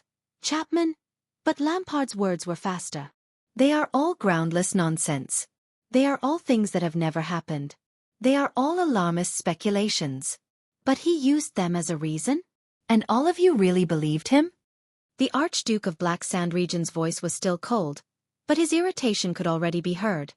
Don't forget, the threat of Constellation is real. Lampard strode forward and pressed his hand on the square table. His expression was as cold as ice. Haven't you seen everything we saw and heard 12 years ago, and King Kessel's actions over the past 12 years? Why would all of you rather be swayed by vague words than act on unquestionable facts? The person who answered him was still Thales. Unquestionable facts? The prince said faintly. This time, Lampard turned his head. His eyes were filled with resentment and murderous intent. Thales did not pay attention to his gaze. He asked softly, Your Excellencies, if your attack on Constellation is successful, what does Lampard plan to do after that? The archdukes looked at each other, their emotions unclear. Lampard's gaze froze and he clenched his fists. He wants the northern territory of Constellation, Archduke Rockney said softly. He wants to guard the borders for us, monitor and suppress Constellation. Rockney's words were slow and cold, but they were filled with force. For this, he can give up the common elected throne or even Black Sand region. Thales exhaled softly. That's simple. The prince flashed a malicious smile and stared at the ashen-faced Lampard. Archduke of Black Sand region, if you think that my words are unreasonable, then prove it with unquestionable facts. For Constellation, the Northern Territory is a region of unfinished change. Traditional power and old habits still shroud it. But for At, the Northern Territory, which is also part of the Great Northern Region, has already begun to show signs of change. It is the best base for change. Thales said flatly, Archduke Lampard, for the sake of your unity, give up the Northern Territory as a spoil of war and give it to someone else. Lampard raised his head abruptly and stared at him. The archdukes also raised their heads with different expressions. Thales still had a calm expression. He learned this from Raphael. That pretty boy's attitude could always infuriate people to death. Shiles had complained that among the many conditions Lampard had given him, whether it was tariff concessions or resource contracts, the Northern Territory was excluded. Isn't this obvious? Of course you can also make a guarantee. The corners of Thales' lips curled up as he continued, whether it's imitating the virtuous king's reform or endangering the archduke's families, it won't happen in your hands. This way, you won't have any soil and opportunities in your hands. You won't be able to start a change that might bring about a catastrophic disaster. You'll also be cleared of suspicion. Thales' expression became solemn. The other archdukes can rest assured and continue working with you, right? As soon as he said this, the hall welcomed the longest silence. Lampard froze on the spot. His hand was unconsciously on the hilt of his sword, and he did not move. The archdukes exchanged information with each other's gazes. No one moved or made a sound. A gust of cold wind blew into the hall. As the flames flickered, everyone's shadows swayed. Saroma bit her lower lip and anxiously stared at the archdukes, who had different expressions on their faces. Finally, as if a few centuries had passed, a voice broke the silence. Actually, we're willing to believe you, Chapman. Archduke Letko's gloomy voice rang. But I have to admit that this child's words make me very worried. Trentida shrugged. There's some truth to it. Lampard raised his head slightly. Under the shadows, his stiff face looked even more weathered. Tell me, Chapman. As our sworn alliance, in order to refute the words of this arrogant prince, in order to let go of our worries and wariness, in order to prove that we are still united, Archduke Letko stared straight at Lampard and sighed softly. In the upcoming war, the Northern Territory. You don't have to take it anymore. Lampard did not speak. He only stared at Letko in a daze. Of course, we will compensate you with a considerable amount of land and benefits to express our apology. Alcius, Trentida, and even my land will do. You can pick any land you want, only more, no less.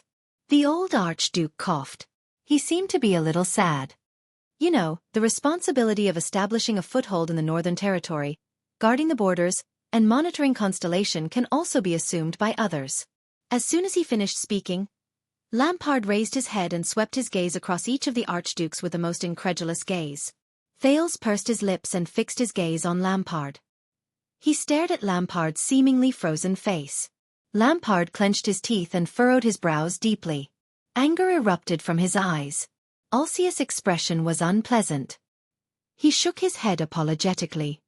I know this is too much, but I swear, as long as you prove yourself, I will personally take action and make this poisonous snake of Constellation pay the price.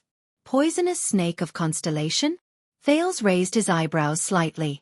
Lampard's face twitched slightly. It looked like a smile, but at the same time, it did not look like a smile. At this moment, Archduke Rockne raised his gaze. His gaze was sharp. You know, this is for Xianxia. Lampard clenched his fists.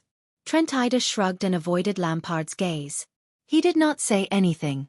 Only Archduke Lecco stared at Lampard without flinching from the beginning to the end. How about it, Chapman? The old Archduke's bald head was particularly eye-catching. His voice was soft and slow, but it had an aggressive momentum. Your answer. Lampard parted his lips and clenched his teeth, like a beast demonstrating its might before pouncing on its prey. Chapman. Trentida's tone was very conflicted. He seemed to be very nervous. He pursed his lips slightly. One word is enough. Thales frowned. He saw Lampard's fists on his waist begin to tremble. The Archduke of Black Sand Region's expression became more and more unpleasant, like a lion whose territory had been invaded. Thales' heart also sank along with his expression. Finally, after a few seconds, Lampard closed his eyes and let out a long sigh. The Archduke stared at him without blinking. It was as if that was the most important moment in the world. In the next second, Lampard opened his eyes and spoke. But what he heard was not a single word. Ha ha ha! Lampard raised his head, parted his lips, and let out a sorrowful and irrepressible laugh. Ha ha ha ha! His laughter grew louder. The Archduke's gazes gradually dimmed as they watched his performance. Thales gently extended his hand and held the flustered Saroma's hand. Lampard's laughter finally stopped. Forget it. Lampard turned his head and revealed an indifferent and relieved expression. No matter what I say, it doesn't make a difference, does it? The Archduke of Black Sand Region turned and looked at his saber. His tone was cold. Even if we fight our way to Eternal Star City, all of you will continue to monitor me and be vigilant of my every move, afraid that I will affect your interests. All of you will also not allow any so-called seeds or flames of change to appear on Xianxia's soil. Archduke Ulcius gritted his teeth indignantly. So, your choice. I just find it ironic. Lampard's expression changed and he suddenly raised his voice. Why don't all of you understand? The opportunity of a lifetime is clearly right in front of us. The opportunity to defeat Constellation and change history is clearly within our reach. Lampard clenched his teeth and looked at every Archduke's solemn expression. He growled in a suppressed voice. Why are all of you behaving like cowards? Lampard turned around abruptly and faced the four Archdukes. His face was full of disbelief. The ending hasn't happened yet. Things haven't even reached the final step. All of you are just listening to a child spouting nonsense, and all of you are scurrying around like a group of frightened antelopes. The Archdukes looked at each other, speechless. All of you are so stupid that you can't even see the truth that a little boy knows, and so cowardly that you don't even dare to touch the most worn-out rules. Then get out of the way. Lampard's face was contorted. He abruptly raised his scabbard. The joint ruling pledge, the destruction of families, the severing of bloodlines, the loss of power, the decline of status. What kind of F***king reasons are these?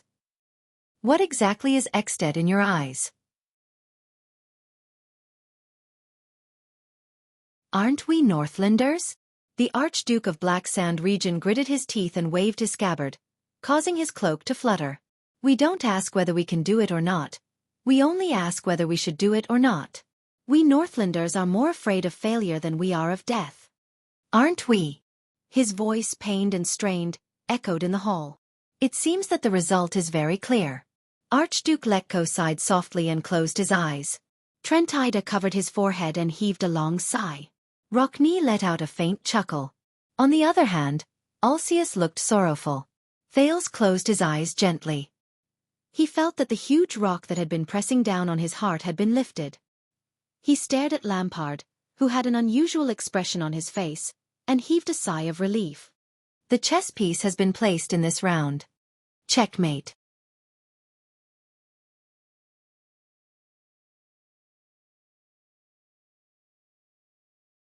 Chapter 261. Lampard, what exactly are us archdukes in your eyes? Archduke Letko suddenly spoke in front of Lampard, who had lost his composure. His words attracted everyone's gazes. As allies under the Pledge of Alliance, when you used Constellation as an example to convince us, you should have thought about this, shouldn't you? The old Archduke said faintly. Are we your allies, your stepping stone, or your sacrifice? Lampard raised his head abruptly. This is our only chance. When Constellation recovers and becomes stronger. The Archduke of Black Sand region was furious. Are you just going to watch At gradually fall and wait for death?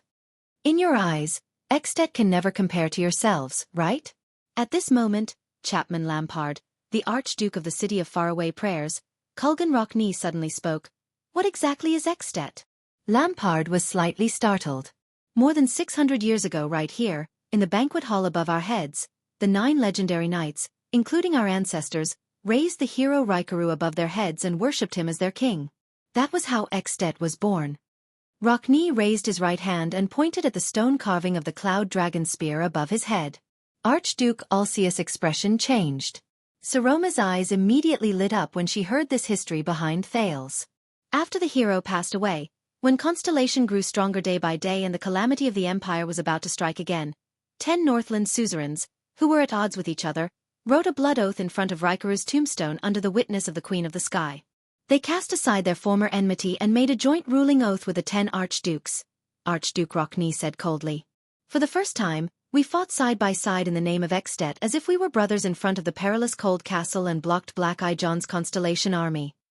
Lampard stared at Archduke Rockney in disbelief, then looked at the others, who seemed to be deep in thought. Thales sighed slightly. Wars create countries, and countries create wars.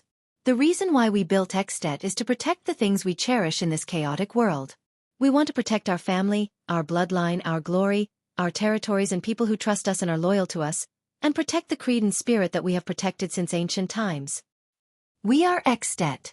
Rockney punched his own chest. The emblem of the Knight's Code on his shoulder trembled slightly. At will only exist if we, the people who protect it and acknowledge it, exist first. Rockney spat fiercely. If we have to sacrifice, pay, and discard the things we once swore to protect for the sake of the illusory At you speak of, then At would lose the reason for its existence in the first place. What would be left of it? It's just another tyrant's toy, another ancient empire that was forcefully gathered under violence and oppression, forcing its people to acknowledge it and sacrifice themselves for an empire that actually has nothing to do with them. Ronnie looked at Lampard with disgust. Tell that to the Constellations, Lampard retorted fiercely. When they send you or your descendants to the guillotine. Be sent to the guillotine by them, or be sent to the guillotine by you, Rockney retorted sharply. To be honest, I can't see which is worse. Lampard suddenly raised his hand and pointed at Thales. The prince was slightly taken aback. But everything that this boy said, the decline, the seizure of power, the revolution, the so-called end of our road, none of that has happened yet. He gritted his teeth and said, You're here worrying about the future of your great-grandson? Everyone. Lampard took a deep breath. Even if the things we are worried about happen, as long as we work together, I believe we can definitely find a way to overcome it. Would we, the archdukes, still turn a blind eye to the problem before us? The Archduke of Black Sand region seemed to have recovered from his earlier impulsiveness. He stared at every archduke seriously. But before that, we must take measures. Our enemies, who are right in front of us and have been enemies for hundreds of years, are rubbing their hands together and gradually recovering their strength.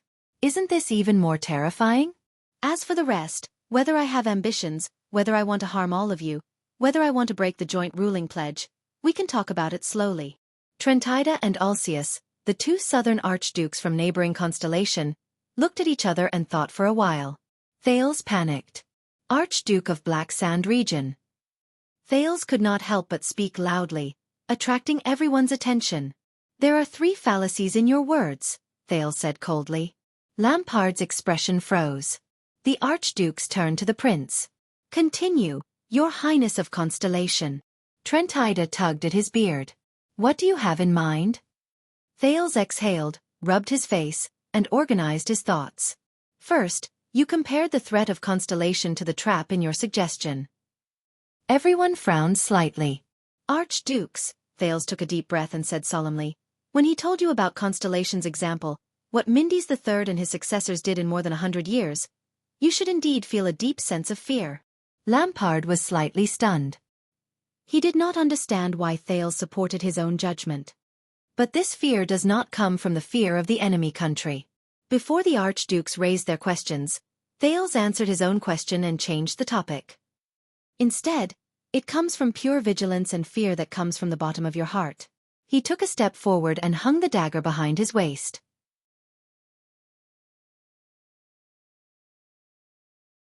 He revealed the most solemn and gloomy expression the prince knew of. This is no longer the overused struggle scenes in knight novels. It is no longer the short-sighted political tactics of brainless nobles, such as assassinations, framing, marriage alliances, fighting for land, wars and so on, Thales said in a low voice, trying to lighten the mood with a neutral tone. Trentida narrowed his eyes and clicked his tongue. Short-sighted. Archduke Wuxia snorted in dissatisfaction. I do not mean to offend you, but... Thales gritted his teeth. But the virtuous king's actions are no longer in the above category. He raised his head. It is the ruler sitting on the throne. He is the one who silently grips the throats of the vassals, and then, step by step, little by little, inch by inch, slowly and weakly, but never stopping, he tightens that hand of power. The archdukes listened quietly.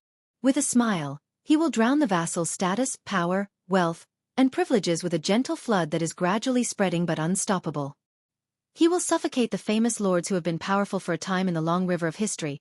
One by one, and one by one, they will never be able to rise again. Power will flow quietly and slowly in his chess game. History will roll forward menacingly between his fingers. As Thales pictured the amiable middle-aged king in the portrait, he suddenly felt a chill run down his spine. Such a path, such a change, and such a threat, once it begins, whether you notice it or not, it will no longer be within the range of the suzerain's control. It will not be the struggles and conflicts you are familiar with, Thales said with difficulty. Even if you put 10,000 supreme-class swordsmen of eradication in your bedroom, even if you build iron walls that reach the clouds in the city, even if you dig a moat that overflows for hundreds of miles outside the city, even if you win hundreds and thousands of legendary battles on the battlefield, even if you use rare wisdom and strategies to defeat countless powerful and terrifying enemies, even if you win a reputation and prestige that no one can match, even if you have the legendary Great Dragon and Calamity guarding your pillow day and night, you will not be able to stop this general trend. You will not be able to stop your destined decline and defeat. The Archduke's expressions became solemn. Lampard clenched his teeth. In the face of it, no matter how big, strong or boundless your power is just a joke. So what is scary is not the threat, but the fact that you know where the threat is, Thales said dejectedly. But you still can't do anything about it, and can only wait to be destroyed. The Archduke's expressions changed. Once you think of this threat happening behind your backs, will you still agree to Lampard and walk down this path hand in hand with him? Enough, Lampard said decisively and interrupted Thales with an angry expression. I have had enough of your baseless clamor and bewitchment, boy. He strode towards Thales. The prince shuddered. Saroma's face also turned pale. But Lampard was only halfway there when Archduke Rockney appeared in front of Thales. Step back, Lampard. Rockney tapped the hilt of the sword at his waist. His expression was cold. I have never sparred with you before, but I am very willing to try. Lampard's expression froze.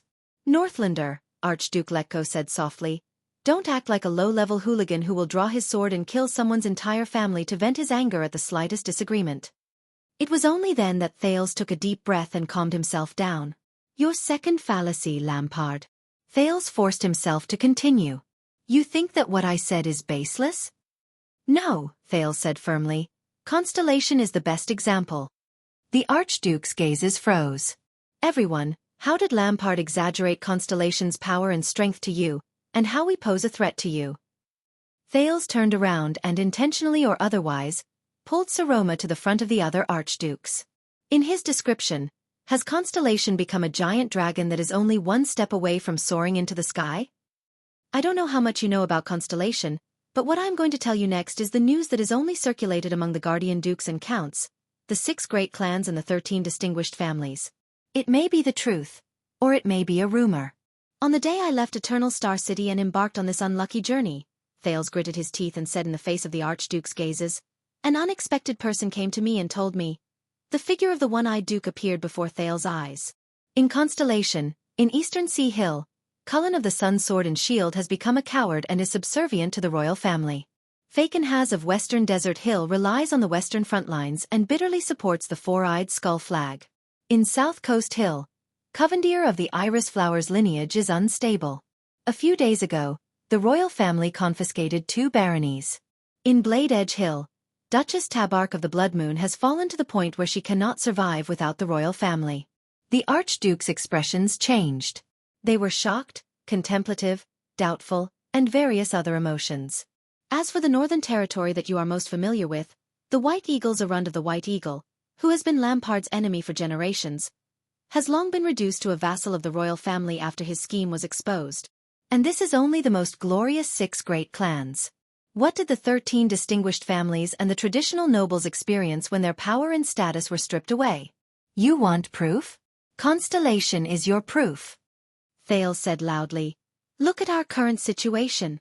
Did you think that the chaos in the National Conference was just an act?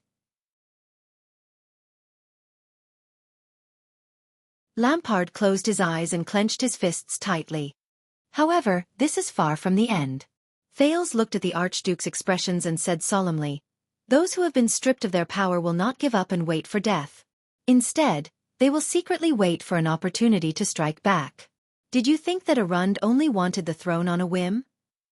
He took a step forward and pulled open the clothes in front of his chest, revealing the scar that was burned by Quide.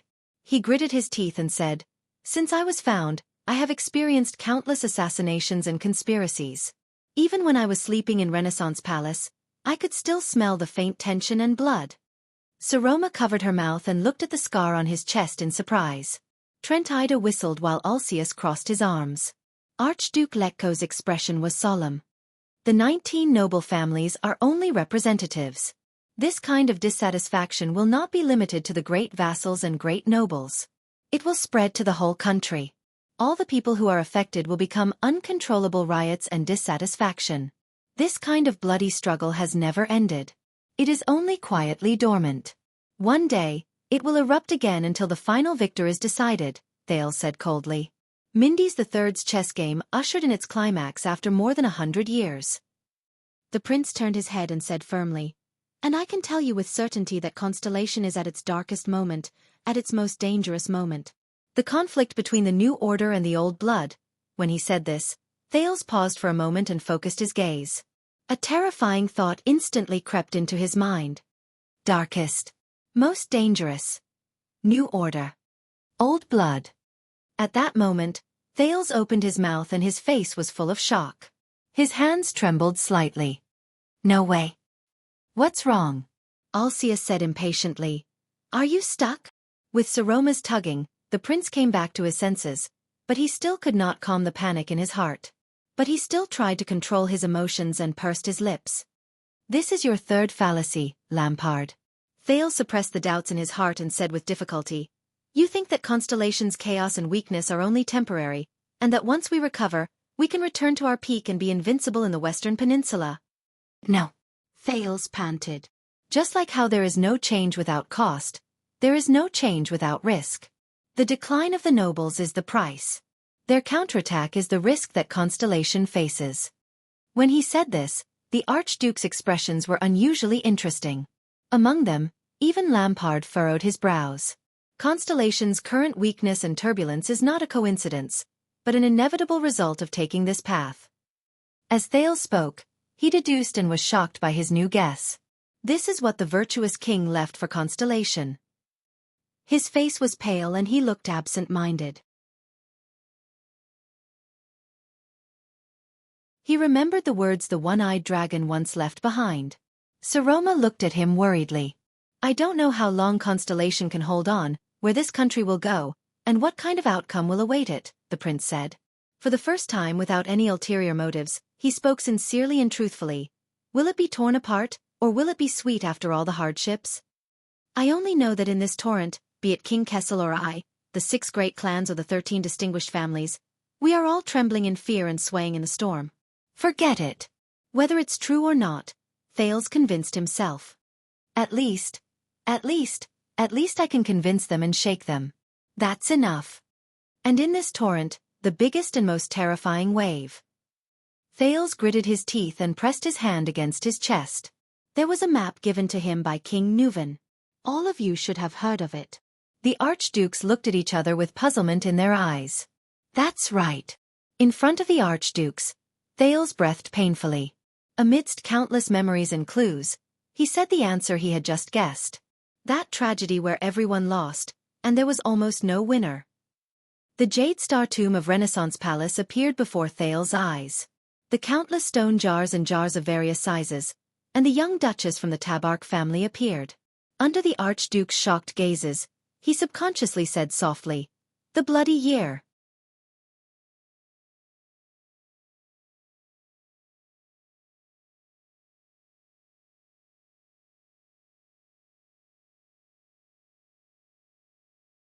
Miranda could only fight with all her might.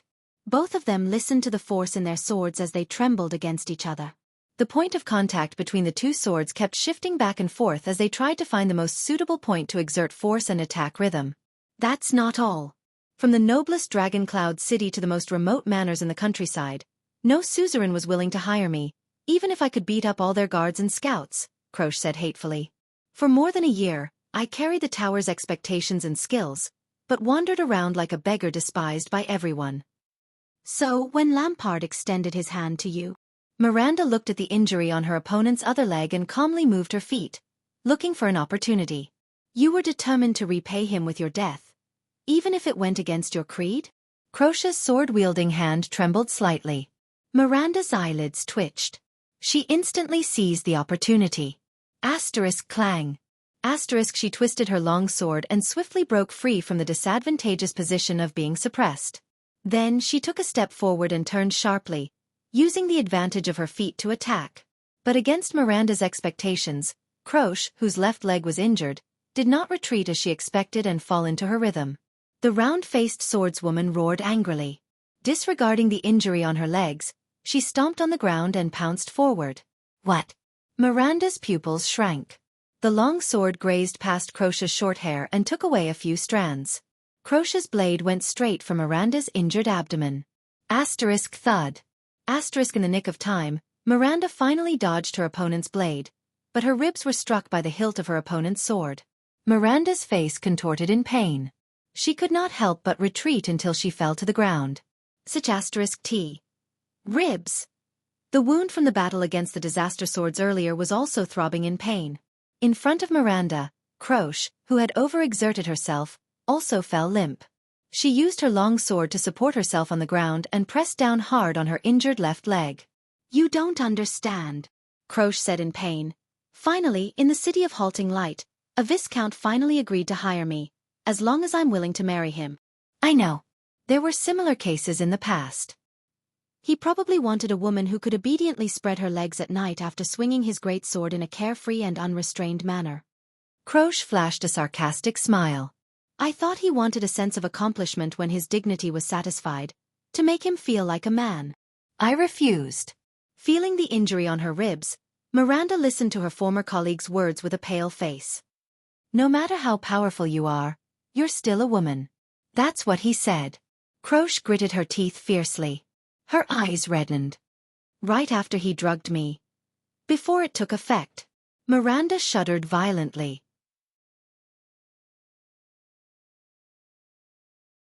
She stared incredulously at her friend, then at the mournful expression on Croce's face.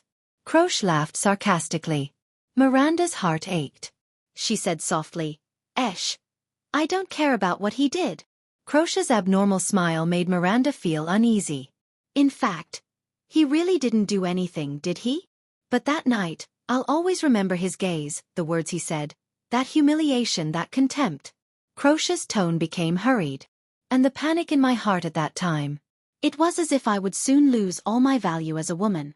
From that day onwards, I understood one thing. The Archduke of Black Sand Region's female guard captain's gaze turned cold. The reason why I run into walls everywhere and no one accepts me is not because I lack ability, not because my physique is not good, and not because I lack experience. Croche straightened her body while trembling. She placed her weight on her sword and said coldly, "I don't have enough experience," she said coldly. "But it was only because I was a woman." Miranda stared at her former best friend with grief and heartache. She felt a tightness in her chest. "Croche, you..." In Northland, they don't believe that a woman can become a warrior, fight with a sword, and survive independently. Croche's gaze became solemn. She staggered towards Miranda. "They don't allow it either.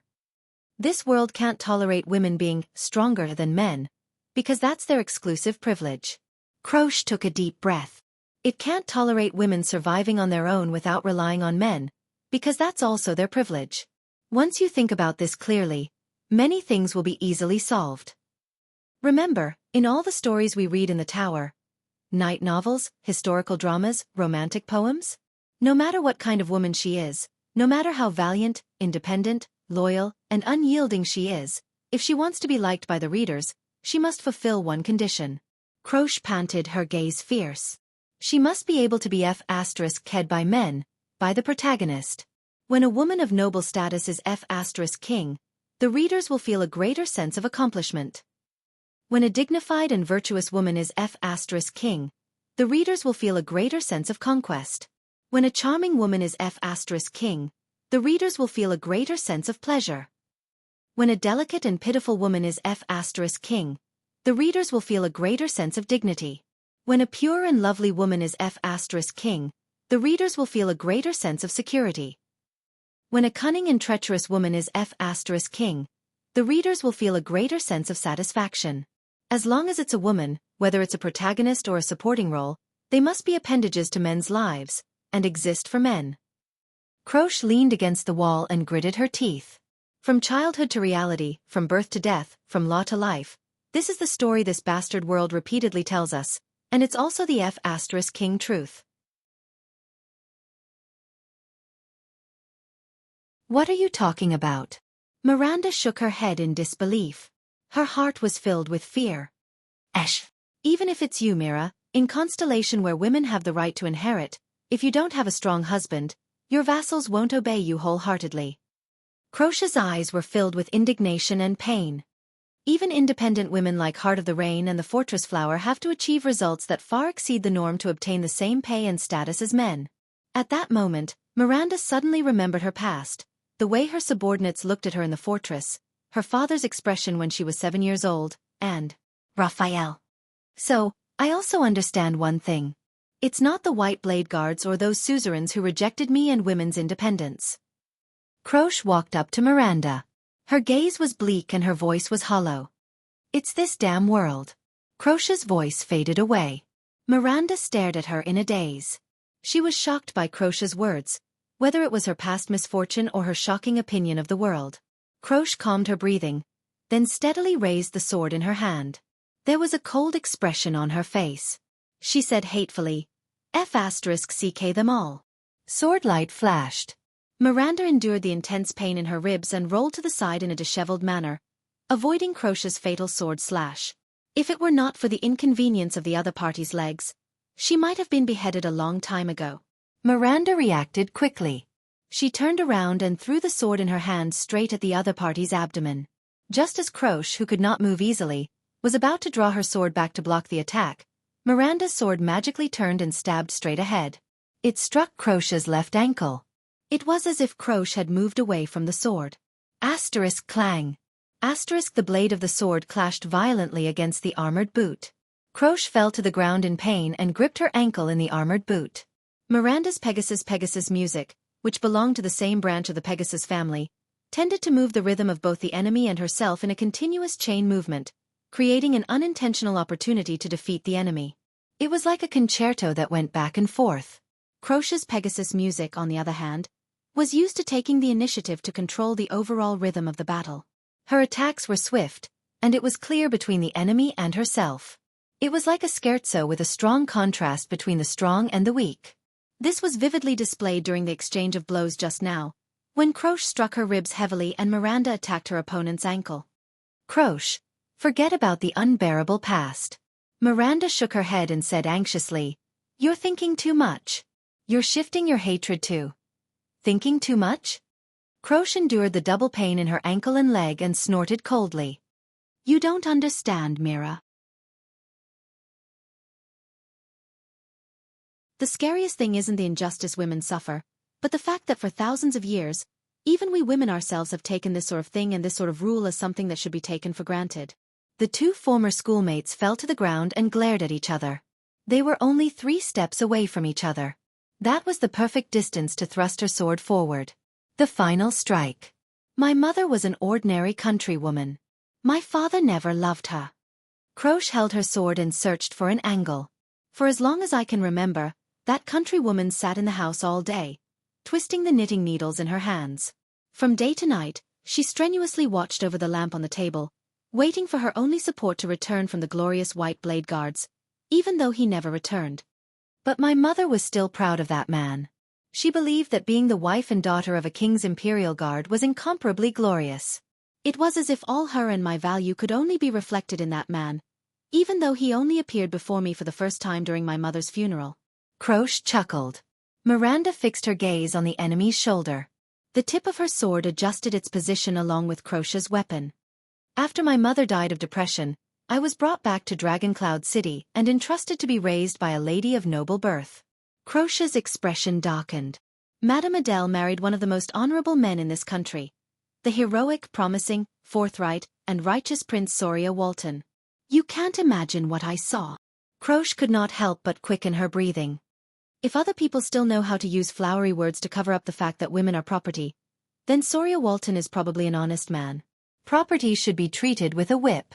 When I was young, I hid under the bed countless times with my hands over my mouth, trembling with fear when I heard that damn bastard enter the door. I heard Madame Adele's pained screams, listened to that bastard prince treat her like the lowliest female slave, and vented his dissatisfaction with his wife time and time again.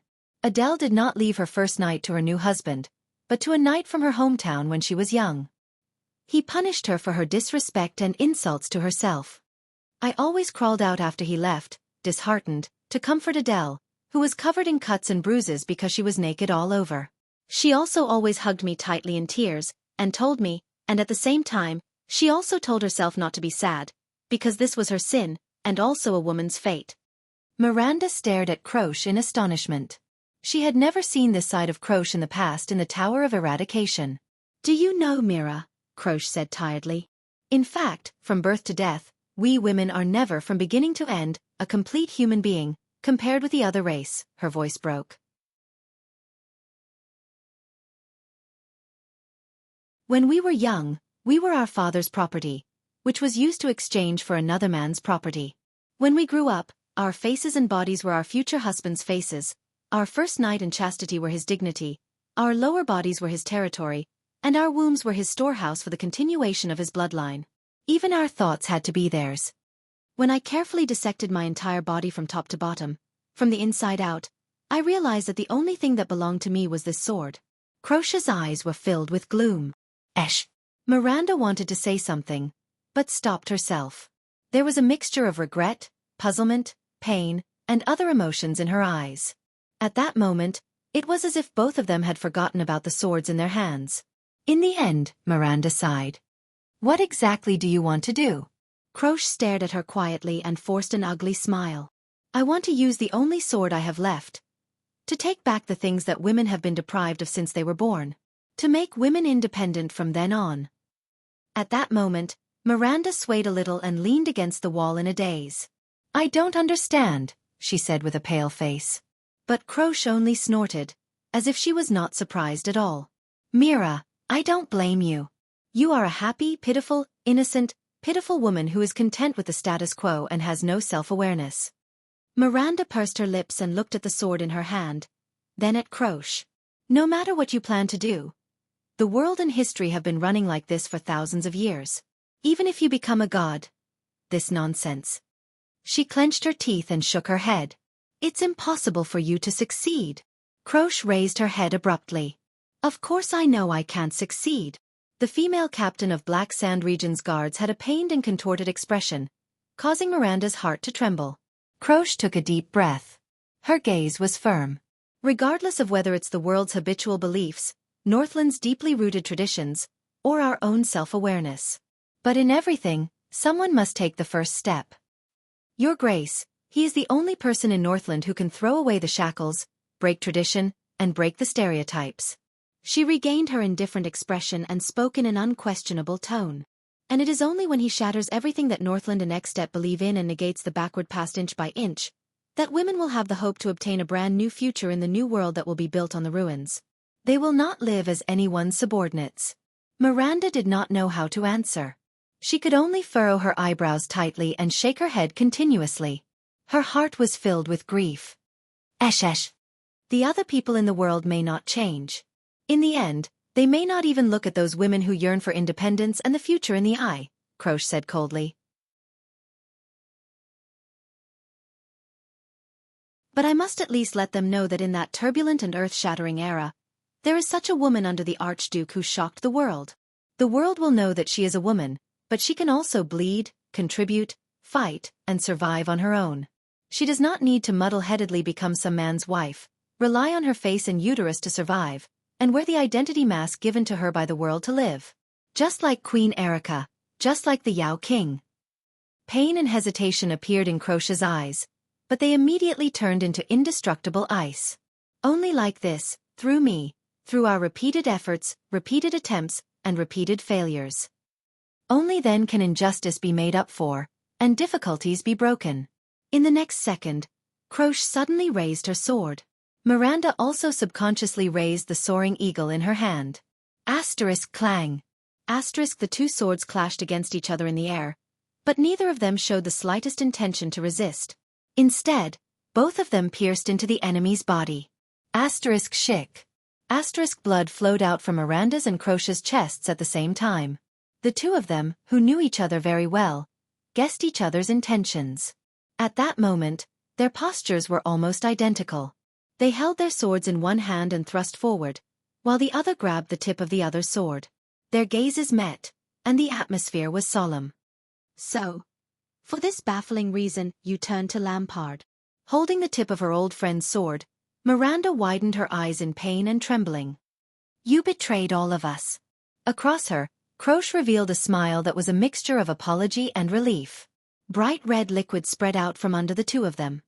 No, Mira, it's not baffling, Croche said softly. Her face trembled slightly, and tears flowed from her eyes. It's close at hand. It's just that you've already been trained by this world, to become accustomed to it. Miranda breathed absent-mindedly. She recalled everything that happened in the tower, and the scene before her eyes was a blur. His Grace, he carries the hopes and beliefs of so many people, including me. In her ears, Croche's voice grew further softer and more indistinct. He will definitely succeed. He must succeed.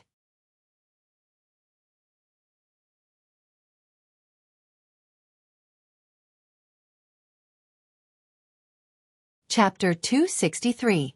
In the corridor near the armory of Heroic Spirit Palace, the Severing Soul's blade and the Soul Slayer pike were more than 10 meters away from each other. One of them was nailed to the wall, and the other lay quietly on the ground. The Soul Slayer pike let out a faint but ominous tremor that came and went intermittently. However, the two of them who should have noticed this did not have the time or energy to look at the weapon. Their battlefield had long since changed from the corridor to another place. Asterisk bang. Asterisk with a loud bang. A large wooden door was smashed open. In the darkness, two figures pounced into the room. This was an armory. The wide storage shelves were covered with layers of thick cloth, and in the darkness, there were all kinds of equipment. From long swords, nails, hammers to shields and armors, everything could be found here and there, and not a single one was to be found here. It was a special reserve set up by the White Blade Guards in Heroic Spirit Palace. The palace guards of Heroic Spirit Palace were trained according to standard equipment, and they did not need so many complicated and unique weapons. In the darkness, the calm Nicholas rolled. Following his memory, he extended his hand towards the nearest storage shelf. Listening to the voice behind him, he knew that the other party would not hesitate. Just like how he would not hesitate either. In the next second, Nicholas suddenly turned around in the darkness. The weapon in his hand danced in the air. Asterisk clang. Asterisk as expected, Nicholas felt his hand freeze. His weapon had encountered a man-made obstacle. In this sudden clash of weapons, both he and the enemy swayed a little. Using the force of the rebound, they retreated in the darkness. Nicholas retreated to the wall and found the position in his memory. He flipped the weapon in his hand backwards skillfully and drew sparks on an iron shelf. The eternal oil on the shelf quickly turned into flames and ignited the firewood in the brazier. Across from him, the enemy also used the flint beside him to light the brazier in the corner. The dark armory instantly lit up. Caslin stared at the single-edged battle-axe in Nicholas' hand. "Looks like you think the same as me," Caslin said, waving the broadsword he had just obtained. "In a battle, look for the weapon closest to you." Nicholas gestured with his lips and did not answer. Of course. This is one of the principles of the White Blade Guards. Back then, the person who taught me this. Nicholas did not speak. He lowered his gaze and held the handle of the axe with both hands. He swung the axe back and forth in front of him, skillfully drawing an X shape. Caslin smiled.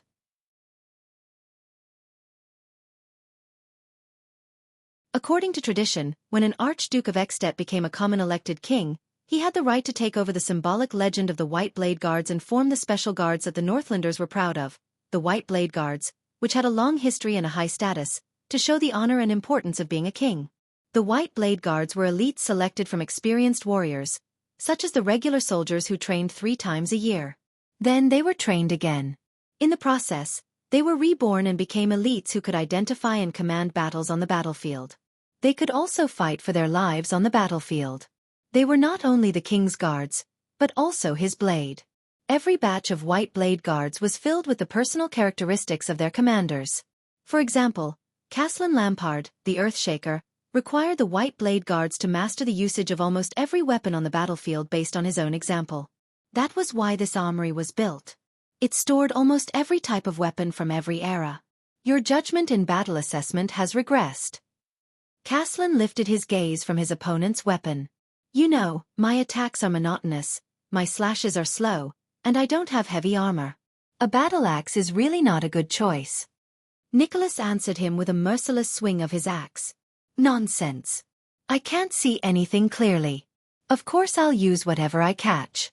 Asterisk bang. Asterisk Caslin parried his opponent's slash and swung his broadsword in a reverse grip. But it was once again blocked by Nicholas' instantaneous change of direction. Nicholas took 2 steps back. His heart was filled with anger. No. The broadsword is two-sided and flexible. As long as he counterattacks, I'll have to use some of my power of eradication to defend myself. When he thought of this, Nicholas swung his arms without hesitation. The battle axe left his hands and flew towards his enemy. Caslin parried the opponent's flying axe.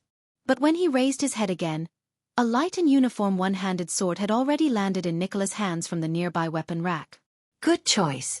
Caslin only had time to say these 2 words before Nicholas used his power of eradication to form a slash, a thrust, and a slash. There was almost no gap in between the slashes. In a few rounds, he moved around the gaps between the broadsword's 2-sided slash and nimbly attacked with the slash and thrust.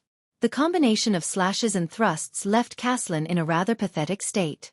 In the final strike, Caslin parried Nicholas' slash with great difficulty, but was forced into a corner by his opponent's change of attack.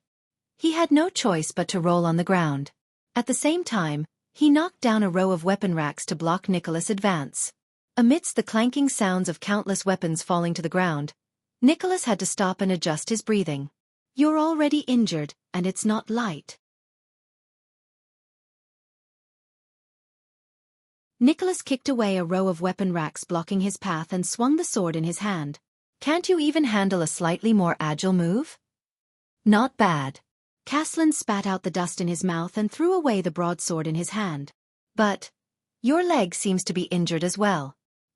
He grabbed the handle of a new weapon from the ground with his right hand and said flatly, "I guess it's not easy to dodge?" Looking at the new weapon in Caslin's hand, Nicholas' expression changed abruptly. As the weapon rack moved, the 3 chains connected to Caslin's handle were slowly straightened, and 3 metal balls covered in sharp spikes were pulled out. Without hesitation, Nicholas threw away the sword in his hand, turned around and fled. As expected, in the next moment, The three terrifying flail heads drew 3 arcs in the air and crashed into Nicholas' original spot. Asterisk bang. Asterisk stone chips flew everywhere. Nicholas knew that Caslin had found his weakness at the moment. The multi-headed flail. This weapon, which had a long handle and a hammerhead attached to it, was truly a lethal weapon on the battlefield. Not only was it powerful, but when it was swung, it could break bones and snap tendons. It was also because when it was swung, the number of comrades who died under its hands was as many as the number of enemies. If it were any other time, dodging it would be a piece of cake, but now, Nicholas gritted his teeth and endured the pain caused by the arrow wound on his leg. He did not stop moving, but he heard the sound of wind behind his ears. Without thinking, the Star Killer rolled on the ground. A stone chip kicked up by the flail head hit the back of Nicholas' head. Nicholas quickly got up and continued to flee. Asterisk bang. Asterisk Caslin swung the flail horizontally in a practiced manner. The flail head with the iron chain grazed past the weapon rack beside Nicholas and broke it into 3 pieces. The broken weapons scattered in the air. Nicholas dodged a falling dagger. But he knew that he could not stop until, while evading Caslin's attack, Nicholas turned around a stone pillar and finally found what he was looking for. In the next moment, Caslin swung the flail again. But his pupils shrank. Nicholas fell to the ground, and when he got up, there was a long weapon in his hand. The Star Killer turned around and faced Caslin.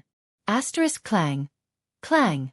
Asterisk the iron chain in the air coiled around an iron rod that suddenly appeared. Nicholas pulled back the long hilt in his hand. With a metallic sound, the iron chain circled around the iron rod twice and stopped moving. The flail head was locked tightly to the axe-shaped top of the iron rod. Caslin's heart clenched.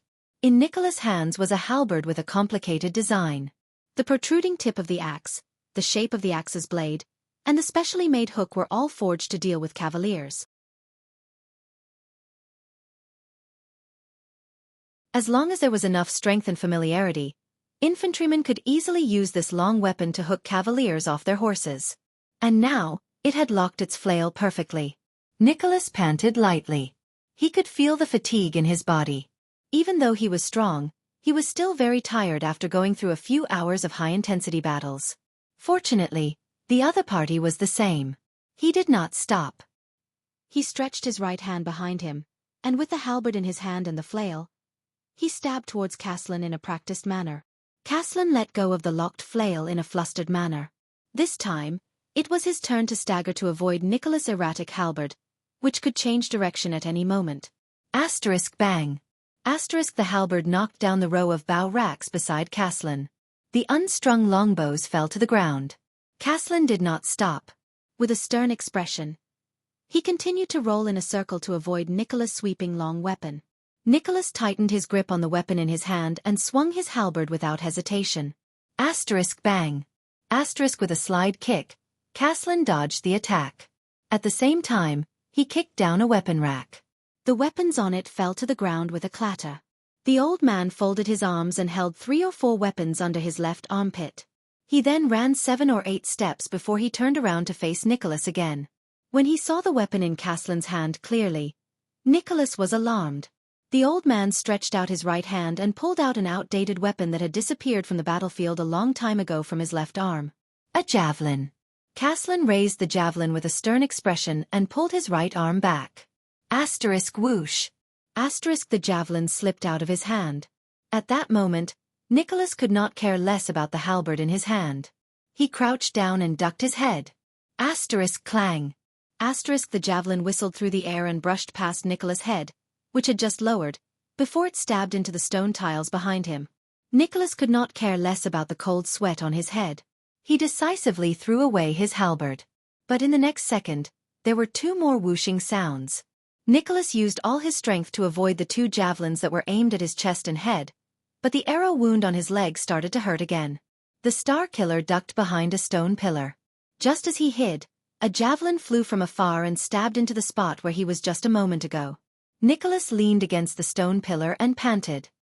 He anxiously searched for a new weapon, and cursed in his heart. As a white blade guard trained by Caslin, no one knew better than him how terrifying Caslin was. Caslin's strength and reflexes were terrifying, which earned him the title of Earthshaker. But the old commander's ultimate skill was that he was proficient in the usage and characteristics of almost every weapon.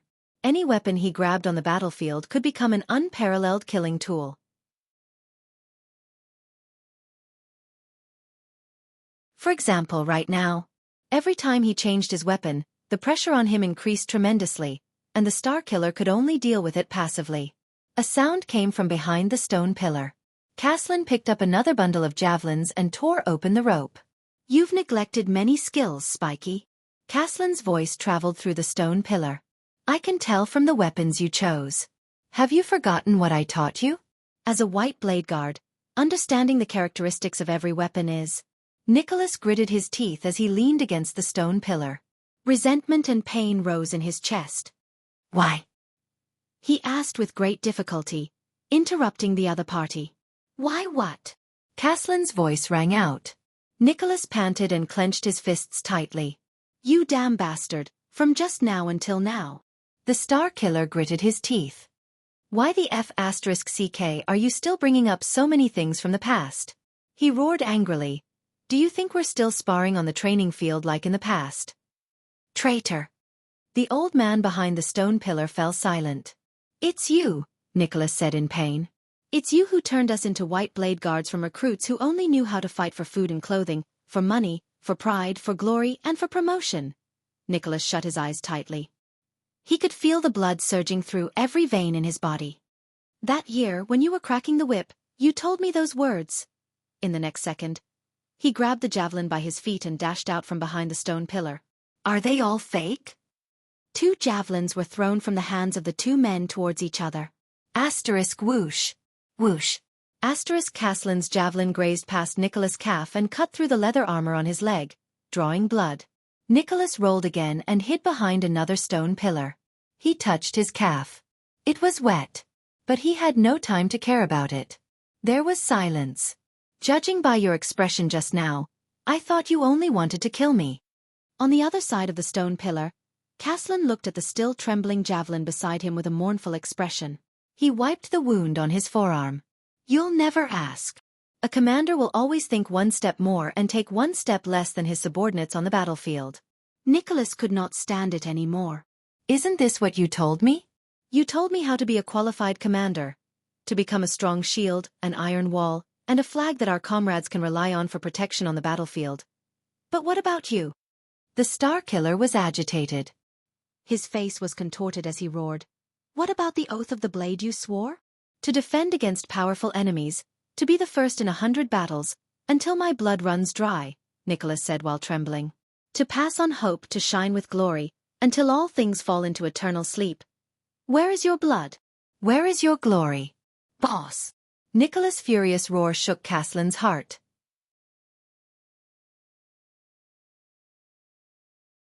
The armory fell into a long silence. Only the two of them were left panting. One was panting intensely, and the other was unstable. Finally, the old man spoke slowly. "Spiky, being a commander must be very tiring." Nicholas froze. Caslin lowered his eyelids and spoke softly. "It's been almost 20 years. How much darkness has King Nuven made you bear? How many secrets have you shouldered? How many things in there will make you feel guilty and unable to sleep at night? How many things will make you unable to talk about them?" The Star Killer gritted his teeth and did not answer. "But there was an indescribable sorrow in his heart," Caslin said quietly. "And you can only continue to instruct your subordinates in a righteous manner on the second day of training to be loyal, glorious, upright, and heroic white blade guards." I know it from the bottom of my heart," Caslin said bitterly. "That's right. As one of His Majesty's most trusted people, the most capable captain of his personal guards, and the commander of the White Blade Guards, the world will always remember your heroism on the battlefield and your might by the king's side. But behind the glamorous appearance, there are always those things that can't be avoided." Nicholas only furrowed his brows. His hands trembled slightly. "Nuven and I grew up together. We're as close as brothers. Far closer than my relationship with Holt." Caslin sighed softly. He took out the javelins in his hands one by one and lined them up in front of him for easy access. "More than 30 years ago, when I sat in the Tower of Eradication, faced with the test letter from my teacher to become a successor and the invitation letter from the newly crowned King Nuven to the White Blade Guards, I chose the latter without hesitation. I still remember the day I took up my post in Dragon Cloud City, the old man said quietly. Nuvan, who had just become the common elected king, brought me to stand on the cliff of the sky, covered in snow, and overlooked all of Dragon Cloud City. Caslin, His Majesty said, Caslin said bitterly, if I want to change Xdet, change this country. Nicholas shuddered. If I want to change this country, which is as great as it was in the past, but also as old as it was in the past, change this country that hasn't made any progress for more than 600 years. Will you help me? I didn't hesitate. Caslin heaved a long sigh. But I never realized what kind of path this was. You're tuning in to the Wisdom Diary YouTube channel. Don't forget to subscribe and join us on this journey to catch the most captivating stories.